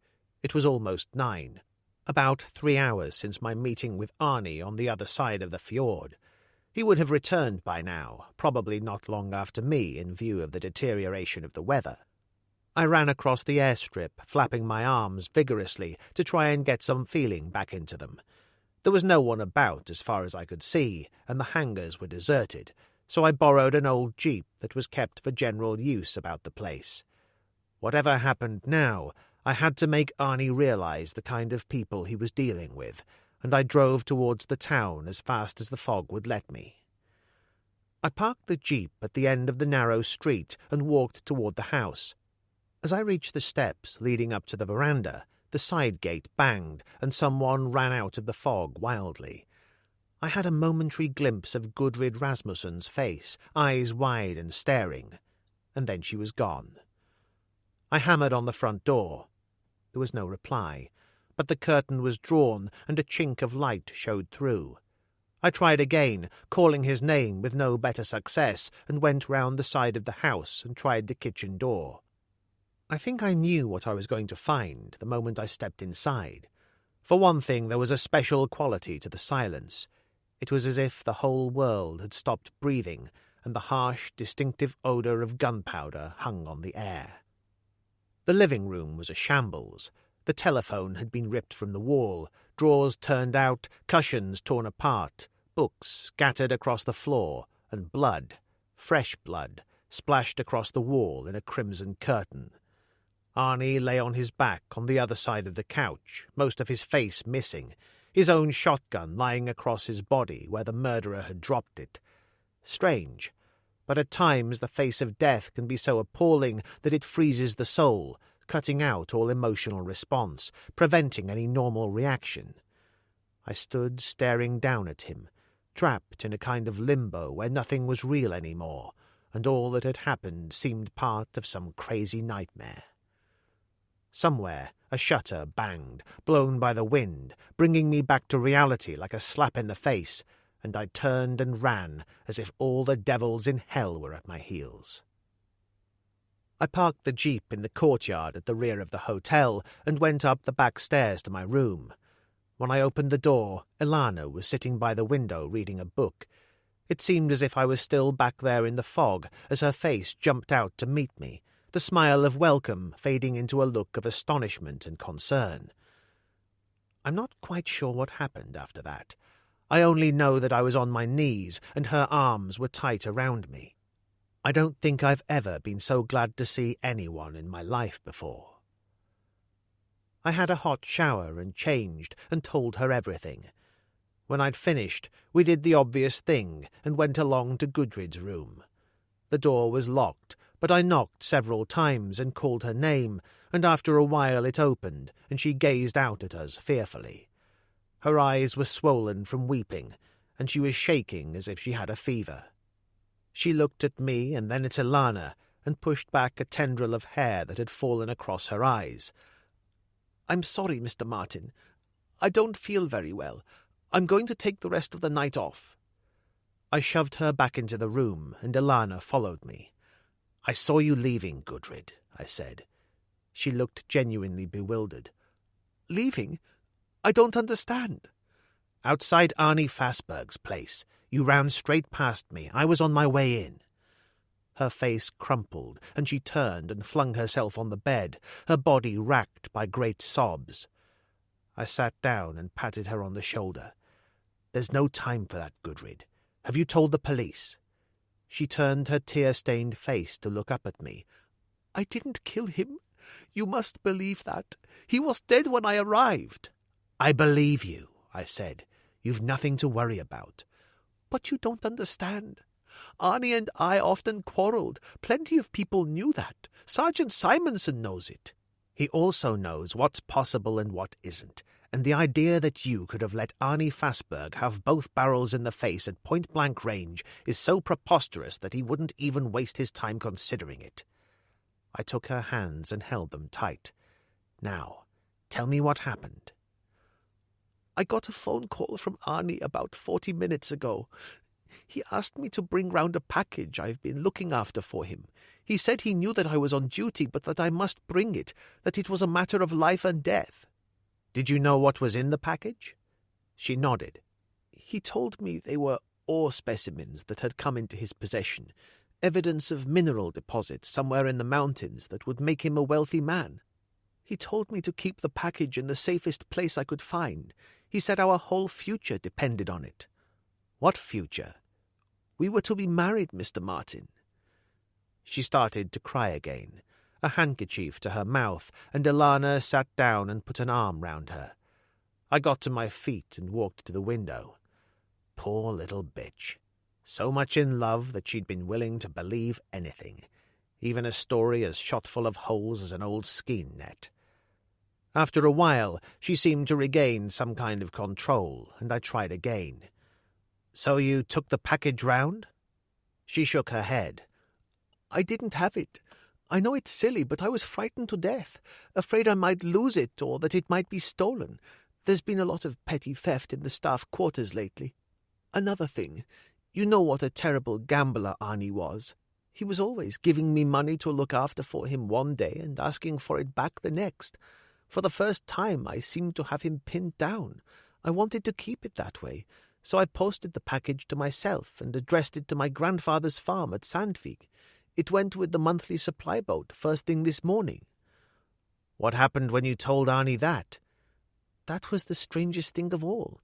He started to laugh, and then the phone went dead." I nodded to Ilana. Whoever was with him must have ripped it out then. "I was worried and anxious," Gudrid carried on, "so I got my coat and slipped out the back way, even though I was supposed to be on duty." "And he was dead when you got there?" She stared into space, horror on her face, and said in a whisper, "I think I heard the shots as I went down the street, but I can't be sure. The front door was locked, so I went round to the back, and then I saw the blood on the wall. Oh, dear God, the blood!" She broke down completely, and I left Ilana to comfort her and went to the window. After a while she joined me. "So it was all for nothing?" "All for nothing," I said. "It's difficult to think of him as dead. He was so full of life." She put a hand on my arm. "You'll have to go to the police now, Joe." "Not yet," I said. "There's someone else I want a word with first." "Sarah Kelso?" "That's right. Her reaction to this should be very interesting. I'll see if she's in her room. You'd be wasting your time, she said. She's with Jack. As far as I know, they've been together all evening. She'll just have to get out of bed then, won't she? I said. You'd better hang on here. Oh, no, you don't. Ilana brushed past me and opened the door. I wouldn't miss this for all the tea in China. Deforge's door was locked, and I knocked and kept on knocking until I heard sounds of movement inside. When he opened it, he was still tying the cord of his dressing gown. His hair was rumpled, and he didn't look pleased. "What in the hell is this?" he demanded. I forced my way past him, and Ilana followed me. "Get her out here, Jack," I said. He stared at me, open-mouthed, then slammed the door and moved in belligerently. "Now look here, Joe." I crossed to the bedroom door, opened it, and said crisply, "Mrs. Kelso, I thought you might be interested to know that someone just murdered Arnie Fassberg." I closed the door again and moved back to the others. Ilana helped herself to a cigarette from a box on the table, and Deforge stared at me, his mouth slack. "You don't sound as if you were kidding, Joe." I wasn't, believe me. He moved to the side table, where several bottles and glasses stood on a tray, and poured himself a drink mechanically. "And you're saying she's mixed up in this in some way?" "That's about the size of it." The door opened behind me, and when I turned, Sarah Kelso was standing there, her face very white. She was wearing a button-down jersey dress that had obviously been pulled on in some haste, and her hair was all over the place. "I believe you said something about Arnie Fassberg, Mr. Martin." "That's right," I said. "He's dead. Somebody used his own shotgun on him, both barrels in the face at point-blank range." She swayed, and Deforge hurried to her side and helped her to a chair. "You're very kind," she said weakly. I poured some brandy into a glass and carried it across to her. "A lot kinder than Vogel and Stratton will be when they get their hands on you. You tried to double-cross them, didn't you? There were emeralds hidden in that plane in the roof of the cabin near the pilot's seat. You told Arnie. You persuaded him to drop in on that first day and recover them, then fly back here and pretend that a landing was impossible." "He told me that he hadn't been able to land," she said, gripping her glass with both hands. "He lied to me." "But you couldn't be sure, could you?" I said. "Not until the rest of us had reached the Heron, and by that time he might be gone. So you went down to the airstrip at night, started up that old truck, and ran it into the Aramaki." She nodded wearily. "All right, I'll tell you. I'll tell you everything. Vogel is the kind of man who has an interest in many things, some legal, some a little bit on the shady side." "What about the London and Universal Insurance Company?"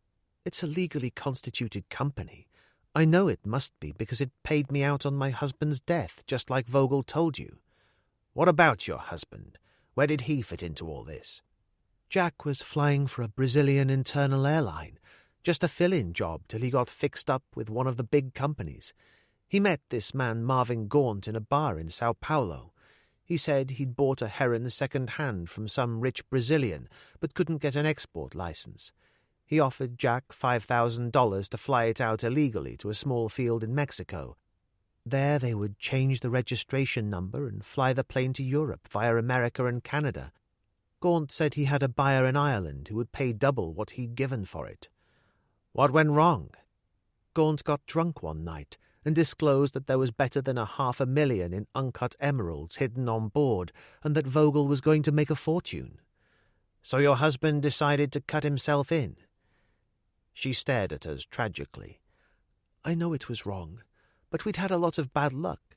I was working in London while his mother looked after the 2 boys. Things were very difficult." "And Vogel agreed to pay more?" "He had to. Jack was promised £25,000, and he refused to fly until it was paid over to me in London." "He drove a hard bargain." She gave a little shrug. "They didn't have much choice." "And you didn't mind where the money came from?" Ilana said. "There are worse things than smuggling," she sighed. "Or at least that's what I tried to tell myself. It was me he was thinking of, remember? Me and the boys." They say it only takes one final straw, and that was it for me. I clapped her ironically. Slow curtain to cheers from the audience. "For God's sake, give her a break, Joe," Deforge said. "Mrs. Kelso's had just about all she can take for one night." "I applaud your sentiments," I said, "but just let's get one thing straight, shall we? She isn't Mrs. Kelso." There was the kind of silence you get just after one clap of thunder when you're waiting for the next. Deforge stared at me in bewilderment, and Sarah Kelso looked like a hunted animal who had just found the last route to freedom closed. Ilana leaned forward, a slight frown on her face. "Just what are you getting at?" she demanded softly. "It's quite simple, really." I opened my arms wide. "Meet Jack Kelso." Chapter 15. It had all started with Jean Latouche, a barrel-chested French-Canadian bush pilot with the loudest laugh I'd ever heard and a ragged black beard. He was a sort of 20th-century voyageur who used a float plane instead of a canoe. From what I'd heard, he had the best part of $200,000 put away against his old age, and a small portion of that had been earned flying in partnership with me on freight contracts to oil survey outfits in up-country Newfoundland. That year the season had finished in Greenland by the last week in September, as far as I was concerned, and I had flown over to Canada to see if I could pick up some extra cash before the snows came.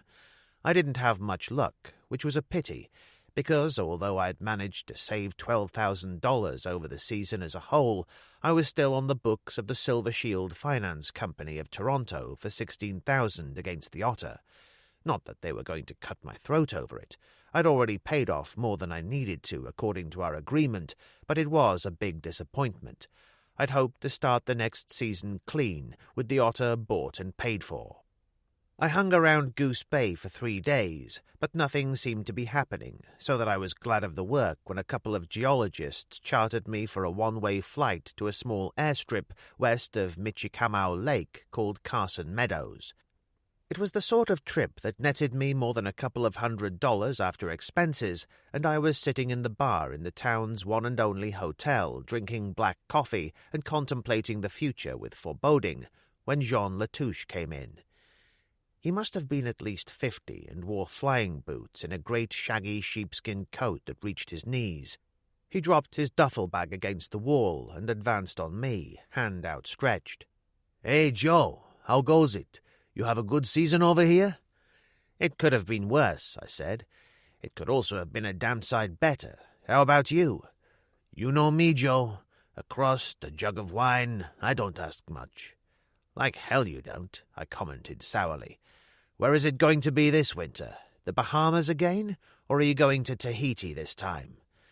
"You're beginning to sound bitter in your old age," he said. "What's wrong?" "I'm tired, that's all.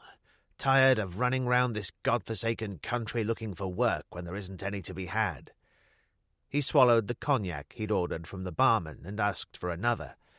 "Maybe you ain't been asking in the right places." I looked at him hopefully. "Look, Jean, if you know of something, then say the good word for God's sake. Don't get so excited. You probably won't be interested anyway. I know I wasn't. I was in Grant Bay yesterday. I met a fella there called Gaunt, Marvin Gaunt. He had a Heron fitted with auxiliary tanks. He's looking for someone to fly it to Ireland with him." "What happened to his pilot?" "He flew it in from Toronto himself in easy stages. He just isn't good enough to take on the Atlantic on his own, that's all." "What's he offering?" $1,000 plus the return fare." "Why didn't you take it?" "I just didn't like the smell." He tapped his nose, a wise look on his face. "I've been around too long, Joe." "You think he's up to no good?" "I don't just think it, I know it." He got to his feet and clapped me on the shoulder. "No, it isn't for you, that one, Joe. Anyway, I've got to be on my way. Got a flight to the coast at noon. See you around." I didn't, because he was killed a month later, trying to land at Gander in a fog so thick you couldn't see your hand in front of your face.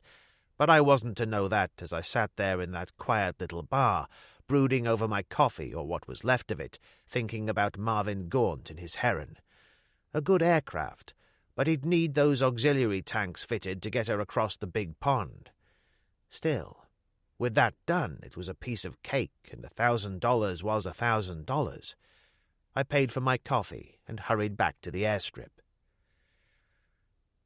Grant Bay was a couple of 100 miles south of Goose and had been constructed to serve the local town and mining interests in the area. As I flew in, it was raining heavily, and I wondered what Gaunt was doing there instead of some place like Gander in Newfoundland. It didn't make too much sense, not if he was really looking for a pilot. There was a small tower, 6 hangars and 3 runways. I got permission to land, put the Otter down, and parked beside the first hangar. I had a look inside all of them on the way down, but there was no sign of the Heron. I found it in the open on the other side of the hangars, standing forlornly in the heavy rain. I walked round it slowly and paused, fascinated. On that side, the Canadian registration number painted on the fuselage was crumbling at the edges in the heavy rain. I rubbed some more away with my fingers, just enough to confirm that there had been a previous registration, now painted over, which was very, very interesting, and seemed to indicate that Jean's assessment of Gaunt hadn't been too far out. He was staying at the town's one hotel, and I found him in his room, a tall, rather handsome Englishman with the sort of public school voice that was too good to be true. By the time I'd spoken to him for 5 minutes, I had him pegged as someone who'd climbed rather a long way up the ladder. "Mr. Gaunt," I said when he opened the door, "I heard you were looking for a pilot." "Oh, yes," he said. "And where did you hear that?" "Carson Meadows," I replied promptly. "Someone was talking in a bar there." He stood back and I went in. It wasn't much of a room, the sort you'd expect to find in a place like that. A mahogany wardrobe, an old bed, a thinning carpet. He went to the dresser and took a half bottle of whiskey from a drawer and got a glass from the wash basin. "Join me?" I shook my head and he poured himself one and looked me over. "You've got a license, of course." I nodded and took out my wallet. Nobody knew me in Grant Bay, and in view of the circumstances it might be a good idea to keep it that way. The previous year I'd flown for a Lebanese air freight firm as co-pilot to a Canadian called Jack Kelso. By flying standards, he was an old man, 53, and had lived hard all his life, so no one was particularly surprised when he went on a 3-day drunk for the last time and died of a heart attack in Basra. I was with him at the time and had the job of collecting his things together. Not that it was really worthwhile, because as far as anyone knew, he didn't have a relative in the world. I came across his pilot's license when I was throwing things away and had kept it ever since, more as a souvenir than anything else. I took it from my wallet and gave it to Gaunt, who examined it briefly, then handed it back. "That all seems to be in order, Mr. Kelso. I've got a Heron down there on the field that I bought cheap in Toronto. I flew her here myself in easy stages, but I'm not up to crossing the Atlantic on my own. I've got a buyer waiting in Ireland who'll double my money if I can get it there by the end of the week. Are you interested?" "What does it pay?" "1,000 and your return fee from Shannon." "4,000, I said. 4,000 and my return fare." He managed a look of blank amazement, but before he could say anything, I added, "Of course, you could wait another couple of days to see if anyone else turns up, but I doubt it. It's the wrong time of the season. Another thing, if that Heron stands out there much longer, the rain will wash the registration right off, and then we'll all be able to see what it really is. Or wouldn't that bother you?" He took it right on the chin. "All right, Mr. Kelso. 4,000. 4,000 plus your return fare. I think we should do very well together." "In cash," I said, "before we leave." "And when will that be?" I'd already decided that I'd rather fly back to Goose and leave the Otter there. I could always get a lift back in the mail plane if nothing else was available. "If the Met report is satisfactory, we could take off tomorrow afternoon," I said. "Does that suit you?" "Couldn't be better. I'll have her checked over in the morning." "You do that." I left him there and went back to the airstrip, already half regretting my decision. but it was too late for that kind of talk now. I'd said I was going, and go I would. The money would solve my personal problems nicely, and any stray thoughts about what Gaunt might be up to I pushed firmly into the back of my mind and closed the door. I didn't want to know. As far as I was concerned, it was just another charter, or at least that's what I tried to tell myself. It was still raining as I prepared for takeoff on the following afternoon, but the Met report for the crossing was pretty good. There was no customs control to pass through, as it was a flight out, and at a field like Grant Bay, formalities were cut to the minimum.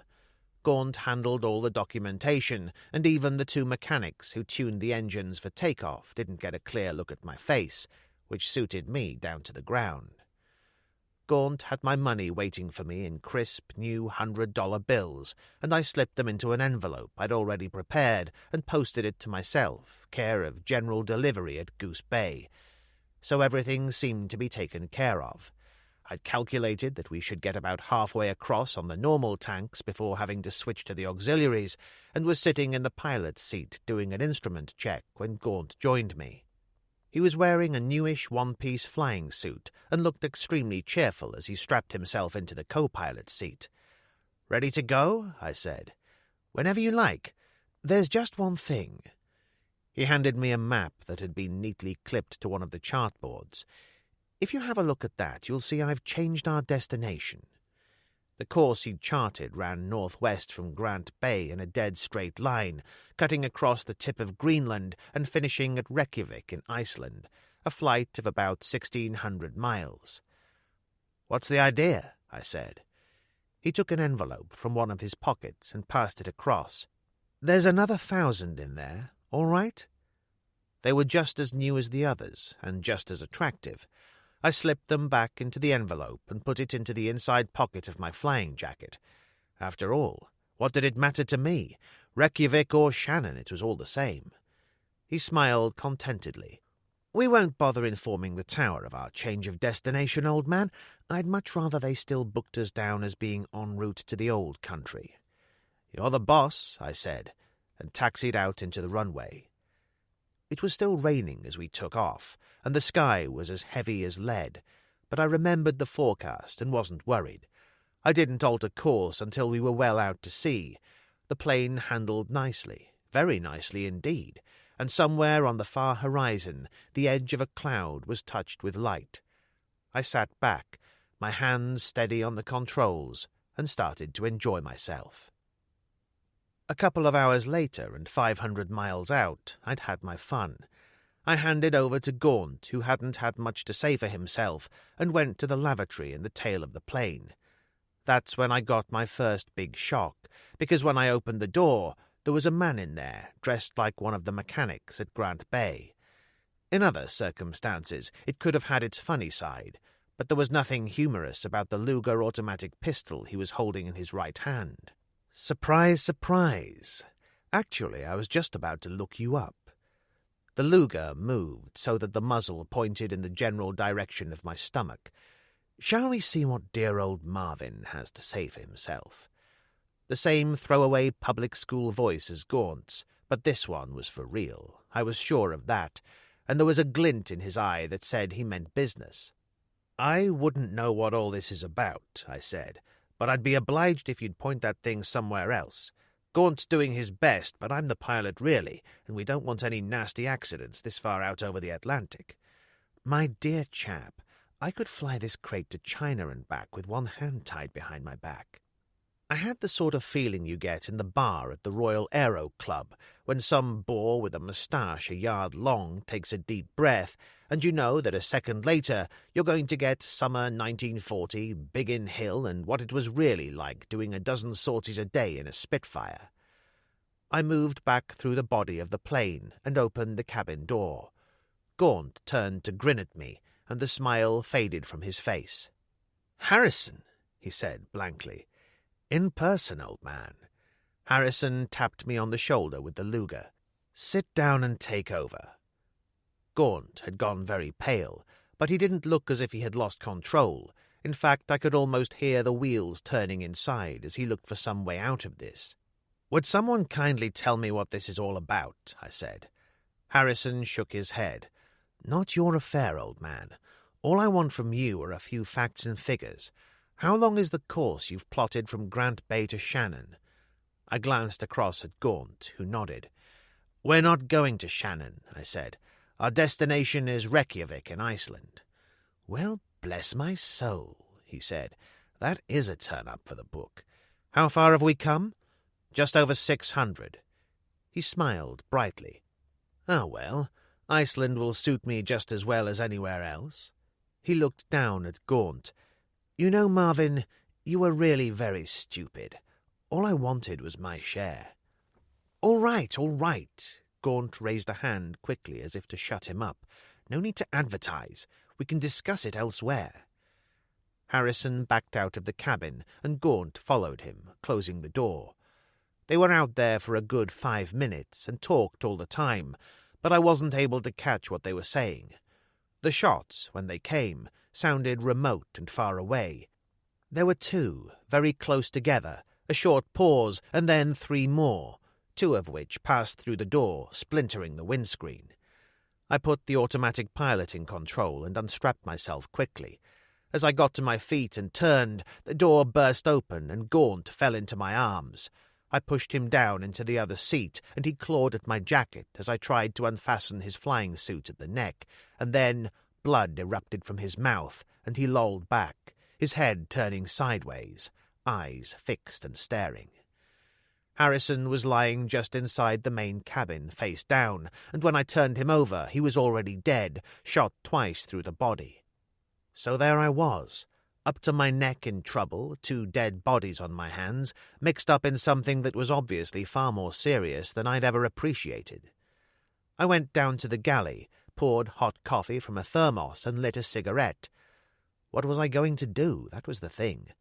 I could always drop them both over the side, but that still meant I had to land somewhere, and the plane would take a hell of a lot of explaining away, because even if I just dumped it, there would still be inquiries, and that was the last thing I wanted. Of course, the ideal solution would have been to send the damned thing down to the bottom of the Atlantic with both of them inside, but that wouldn't do me much good. There was a variation on that theme, of course.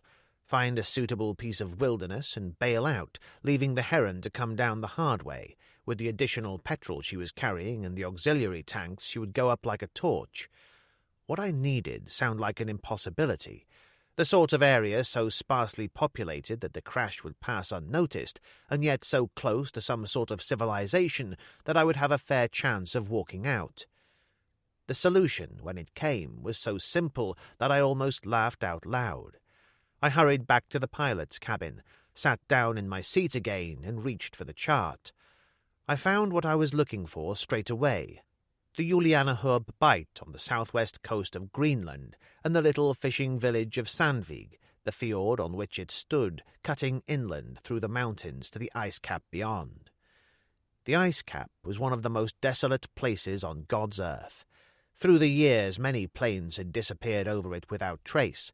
The Heron would be just one more, and in any case, the official view when it failed to show at Shannon would be that it was at the bottom of the Atlantic somewhere. I calculated the distance to the coast carefully. 450 miles to go, and according to the dial, there was enough fuel left in the tanks for approximately another 500 miles. It couldn't have been more perfect. All I had to do was put it on automatic pilot and jump without switching the auxiliary tanks through. The plane would fly on perhaps another 50 miles, but when the fuel gave out, it would nosedive, exploding like a bomb on impact. The only tricky bit was going to be the jump, but that was a calculated risk I'd just have to take. I lit a cigarette, reached for the automatic pilot control, and found myself looking Gaunt straight in the face. It wasn't very pleasant, and I pushed him away to the other side of the seat. I switched off the automatic pilot and took control again. All I needed now was a plausible story for my good friend Olaf Rasmussen when I walked in on him at his farm above Sandvig, but that shouldn't prove too difficult. There was a road of sorts linking Frederiksborg and Sandvig. I could say I'd been on the hunting trip I'd talked about all season, but had been too busy to take. that I'd had some kind of accident and lost all my gear. I had the bare bones of a story. Now I started to concentrate on making it sound convincing. I brought the plane in low over the sea and took her up to 3,000 as land appeared, and beyond, to the harsh white moonlight, the Greenland ice cap gleamed like a string of pearls. East from Cape Desolation, the Julianaherb Bight was full of smoky mist, indicating no wind to speak of, and certainly nothing more than 5 knots, which was something. At least it gave me the chance of dropping into the valley at the head of the fjord. Not much of one, but better than staying here. It was cold in the cabin, with the night wind streaming in through the splintered windscreen, and the lighted dials on the instrument panel were confusing in their multiplicity, occasionally merging into a meaningless blur. And then, on the far side of the mist, the waters of the fjord gleamed silvery white in the intense light, and the strange twisted moonscape rolled towards the ice cap, every feature etched razor-sharp. It was time to go. I reduced speed, put the autopilot in control, and unbuckled my safety belt. When I turned, Gaunt's body had slid round again, so that he seemed to be staring at me, mouth slightly parted as if he would speak, head disembodied in the light from the instrument panel. I moved into the darkness of the main cabin, stumbling across Harrison's body so that I fell to one knee, and my outstretched hand touched his ice-cold face. God knows why, but at that moment I suddenly became desperately afraid and lurched through the darkness and clawed at the quick-release handles on the exit hatch. It fell away into the night, and I stepped into space without hesitation, aware of the intense cold, feeling strangely free. I seemed to somersault in slow motion, and for a single moment saw the plane above me in the night, drifting steadily eastwards like some dark ghost. And then I reached for the ring to open my chute. For a moment it seemed to stick, and my throat went dry. I tugged again with all my strength. I still continued to fall, turning over, and then, quite suddenly, I heard what, at the right moment, is the most reassuring sound in the world, the crack of a chute opening above your head, blossoming like a white flower as the air fills it. I started to drift down into the hills at the head of the fjord. Chapter 16. Rain drummed against the window, and I peered out into the gathering darkness. "What happened after you landed?" Deforge asked. I turned to face them. I had a rather enjoyable 12-mile hike by moonlight. When I walked in on Olaf Rasmussen, I told him I'd been on a hunting trip in the mountains from Frederiksborg, that I'd managed to scramble clear when my jeep had gone over the edge of the road on a washed-out section, taking all my gear with it. That sort of thing happens all the time in country like this. He didn't question it for a moment. The following day I got a lift to Frederiksborg in a fishing boat. From there I flew to Newfoundland in one of the Catalina flying boats that East Canada Airways use on the coastal run. They always get out before the ice starts. Sarah Kelso sat on the edge of the bed, her handkerchief screwed up into a ball, her face drained of all colour. Deforge turned slowly, looked down at her. "You certainly fooled me, Angel. Who are you, anyway?" "Does that matter now?" she said. "No, I suppose it doesn't." He poured himself another drink, and I pulled a chair forward and sat down in front of her. "Shall we have the truth now?" "All right," she said wearily. "What do you want to know?" "Let's start with the emeralds. Who did they belong to originally?" "The International Investment Company of Brazil. They were a plane shipment to Sao Paulo from somewhere in the interior. Gaunt hijacked them with some local help, and Harrison was waiting to fly him out." "And Vogel was behind the whole deal?" "That's right." "Where did you fit in?" She shrugged. "I work for Vogel, have done for years." "When the plane went missing, what was Vogel's reaction?" "Oh, he accepted it completely, said it was just one of those things." "Didn't he worry about the mysterious Mr. Kelso?" She shook her head. "Not particularly. Harrison frequently used another identity, and in any case there was nowhere they could have gone. not without Vogel getting some sort of word. Another thing, there was always the insurance, which was better than nothing. You mean he actually had the company pay out? Why not? It was a legitimate claim. In any case, you don't seem to realize he is the London and Universal Insurance Company. Deforge poured himself another drink. From what you say, Joe, it looks as if Gaunt was trying to pull a fast one, and Harrison simply caught up with him. I nodded and said to Sarah Kelso, "It was a neat idea to pass you off as Kelso's widow. Tell me something. The dental record and signet ring, who did they really belong to?" "Gaunt," she said. I glanced up at Deforge. "Simple when you know how, and no one would think to query the cause of death, not with the state those two bodies were in." He shook his head in bewilderment. "One thing I don't understand. What happened to the emeralds?" I told him about the package Gudrid had addressed to herself at Sandvig, and he whistled softly. "That must be just about the most ironic twist of all. Isn't this about the time when Simonson should be taking a hand?" "He's at a fishing village 100 miles up the coast from here at the moment," I said. "Won't be back till tomorrow afternoon. In fact, he's expecting me to pick him up." "And by that time you'll be long gone, I suppose." "I expect so." I moved to the window and looked outside. The fog was thickening, but the rain had slackened off considerably. When I turned, Elana was standing a couple of feet away. Her eyes were unnaturally large, and her skin seemed to have tightened over her cheekbones, aging her considerably. "Did you mean that?" she demanded. "About clearing out before the storm breaks?" "It would seem the sensible thing to do," I said. "If I stay, anything could happen after what I did." "Tell me something. If you had kept quiet, would anyone have known that Gaunt and Harrison had been shot to death?" Deforge cut in quickly. "She's got a point there, Joe. From what you told us, those bodies must have been in a hell of a state." "Then why didn't you keep quiet?" she said. "With any kind of luck, you needn't have been involved at all." I'd been asking myself the same question for some time now, without coming up with an answer that made any kind of sense. "God knows," I said. "Maybe I have a death wish or something, or perhaps I just can't keep out of trouble." She smiled gently. "You won't run, Joe. It's not in your nature. Not anymore." And she was right. I knew that the moment she said it. The days where I turned back on any part of life and simply walked away from it were in the past. I grinned. "All right. What do I do now? Sally forth into the night and capture Vogel and Stratton single-handed?" Deforge went to the window and peered out. "I wouldn't have thought there was much point. I mean, where in the hell can they go in a pea souper like this?" He was right, of course.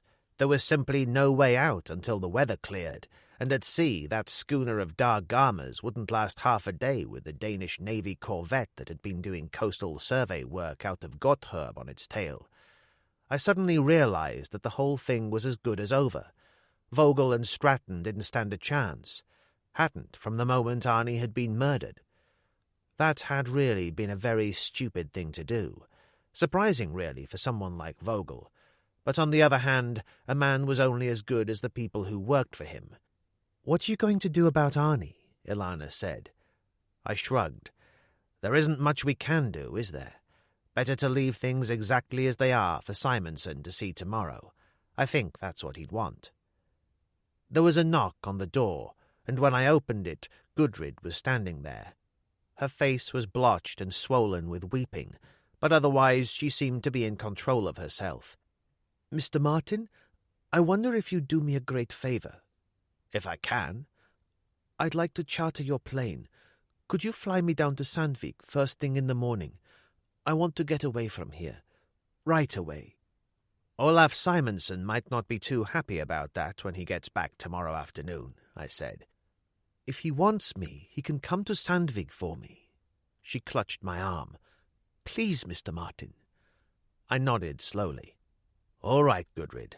But it all depends on the weather, remember? You'd better pray for the fog to lift." "Thank you, Mr. Martin." There was real relief on her face as she moved to the door, and then she hesitated and turned slowly. "What was in the package Arnie gave me, Mr. Martin?" "Emeralds, Gudrid," I said. "A fortune in emeralds. He would have been rich beyond his wildest dreams, enough to go to anyone's head." "And that's why he was murdered?" I nodded. "Do you know who did it?" "That's for the police to decide. Let's say we have a fair idea. Why do you ask?" "It doesn't matter," she said calmly. "After all, nothing can bring him back now, can it?" I watched her go and swallowed hard.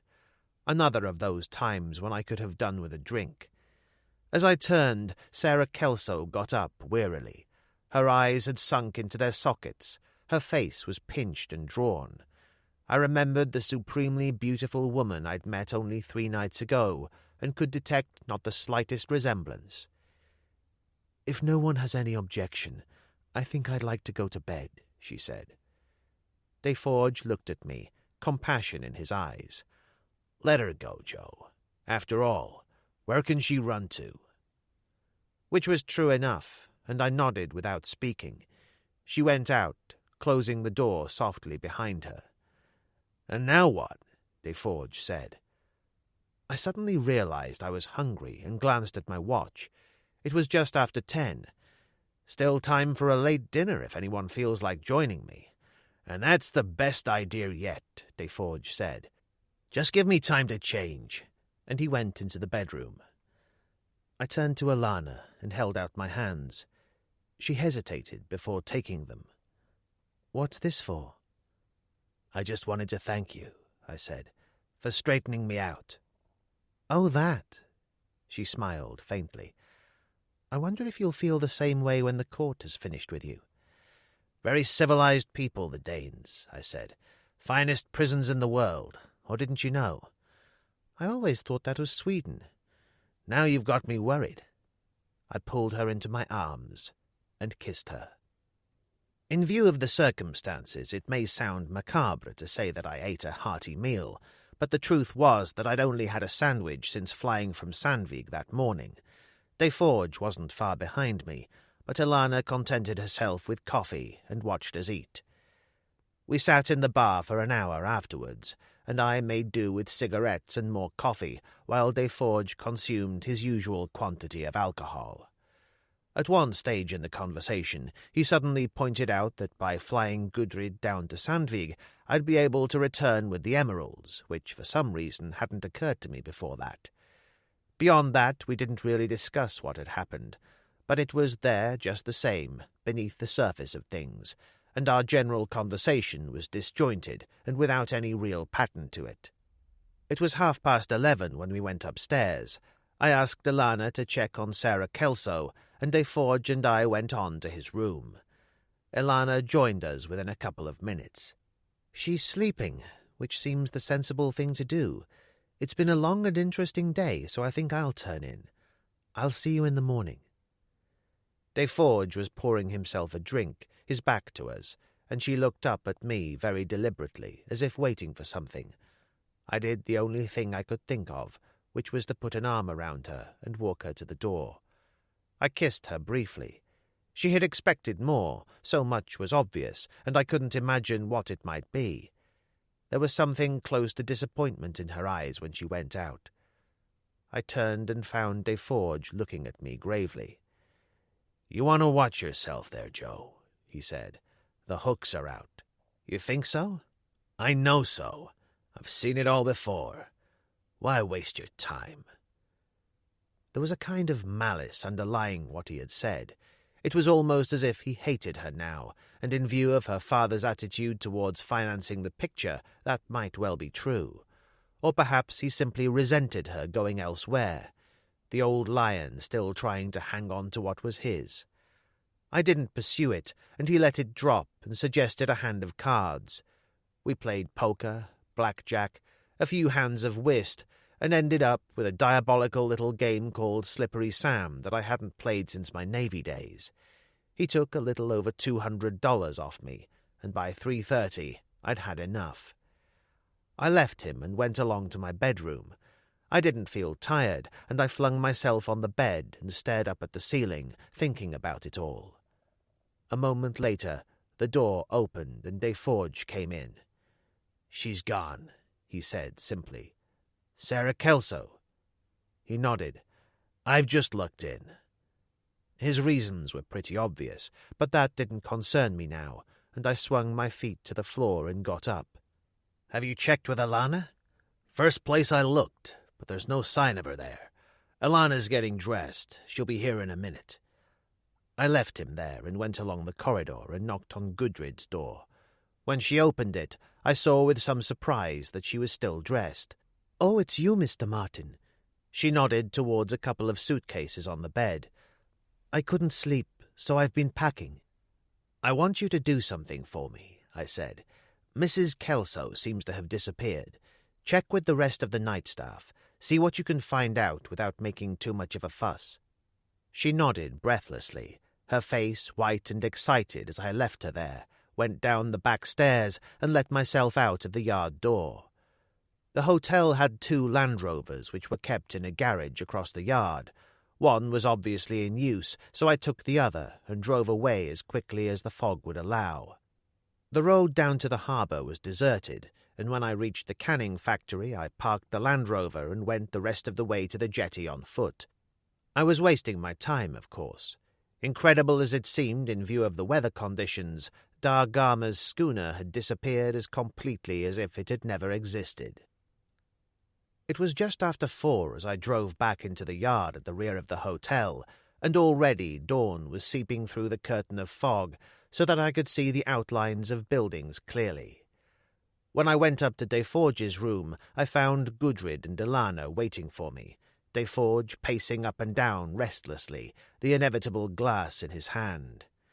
He swung round as I walked in. "Where in the hell have you been?" "Down to the jetty to check on that schooner of Da Gama's. It's gone, taking them all with it, presumably. They must be raving mad. There are icebergs all over the place out there." "You've got it all wrong, Joe," Deforge said. "You'd better sit down and hear what Gudrid has to say." "I had a word with the night clerk," Gudrid began. "It seems Mrs. Kelso had a telephone call at 11 o'clock. The girl says it was a man, and the conversation was in English.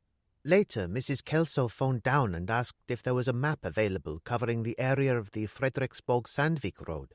One was sent up to her." "Anything else?" "Yes. The night porter was putting out kitchen refuse just before midnight when he saw Mr. Vogel and Mr. Stratton come into the yard with a third man he didn't know. They took one of the Land Rovers from the garage, but he didn't think anything of that, as they are hired out regularly to hotel guests. As he was going back into the kitchen, Mrs. Kelso came out of the back door and joined them. He said that Mr. Vogel kissed her. Then they all got into the Land Rover and drove away together." "She's certainly an expert at changing sides," Alana said bitterly. "Still think they've gone off on the schooner, Joe?" Deforge demanded. "No. I suppose it's pretty obvious what they're up to," I said. "They can reach Sandvik by road in 6 hours. I know that because I've done it myself. In fact, with luck on their side, they could be there by 5 or 5:30. "Is there a telephone?" Alana said. Gudrid shook her head. "There's a radio at the trading post, but the factor doesn't live on the premises. He has a farm up on the hill. He opens the post at 8 a.m. We could send a message then." "About 3 hours too late," Deforge said. Alana frowned in bewilderment. "But the whole thing is so pointless. Can't they see that? Where on earth do they go from Sandvik?" Which was exactly what I'd been thinking myself, and there seemed to be only one obvious solution. They've probably arranged a rendezvous with the schooner. "But what if it doesn't make it?" Deforge said. "You said yourself they must be insane to take her out in this fog. At this stage in the game they don't have much option, and there's always another possibility. The airport at Narsarsuaq. That's only a couple of hours from Sandvik by motorboat, and plenty of fishermen to take them if the price was right. They could have their pick of flights to Europe via Iceland or the other way to Canada or the States. So, it looks as if nothing can stop them." I shook my head, and what I said next shocked even me. "That isn't quite true. I could be at Sandvik in 40 minutes in the Otter, remember?" "In this fog?" Deforge laughed abruptly. "Who are you trying to kid? You can't see more than 20 yards in front of you. You wouldn't even get off the water. Taking off isn't the problem. It's landing at the other end that I don't fancy. I don't know whether you noticed, but one side of the Sandvig fjord consists of a 1,000-foot wall of rock. Deforge shook his head. Listen, Joe, I've got a license. I can fly myself. God knows I've done enough of it in pictures. But a flight like that is strictly for a nice big studio mock-up with the wind machines howling and the cameras just out there beyond the smoke. People don't do things like that in real life. That's all it took. Looking back now, I wonder if he was simply being extremely clever and goading me to do what I'd never seriously intended. If so, he succeeded admirably. I don't know what came over me, but I was suddenly seized by an excitement so intense that it was impossible to handle. As if he sensed what I was thinking, he said gently, "You'd never make it, Joe." "You're probably right," I said, "but I do know one thing. I'm going to have a damn good try." Ilana's face was pale, her eyes burning, but I had the door open and was away before she could say anything. I went to my room and changed into flying gear. By the time I was ready to go, some of my initial enthusiasm had evaporated, that was true, but I hadn't changed my mind, and, gripped by a strange fatalism, I went down the back stairs and crossed the yard to the garage. I dropped my bag into the rear of the Land Rover and paused. Gudrid's 2 suitcases were already in, and Deforge's Winchester in its worn case. I turned, and the 3 of them stepped out of the shadows. "Rotten morning," Deforge said brightly. "What exactly do you think you're playing at?" I demanded. Deforge seemed to give the matter due consideration. "Let's just say we're tired of the tedium of everyday life." "You must be raving mad, all of you," I began, as Ilana simply brushed past me and climbed into the Land Rover. I borrowed a dinghy with an outboard motor and checked my run from the end of the slipway out there into the fjord. It was all clear, and when I returned, Deforge had the engine warming up for me. I strapped myself into the pilot's seat and turned to look at the 2 girls. "Better close your eyes tight. This is going to be pretty hair-raising." That was the understatement of the age. To plunge headlong into that grey wall was probably the most psychologically terrifying thing I've ever done in my life, but I held on, giving her full throttle, lifting her at the earliest possible moment. 20 seconds later, we climbed out of the fog and turned south. It was certainly a spectacular flight. The fog covered the sea below like smoke in a valley, and to the east the peaks of the coastal range pushed through it majestically, an unforgettable sight. "It doesn't look too good, does it?" Deforge said, and strangely enough there was a smile on his face, and his eyes sparkled. "It's what things are like at Sandvig that matters," I told him grimly. "Worried?" There was a kind of challenge in his voice. "To be absolutely precise, frightened to death. If conditions are anything like this at the other end, you'd all better start praying." Gudrid turned pale and gripped the arm of her seat tightly. Ilana offered her a cigarette and said brightly, "He also likes to pull the wings off flies." "Thanks for the vote of confidence," I said, and concentrated on my flying. There was a kind of perverse comfort in having managed to transfer a little of my own fear onto someone else, and for the next half hour I simply sat there, trimming the controls when necessary, in a sort of reflex action, thinking about the whole strange business. From Vogel's point of view, the strength of his plan had been its essential simplicity, but that had also constituted its greatest weakness. A few careful steps across the tightrope, and he would have been home and dry. Unfortunately for him, there were 2 things he hadn't reckoned with: my own existence and Sarah Kelso's treachery. Which made me think of Arnie, and for a moment I saw him again, lying there behind the couch, blood on the wall, the most stupid and senseless part of the whole affair. Poor Arnie. What was it he had said? Take whatever is going, because you can never count on tomorrow. Perhaps he'd had something there after all.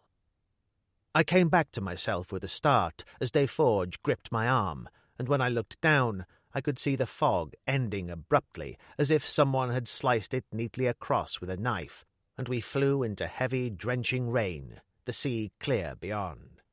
From then on, the whole thing was a bit of an anticlimax. Certainly, visibility in the fjord when we reached it was considerably reduced by the heavy rain, and a tracer of mist obscured Rasmussen's farm upon the hill, but the landing presented no difficulty at all. I swung in a wide circle, chose a course parallel with the great rock face on the other side of the fjord and 200 yards away from it, and put the otter down.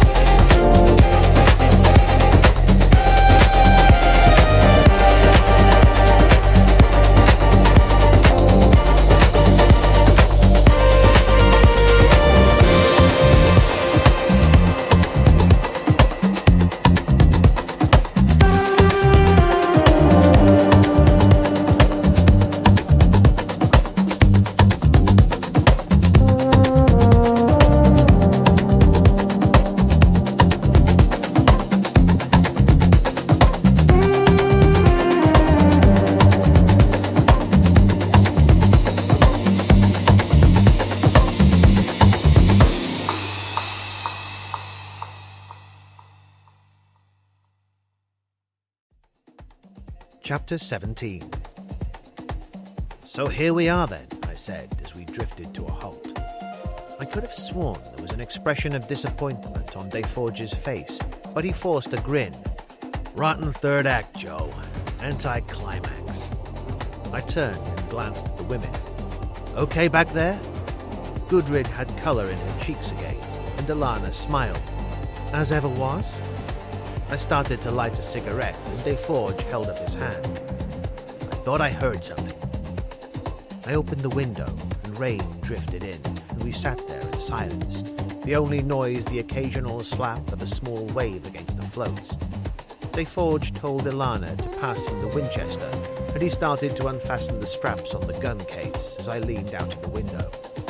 There was the muffled put-put of a small outboard motor somewhere near at hand, and then a voice called in Danish, and I relaxed. A small dinghy coasted out of the rain. Bergson, trading post factor, sitting in the stern. He cut the motor and drifted in beside the float. He grinned up, his beard spangled with tiny beads of moisture. "Morning, Joe. You're lucky. Half an hour ago, the fjord was choked with fog. Then the rain came in and cleared it all away. It was pretty bad when we left Frederiksborg," I said. Gudrid leaned forward. "Good morning, Mr. Bergson. How is my grandfather?" "Fine, Miss Rasmussen. I was with him last on the day before yesterday." He was obviously astonished to see her, but before he could carry on, I said quickly, "And not since then? Wasn't there some mail for him on the boat yesterday afternoon?" "I wouldn't know," he said. "The boat was delayed by fog and didn't get in till late last night, so I haven't got around to sorting out the mail yet. It's still in the bag at the store." "That's fine," I said. "When you open up, I think you'll find a package addressed to Gudrid, care of her grandfather. We can save you a trip." "But I don't understand." He was by now completely bewildered. "You don't need to. Just turn the boat round and we'll follow you in." He gave up, shrugged, and went back to the stern of his dinghy. While he busied himself starting the motor, I gave Deforge and Alana the substance of what had been said. "What happens when you've got your hands on the sparklers?" Deforge asked. "We'll borrow Bergson's old jeep and ride up to Olaf Rasmussen's place and warn him what's in the offing. We should be able to provide some sort of reception committee for Vogel and his friends.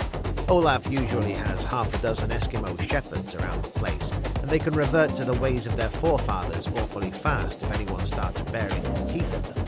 Gudrid shook her head. "But my grandfather will be on his own at the moment, Mr. Martin. Surely you haven't forgotten.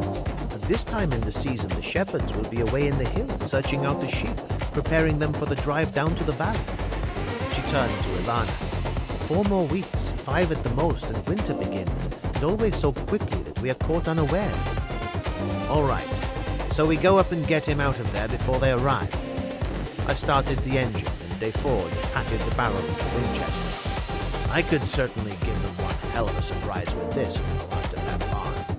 Hell, they'd be sitting ducks when they drove into the farm." With a cigarette dangling from the corner of his mouth, the Winchester across his knees, and the tousled hair falling across his forehead, the reckless gleam in his eyes, he looked too much like a still from one of his own pictures for comfort. I said shortly, "Don't be bloody stupid, Jack. We aren't on stage 6 now. This is for real. People die. They don't just pick themselves up off the floor at the end and take a vacation till the next script comes along." He blazed with anger, hands tightening on the gun. "I wasn't play acting in the rear turret of that B-29, you lying bastard. 31 trips, and then I got a slug through the thigh, and that was for real. I got medals, baby. What did they ever give you?" I could have said that I had medals too, whatever that proved. Only in my case, I'd been only too anxious to forget the whole stupid, senseless business as soon as possible. But I didn't. There wouldn't have been any point. I don't even think he'd have understood what I was trying to say. I had a brief glimpse of Alana's face out of the corner of my eye, shocked and, for some inexplicable reason, frightened, and I pushed up the throttle slowly and went after the dinghy. The constraint between Deforge and myself overshadowed everything, diminishing even the excitement of the moment when Bergson found the package in the mailbag and passed it to Gudrid. She tore off the outer wrapping and disclosed a cardboard shoebox carefully sealed with Scotch tape. "This is exactly as it was when Arnie gave it to me," she said. I took out a clasp knife and cut round the lid quickly. It contained a grey canvas money belt, each separate pouch bulging. I opened one and spilled a couple of the uncut gems into the palm of my hand. "So that's what they look like," Desolation said. I nodded.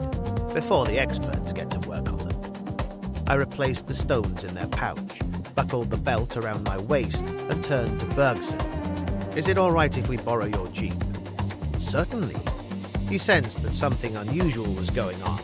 So much was obvious, and added awkwardly, "Look, if there's anything I can do—" "I don't think so." Desolation broke in harshly. "We're wasting time. Let's get out of here." He stalked outside, and I paused at the door behind Alana. "What's eating him, for God's sake?" She looked worried. "I don't know. Sometimes he gets like this, nervous and irrational, flaring up into a sudden rage at nothing at all. Perhaps he needs a drink." "More likely he's had too many for too long," I said sourly, and went outside. Desolation was sitting at the wheel of the jeep, the rifle beside him, and he glared up at me belligerently. "Any objections?" "Suit yourself." I climbed into the rear seat. Alana hesitated, obviously torn between us, but Gudrid solved the problem by getting into the passenger seat beside Desolation. "Well, make your mind up," he said irritably. "Are you coming or aren't you?" She didn't reply, just got into the rear seat beside me and stared straight in front of her, hands tightly clasped as we drove away. The rain was lifting a little now, not too much, but increasing visibility to 50 yards or so as we followed the winding dirt road up the hill.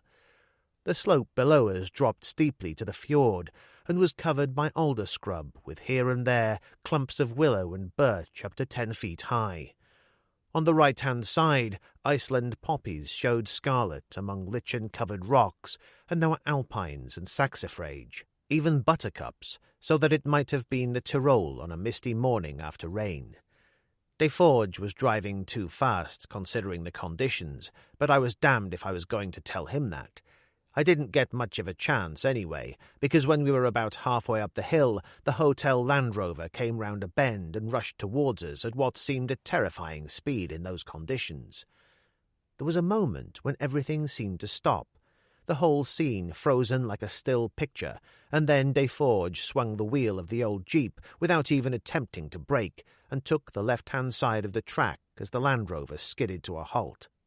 There couldn't have been more than a foot in it as we went by, and our offside rear wheels spun wildly, seeking a grip on thin air. The jeep dipped sideways, spilling me over the edge, and I tucked my head into my shoulder and yelled as I hit the dirt and rolled down the slope through the scrub. As I scrambled to my feet, the jeep roared like an angry lion and regained the road in a shower of dirt and gravel, and Desolation braked to a halt. Behind him, the Land Rover was already reversing, and Stratton stood up and grabbed the edge of the windscreen, an automatic ready in his hand. He loosed off a wild shot, and I shouted, "For God's sake, get moving! Get the women out of here! Make for the farm!"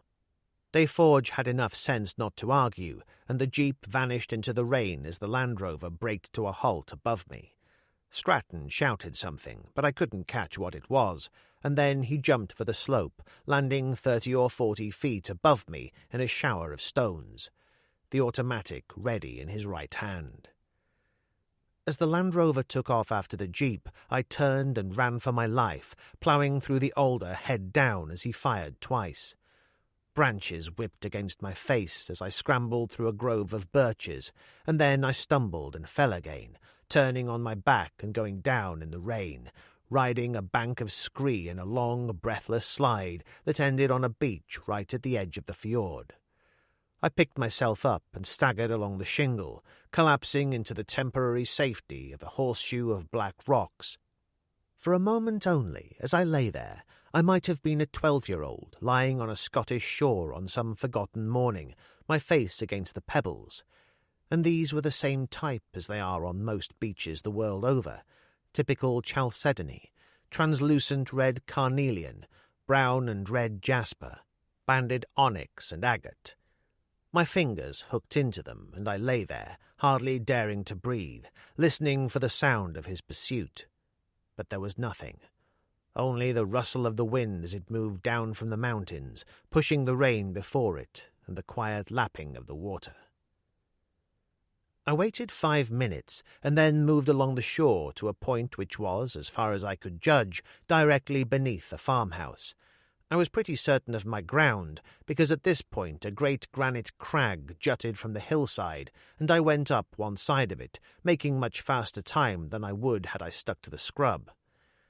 At this height there was still some fog, but it was thinning rapidly now, swirling around me in strange, menacing shapes.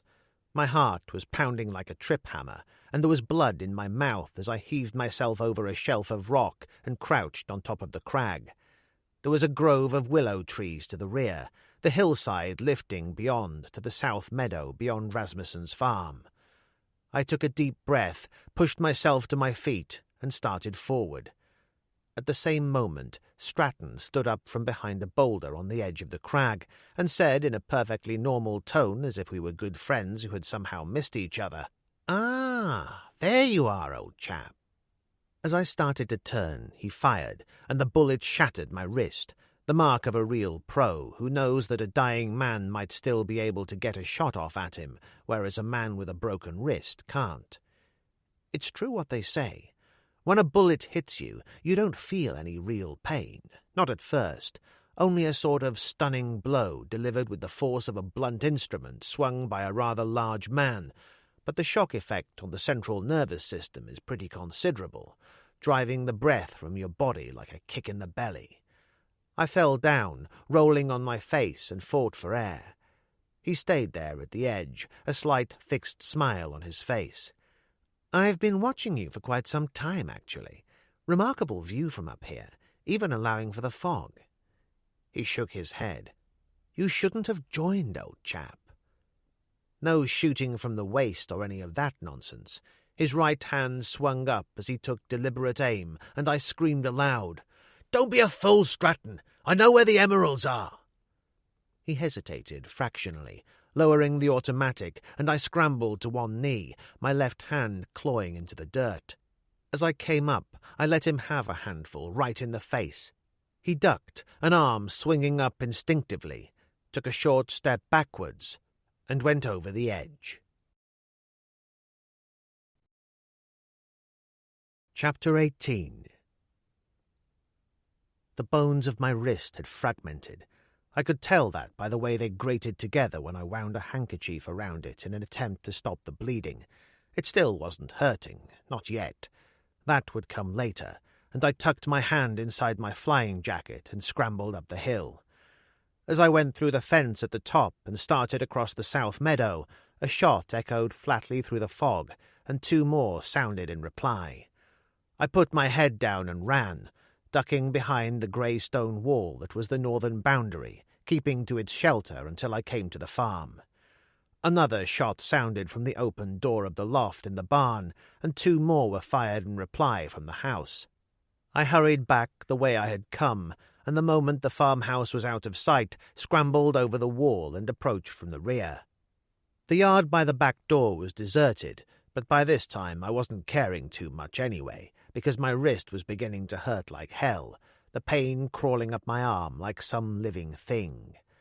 I ran across the yard, head down, expecting a bullet in the back at any second, but nothing happened, and then I was at the door, and it opened to receive me. I didn't stop running until I cannoned into the wall on the other side of the kitchen. Behind me, the door closed, and a bolt was rammed home. When I turned, wiping sweat from my eyes with my left hand, Dargama was standing facing me.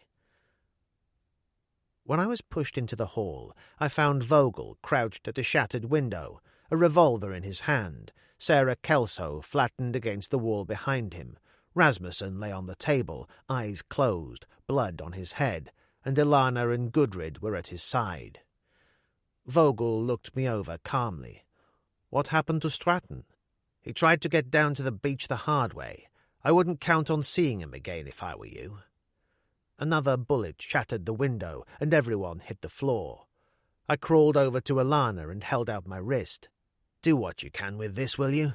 What happened here?" She pulled a silk scarf from her neck and bound my wrist tightly. "When we got here, Jack told us to get into the house. He said he was going to ambush them from the loft in the barn. What went wrong? They came in the back way. Stupid, but there it is." "This can't be his day for clear thinking," I said. "What about Rasmussen?" "He tried to tackle Vogel, and Garma hit him over the head with his gun." 2 more bullets smashed through the window, one of them ploughing into the floor, and Gudrid screamed. Vogel turned towards me, his back to the wall as he reloaded his revolver, a smear of blood on his cheek. "I think we've had enough of this nonsense. Come here, Miss Etan." She hesitated, and he nodded to Garma, who flung her forward. Vogel caught her by the hair, wrenched back her head, and touched the barrel of his revolver to her temple. "Mr. Martin," he said evenly, "go outside and tell Desforges I'll blow out his lady friend's brains if he doesn't come out of that barn within the next 2 minutes." I didn't even get a chance to think it over, because Garma dragged me to my feet, opened the door, and shoved me outside. I dropped to one knee, and a bullet chipped the wall behind the doorpost. From then on, he obviously recognized me, and I stumbled across the yard, shouting his name. As I ran into the entrance of the barn, he appeared at the edge of the loft above my head, and standing up there in his old parka, the Winchester ready for action, he wasn't Jack Desforges anymore. He was that other, legendary figure who had always seemed so much larger than life. As he dropped to the floor and moved towards me, I had the strange illusion that this was somehow a scene we had played many times before. And when he spoke, it might have been dialogue straight off page 57 of some script that had been specially written for him, the kind of film he had made a score of times. "You don't look too good, kid. What happened?" I told him about Stratton. "But that doesn't matter now. You've got to come in, Jack. Vogel swears he'll kill Ilana if you don't, and I got a strong impression that he means it." He nodded briefly, a strange, remote look in his eyes, as if his mind was elsewhere. "Okay, kid, if that's what you want. How do we know he won't pick us off on our way across the yard?" "We find that out in next week's episode." "I can't wait that long." He went out through the open door in 3 or 4 strides and dropped the Winchester on the ground. "Okay, Vogel, you win."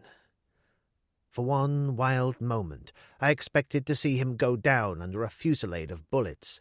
He stood there for a while, hands on hips as if waiting for something, and then the door across the yard opened, and Vogel came out, pushing Ilana in front of him. Sarah Kelso followed, Garma at her heels, but there was no sign of Gudrid, who had presumably stayed with the old man. We all met in the middle of the yard in a kind of awkward silence. Vogel spoke first. "The emeralds, please, Mr. Martin." I hesitated, and Desforges said, and it was as if he was somehow in command, "Give them to him, Joe." I unstrapped the belt and tossed it across. Vogel hefted it in his hand, face quite calm. A long wait. Ilana moved suddenly to join Desforges and me, and swung to face the Austrian. "And what happens now, Mr. Vogel? Do we get what you gave Arnie Fassberg?" Vogel smiled gently. "My dear Miss Etan, like most determined sinners, I'm quite prepared to carry the burden of my own misdeeds, but I certainly object to being made responsible for someone else's. I don't know who killed the unfortunate Mr. Fassberg, but it certainly wasn't me or any of my associates." There was no reason for him to lie, none at all, and Ilana turned and stared at me blankly. "But who, Joe? Who else could it have been?" "Only one person I can think of," I said. "The person who told him about the emeralds in the first place." Sarah Kelso seemed to shrink visibly, the skin tightening across her cheeks, a hand going to her mouth involuntarily as she took a hurried step backwards. "Oh, no. Never in 1,000 years." "But it had to be you," I said. "There is no one else." For a long moment she seemed to be struck dumb, and it was Desforges who spoke, his voice quiet and calm, and very, very tired. Sure there was, kid. There was me. She found that letter at the Frederick smut, remember? The one from Milt Gold? She knew I'd reached the end of the line. The night you came back from the ice cap, the night she was really certain for the first time that Arnie had made a fool of her, she brought me out here to the barn. I thought it was just for a tumble in the hay, but there was more to it than that. A lot more.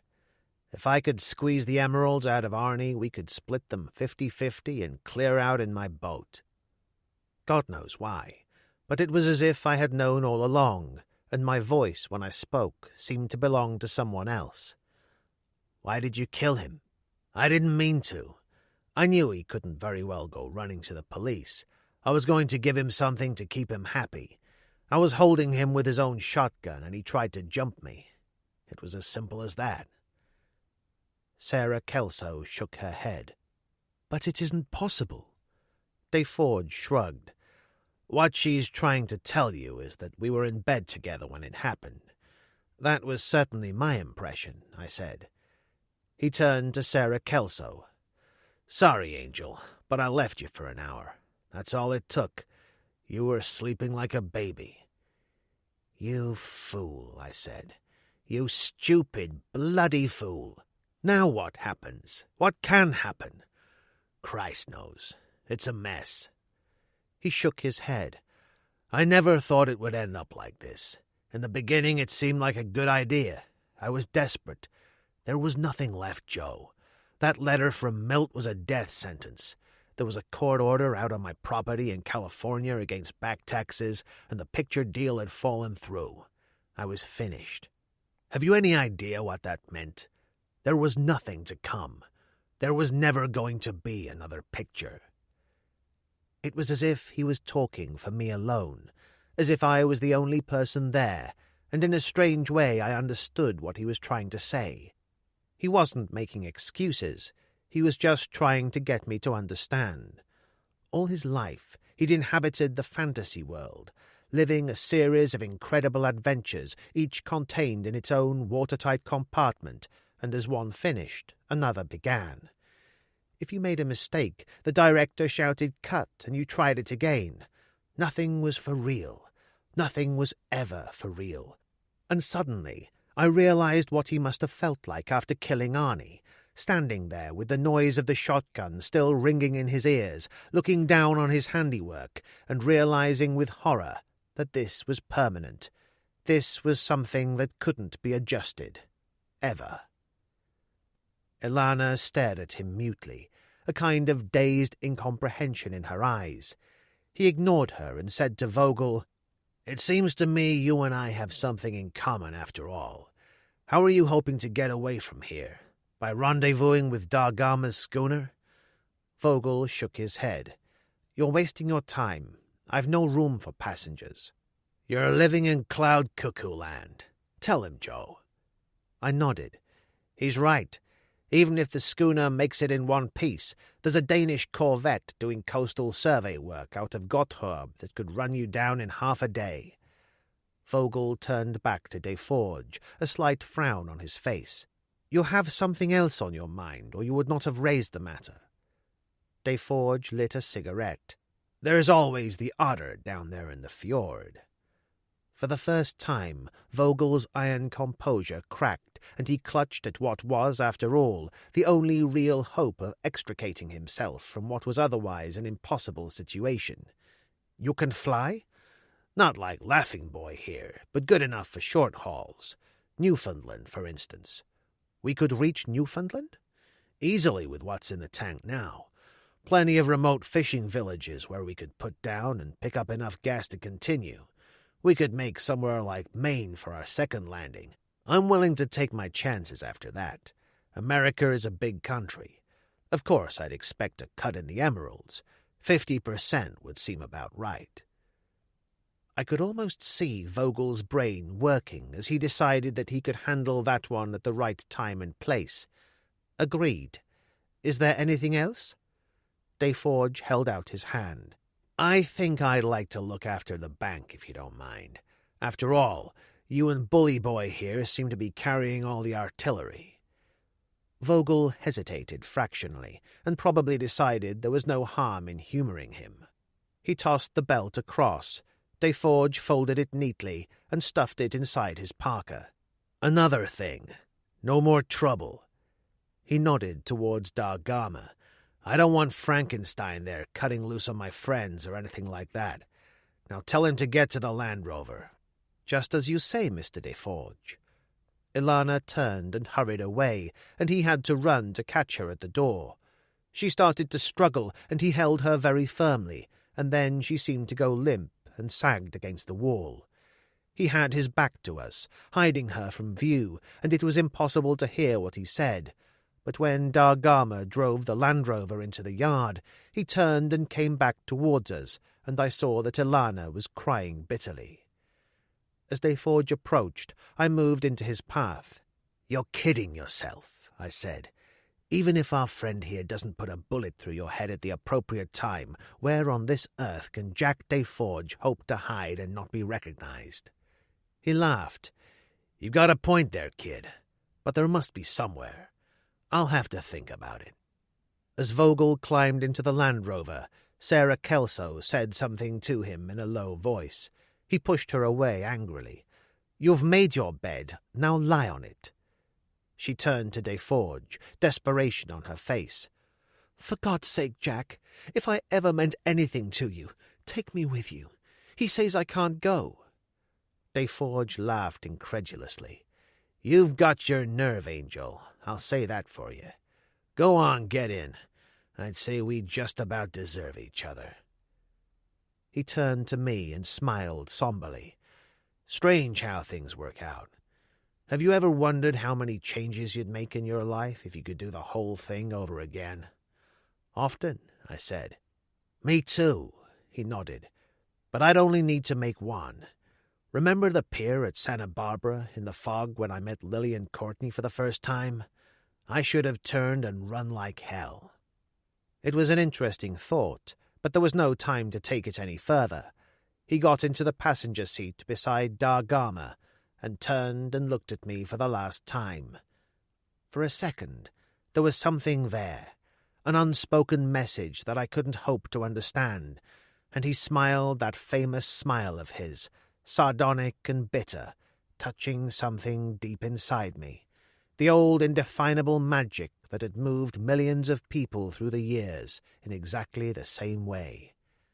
And then he was gone, the Land Rover disappearing into the rain with a roar. When I turned, Ilana had sunk down on her knees beside the door, leaning against the wall, crying steadily.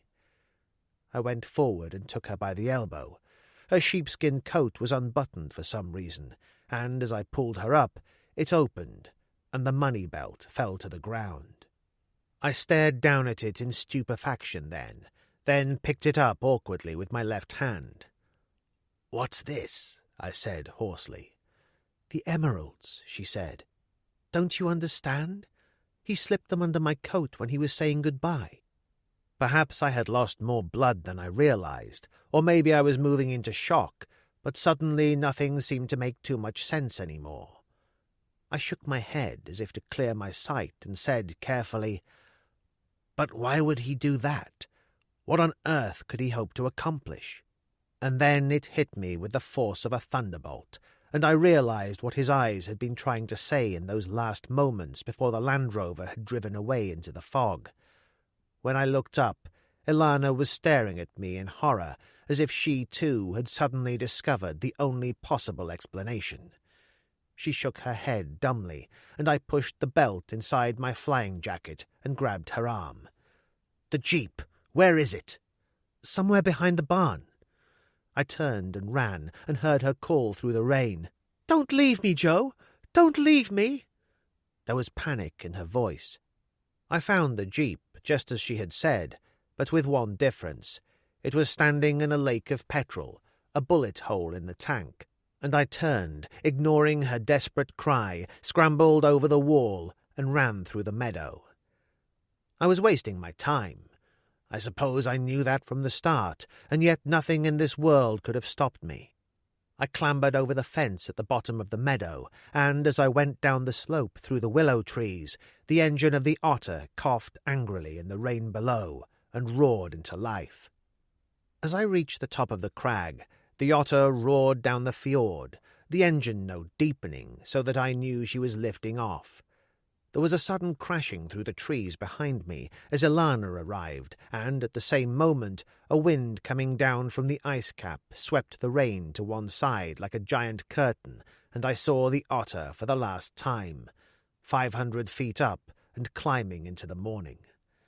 And then she turned, as I knew she would, and came back across the fjord, heading straight for that great wall of stone, and going like a bomb. God knows what happened in that cabin during those last few minutes. I suppose Vogel must have emptied his gun into him, but he held her on the course of his own choosing, straight and true. Jack Deforge, that magnificent, wonderful bastard, going out as he had lived, in a blaze of glory. The explosion echoed between the hills as a ball of fire erupted against the side of the mountain, and then, mercifully, the wind died, and the curtain of rain dropped back into place. I think that at that moment I could have sat down and wept for him, and for the cruel, senseless waste of it all, but there was no time for that now.